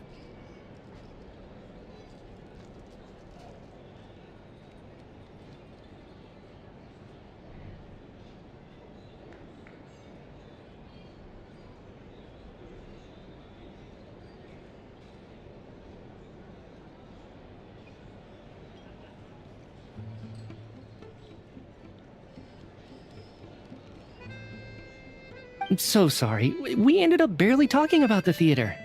That's okay. It was a pleasure chatting with you, really. Let's make up for it next time. Yeah, hopefully once the work pressure eases up a little, I'll be able to focus more on the performance, and then we'll have more to discuss. We touched on some confidential issues today. I'd be grateful if you could keep it between us. That could have gone worse. Nice job. Why was Mitya in such a hurry to leave, though? Sorry, routine inspection.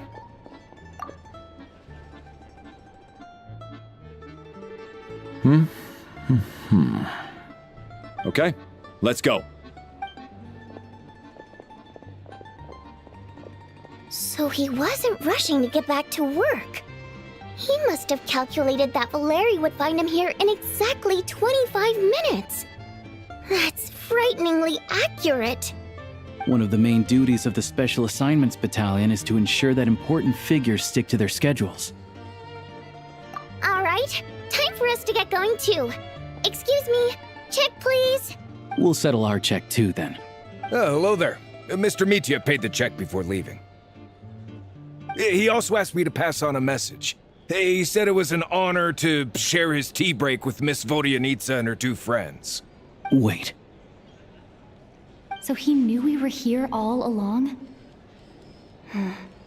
This raises a lot of questions. Did he deliberately mention the new energy source so that we'd overhear it?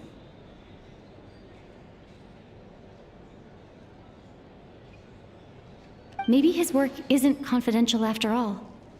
Maybe the key here is the purpose of this new energy. I guess that's the next thing to look into.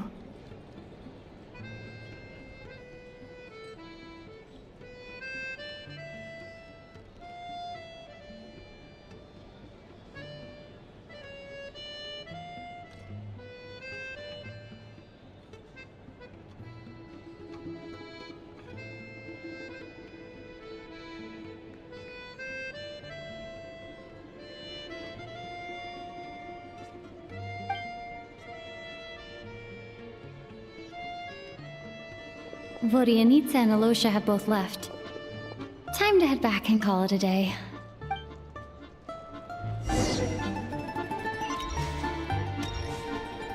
You're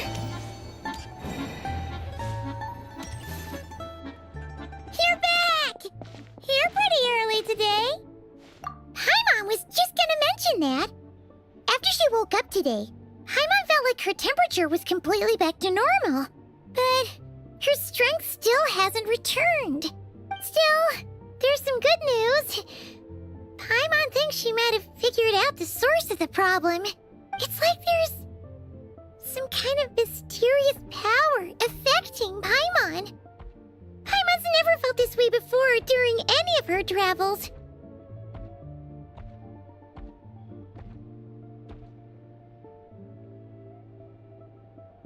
She only started feeling this way since we arrived in Snezhnaya. That's right. The Armory Palace needs a brand new energy source. Could that have something to do with this? What is it? You're making that face again. You know, the one you get whenever you have a light bulb moment?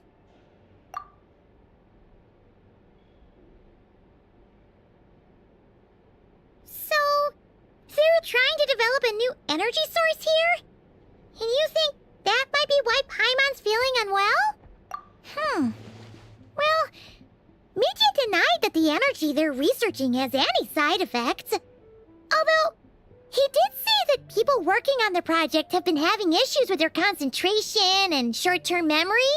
And even so, those are completely different symptoms from Paimon's.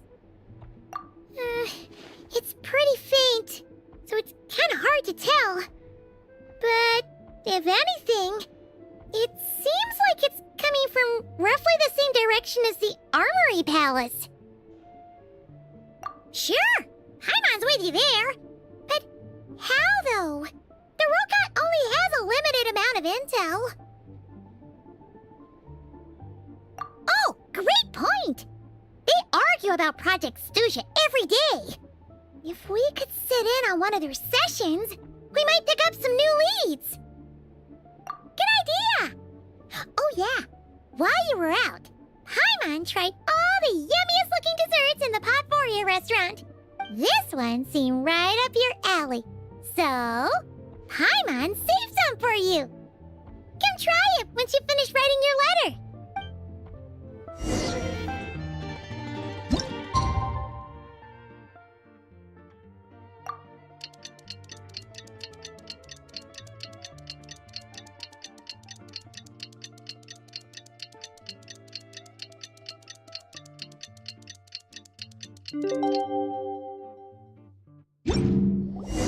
Alosha replied, he says that we won't be able to speak at the Vetcha, but he can arrange for us to attend as visitors.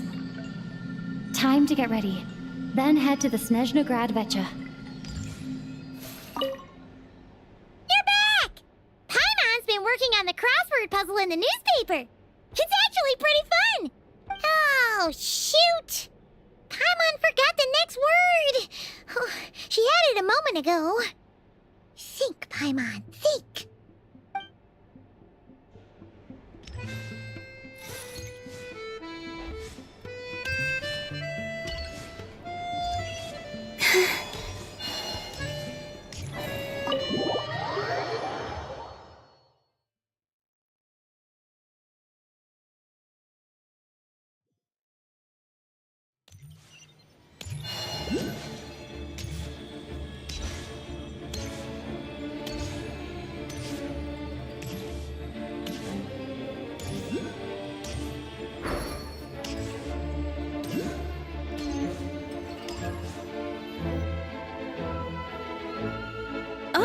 Miss Vodyanitsa, prima donna of the Korolievsky troupe.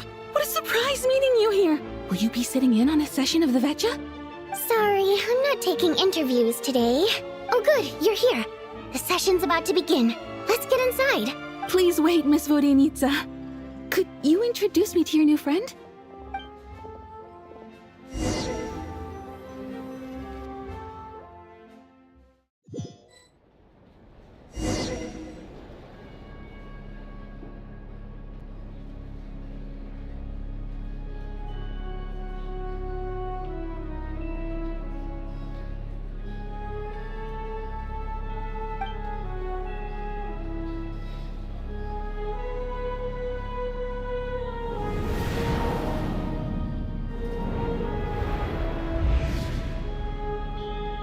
In summary, the energy management commitments made for the outgoing period have been delivered upon.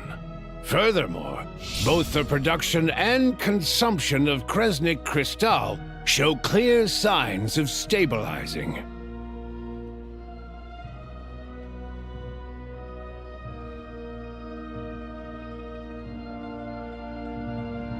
The relevant agencies have assessed the present circumstances and determined that the status quo can be sustained until the next period.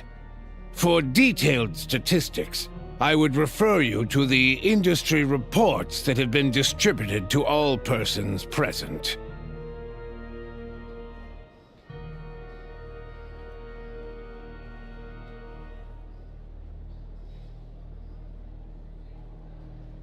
It should also be noted that while the recent blizzards have led to a significant increase in people's energy expenses, This is strictly a short-term phenomenon associated with a remotely located monster. Her Majesty the Tsaritsa is giving her full attention to this matter. We should have every confidence that it will be dealt with swiftly and conclusively. A financial report on disaster relief is also present in this report, courtesy of Pantalone.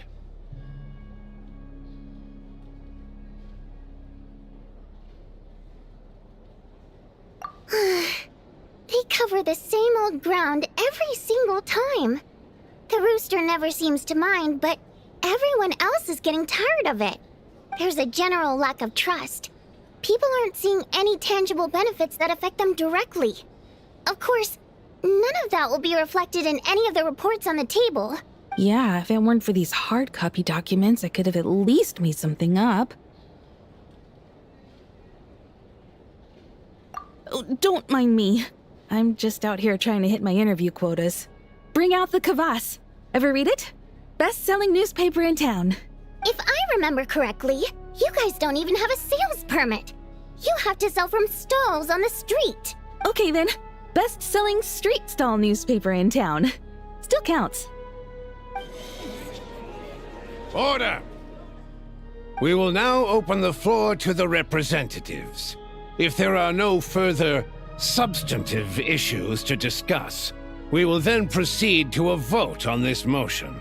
Snezhnaya has a long tradition of treating members of the Fatui armed forces and their dependents favorably. But recent surveys shows that Fatui families in remote areas have access to 15% less Crystal than the average civilian family in Snezhnograd. It's been said many times before, but it bears repeating now. There needs to be a clear and consistent rationale behind how Crystal is allocated, or we will soon face immense public backlash. Perhaps you wouldn't need to keep repeating yourself if you would hear me out for once. I say again, true consistency exists only in principle. In the real world, fairness is relative. You appear to treat resource allocation as a simple function of production and population. So what about when the equipment used in production breaks down? Have you factored that into your equation? And do you even know how long it's been since Snezhnaya last conducted a census? If I knew the answers to questions like that, I'm sure I'd be a very wealthy man. And I doubt I'd be going by child. I'd like to bring the focus back to the specific issue I raised. Or do you wish to deny that favorable treatment for Fatui dependents is our long-standing policy? It's easy to be a critic when there's no accountability. That seems to be a running theme in the anti-Project Stuja cohort. Defeat the ringleader and all other problems will magically resolve themselves. That's what they seem to think. But in case you aren't aware, not one jot in my report would change whether Project Stuja continues or not.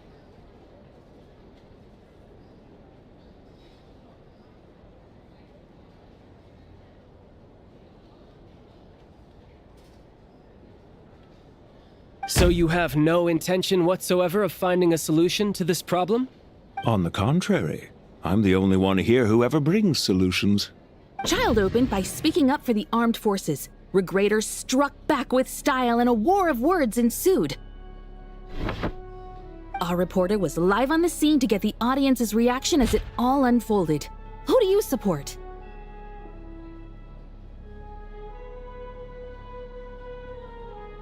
The people have spoken! Child received raucous applause from the crowd as he pushed Regrator onto his back foot with a relentless barrage of questions. It had to be seen to be believed. Now you see why they don't have a sales permit. However this reporter wants to spin things, I haven't forgotten that Tartaglia was representing the Northland Bank when we first met in Liyue. So, surely their relationship can't always have been this strained. You two are getting off topic. Let's focus on what the data is saying. Mr. Pantalone, may I speak on your behalf? Oh, please do. I'm more than happy to save my breath. Crystal distribution policy undergoes modifications with each new period. The ultimate goal being to find the most reasonable method of allocation. which I believe is what Mr. Tartaglia also seeks. But I fear many may have been misled on this topic by extremist activists. To clarify, Project Stuja is not the root cause of the problem. It is merely a framework for resource distribution. The most recent reports all point to Snezhnaya's resilience and adaptability during this period of fine-tuning, and give clear indications that the risks would likely do more harm than good. It would be a waste of the hard-won experience we've gained to date. Renowned scholar of finance, Arapov spoke up to clarify the fiscal logic, clearly alluding to social organizations like the Rokot in his words. With the notorious Lelek still active to this day, should the Rokot be held responsible? No, there is someone else to blame. She's just rephrasing what Mr. Pantalone said. The Rokot are the critics he accuses of taking no responsibility for their actions. As for Lelek, you won't have heard of him yet. He's currently the most famous member of the Rokot. Well, more like infamous. Ending Project Stuja has become an obsession for him. Unlike the more decent ones among us, he believes that votes in the Vetcha are all that matter. So whether it's threats, coercion, or bribery, he'll use whatever means necessary to get people to change their vote. And since we're already on the subject, what do you think of Lelek's methods? Are you for or against? Well, whatever the story is, his actions benefit us all. We stand with Lelek. At least someone here wants to take this discussion seriously. I've been considering that issue myself. What you really need is more precise regional data, right? I think it would be easiest to let the Fatui handle it, since they're already in charge of Crystal shipments anyway. We may as well get them to collect some data while they're at it. Whatever you need, you can ask the Fatui to look into it for you. In terms of supervision, I think the Druzhna would be a good fit. I had hoped to discuss this with Miss Vesna, but sadly, she's not present. I will be happy to take a note of your suggestions and present them to Commander Vesna for a decision upon her return. The Commander has always taken a keen interest in Project Stuja. However, given the Druzhna's demanding workload, I'm afraid it may prove difficult for them to provide any practical support.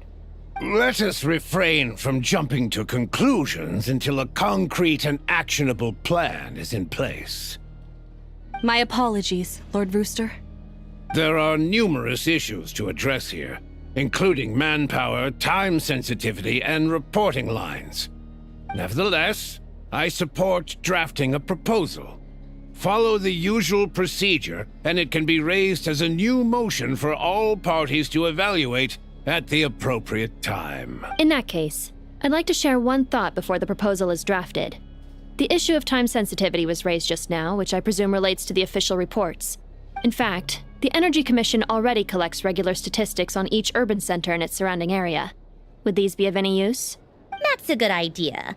I read every issue of Sviet Lolaidovka's report, and although my focus is mostly on the section about equipment operation, the energy consumption statistics also yield a lot of insights. Be that as it may, does no one see an issue with using local data to determine Crystal quotas? In the long term, it seems like a very risky solution. Not if they are used purely for reference. So long as we have the report from the Northland Bank's headquarters to corroborate it, no one will be able to fool me.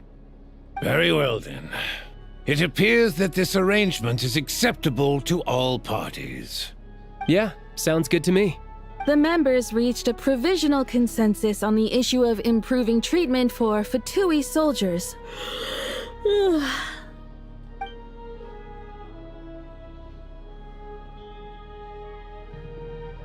Today, the prima donna of the Korailievsky troupe attended a session of the Snezhnograd Vetcha in the company of a most charming young lady. The question on all our minds is, what is the true nature of their relationship? Write anything like that again, and I'm revoking your permission to interview the troupe. Got it?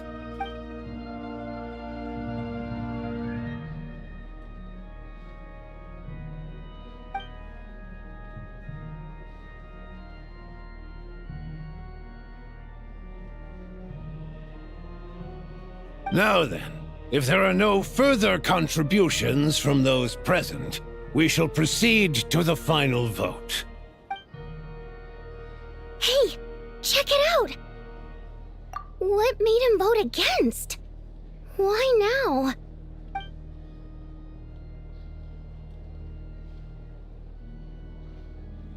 The votes have been tallied. Those in favor of continuing Project Stuja total 61%, securing a clear majority. That was too close. The margin has shrunk yet again. Chuganov was a huge loss. I'll bet Lelek is behind this. I wonder how Pulcinella will respond this time. Chuganov. I see. Lelek strikes again. Yes, go, Lelek. Once Project Stuja is defeated, our unwavering support at Bring Out the Kvass will finally pay off when we make our comeback. I can taste our victory already! In accordance with the result of this vote, Project Stuja will remain in effect until the next Vecha period. Finally, may I remind us all, we debate only for the greater glory and solidarity of our nation. May the aurora shine ever on, and the tundra always stand firm. The session is concluded.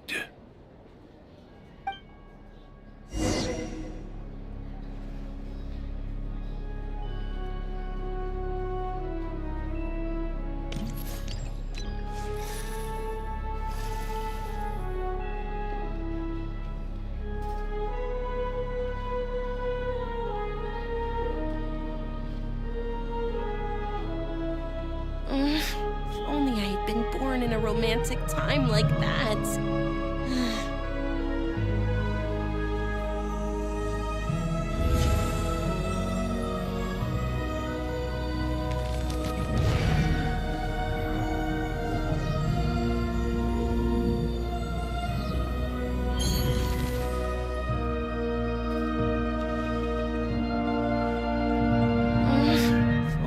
Been born in a romantic time like that. I have to say, I really wasn't expecting Chuganov to vote against Project Stuja.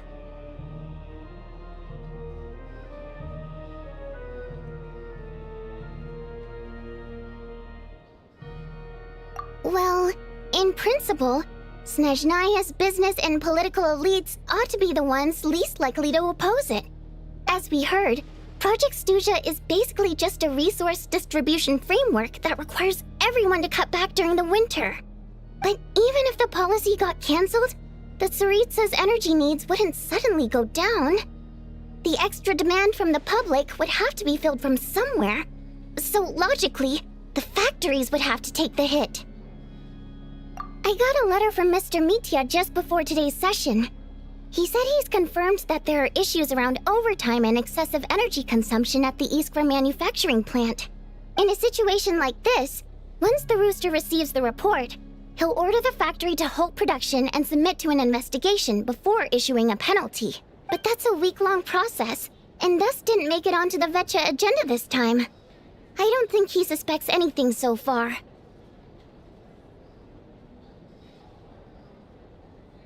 Exactly. And as you know, he's a very selfish person. I was originally gonna try and flip him after he received notice of the official sanctions. My plan was to convince him that the whole thing was completely unfair. Rather than just sit back and take the hit while his factory stopped production, he'd be better off voting to end Project Stuja. At least that way, no one else would be able to make any money either, because all the factories would suddenly have more limited energy to work with. But now, he's already voted against it, which means someone must have used more forceful means to change his vote, just like with everyone else who flipped.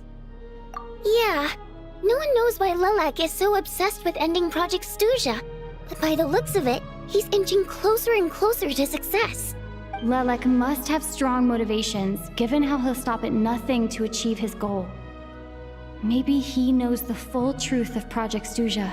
Maybe my next step should be to focus on him. All right. What are your plans for the rest of the day? Shall we head out? Hey, comrade. I noticed you were here during the debate. I didn't take you for a political enthusiast. Greetings, Harbingers.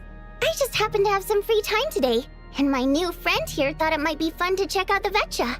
Ah, Odette must have introduced you. Looks like you two are getting along pretty well. I'll leave you to catch up. I should head back to the troop. Sure. Break a leg and all that. Thought it might be fun to check out the Vetcha, did you? Things are never that simple with you, Traveler. There's no way you're here for kicks and giggles. Tell me I'm wrong. Oh, yeah. To some, he's a captivating enigma. To others, he's the bane of their existence. No one ever thought that some anonymous nobody from the Rokot could cause such a stir. Huh? You want to look into Lelik? Then I'm sure his days of anonymity are numbered. What do you think, Sandrone? Fine by me, I guess. If the Traveler actually manages to expose Lelik, it'll be doing Pulcinella a favor. In return, it seems fair to let her in on what we've learned so far. My thoughts exactly. Sharing is caring, after all. Head back to Glupov and grab the files on Lelik. It's easier to just pull the records than go through the rigmarole of getting the Traveler a visitor's permit. As you command, child, sir. In that case, since we're going to be waiting anyway, I'll have someone brew a pot of black tea.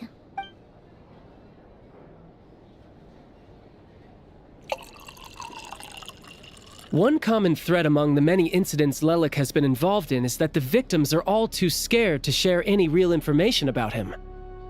Clearly, he must have threatened them in some way.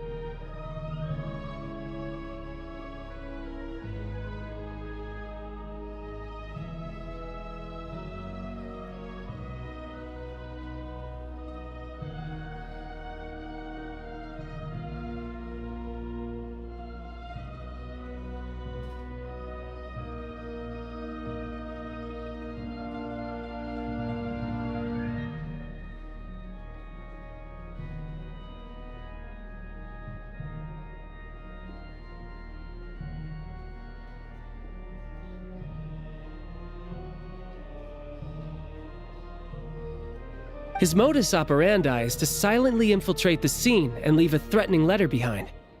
But neither the letters nor the crime scenes ever yield any clues to his identity.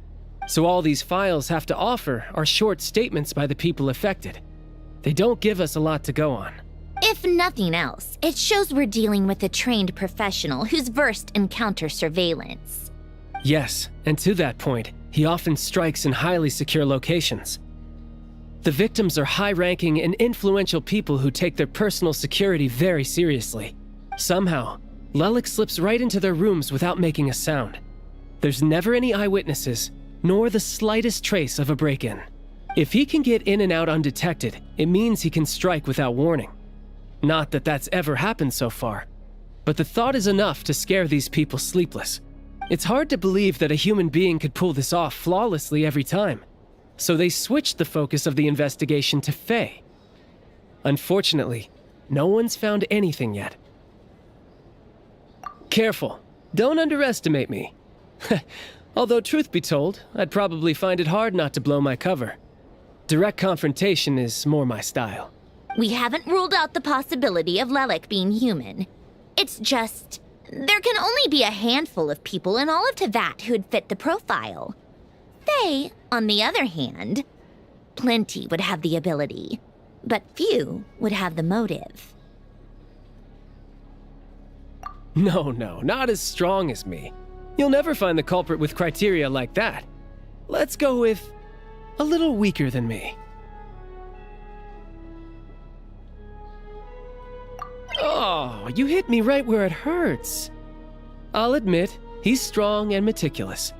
But can we at least limit this to candidates who have something to do with Snezhnaya? She's just trying to find a reference point. Stop getting fixated on who's stronger than who. But that's the most important thing. In my opinion, anyway.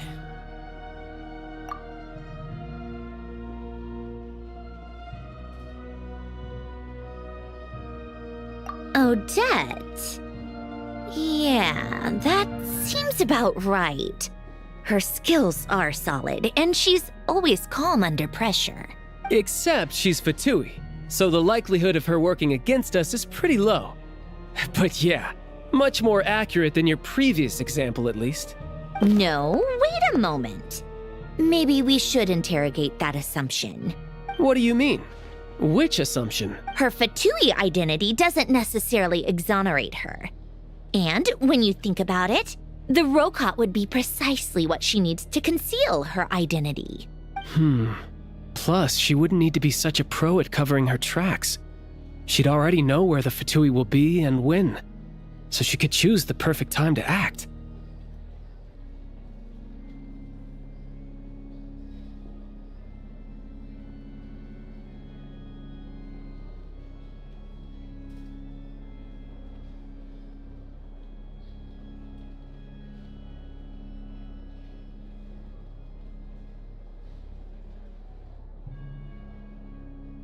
Oh, yikes.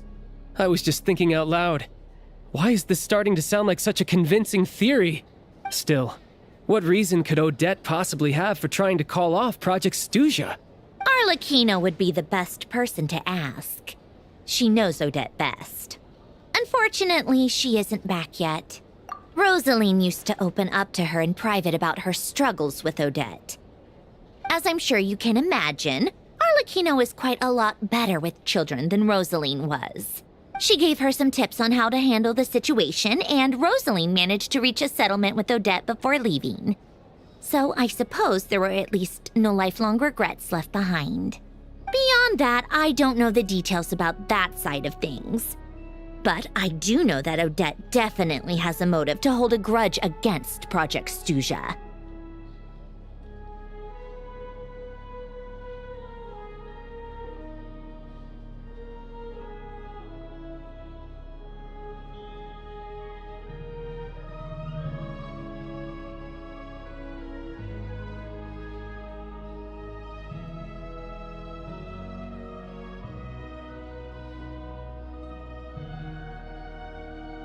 The reason being, her father passed away during the early stages of the project. That was back before it had been named Project Stuja, when things were still being worked out.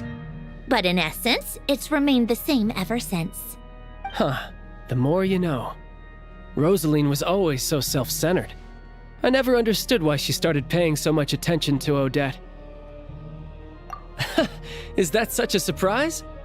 If you cast your mind back, you may remember that Rosaline and I weren't exactly close. We had tea together a few times, but that was about it. Odette's past is no secret. Her father was a Fatus and her mother was a very famous ballerina. On the surface, it looks like she followed right in her parents' footsteps. But the truth is quite a different story. After her father passed away on a mission, her mother was overcome with grief. She broke her leg during a performance and could never dance again. Odette was only interested in ballet at the time, but this tragedy left the family with both breadwinners gone. They could barely make ends meet. Per Capitano's policy, family members of Fatui who died in the line of duty had to be appropriately accommodated and provided with adequate assistance. So, regardless of how Rosaline may have felt about it, it fell to her to resolve the issue of Odette's family's livelihood. In the end, the solution they agreed upon was to have Odette join the Fatui.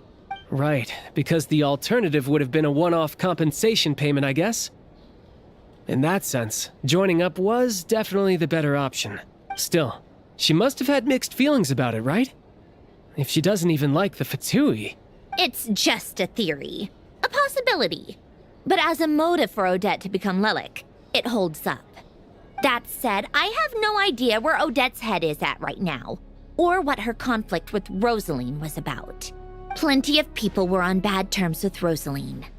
I have no intention of trying to figure it all out. Yes, but there's not much point in discussing that now. Yeah, back to Lelik. Since our investigations so far have turned up next to nothing, we've got nothing to lose by trying a new angle. Funnily enough, Tonya and I had actually made plans to go to the theater tomorrow to watch Odette's rehearsal. Unfortunately, thanks to this Lelik situation, I'll be stuck working overtime again. Which means you can go in my place. No point wasting the ticket, plus you'll get to meet Tonya. Spirit Seeker. Quite the classic ballet. It was passed down through Odette's mother's family for generations, though it hasn't been performed in years. But Odette's been practicing it diligently, and it's finally ready for a return to the stage. Excitement is through the roof. Tickets for the official performance sold out long ago. Tonya's excited for it too. She's desperate to see it no matter what. Personally, it's not really my kind of thing, but since she's my little sister, I had to figure something out. I've actually seen it several times before. The story's pretty straightforward. The lead character follows a trail of clues left behind by a spirit, gradually recovering her memories along the way. It's a tale of love and regret. So not exactly reinventing the wheel, at least by today's standards. But when that classic melody kicks in and the lead character begins to dance, it always gets me. It really is beautiful. Not an easy dance to do justice to, though. I know it's always been Odette's dream to perform this piece, but I'm not sure she's really ready. In that case, I think that even if she is Lelik, we should wait until her performance is over before we respond. I'll let you take it from here, comrade.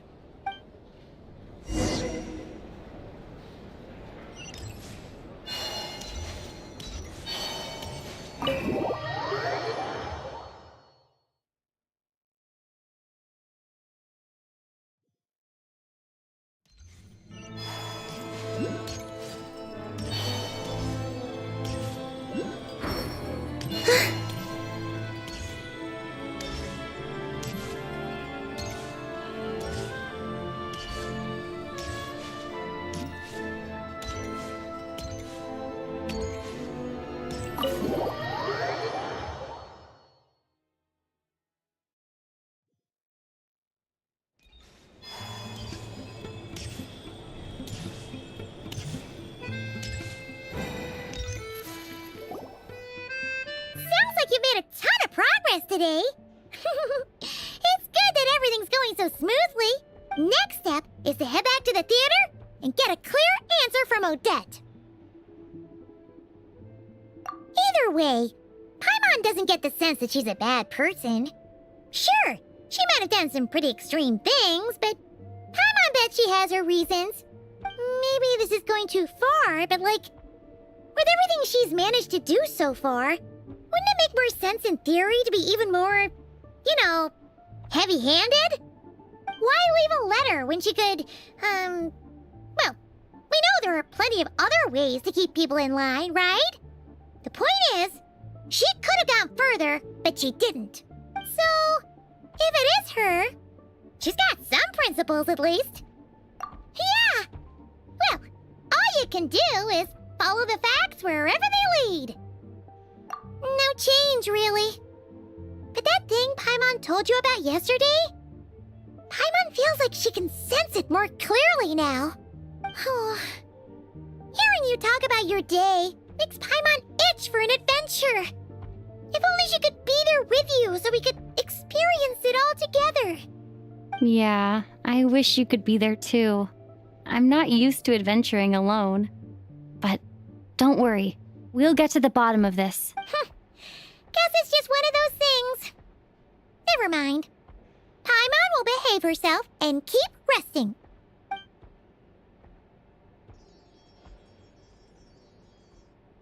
If Odette is Lelik, she may well have inside information on Project Stuja. Her father was involved with the project's early implementation and tragically died in the process. Now, she's dedicated herself to bringing it to an end. It's hard to imagine she could have gotten this far without knowing anything at all about the Tsaritsa's true intentions. When she spoke to us as a member of the Fatui, how much did she let on? And how much was she hiding? Only time will tell.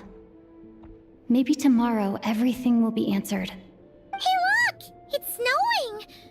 Could be a tough day ahead. Make sure you wrap up warm tomorrow.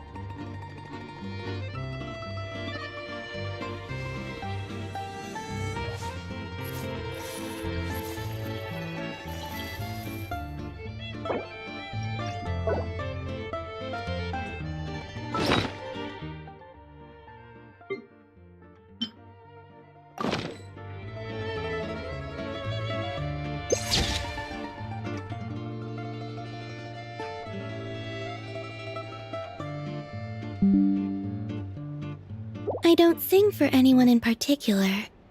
Still, if someone stops to listen, I hope it provides a moment of peace all the same.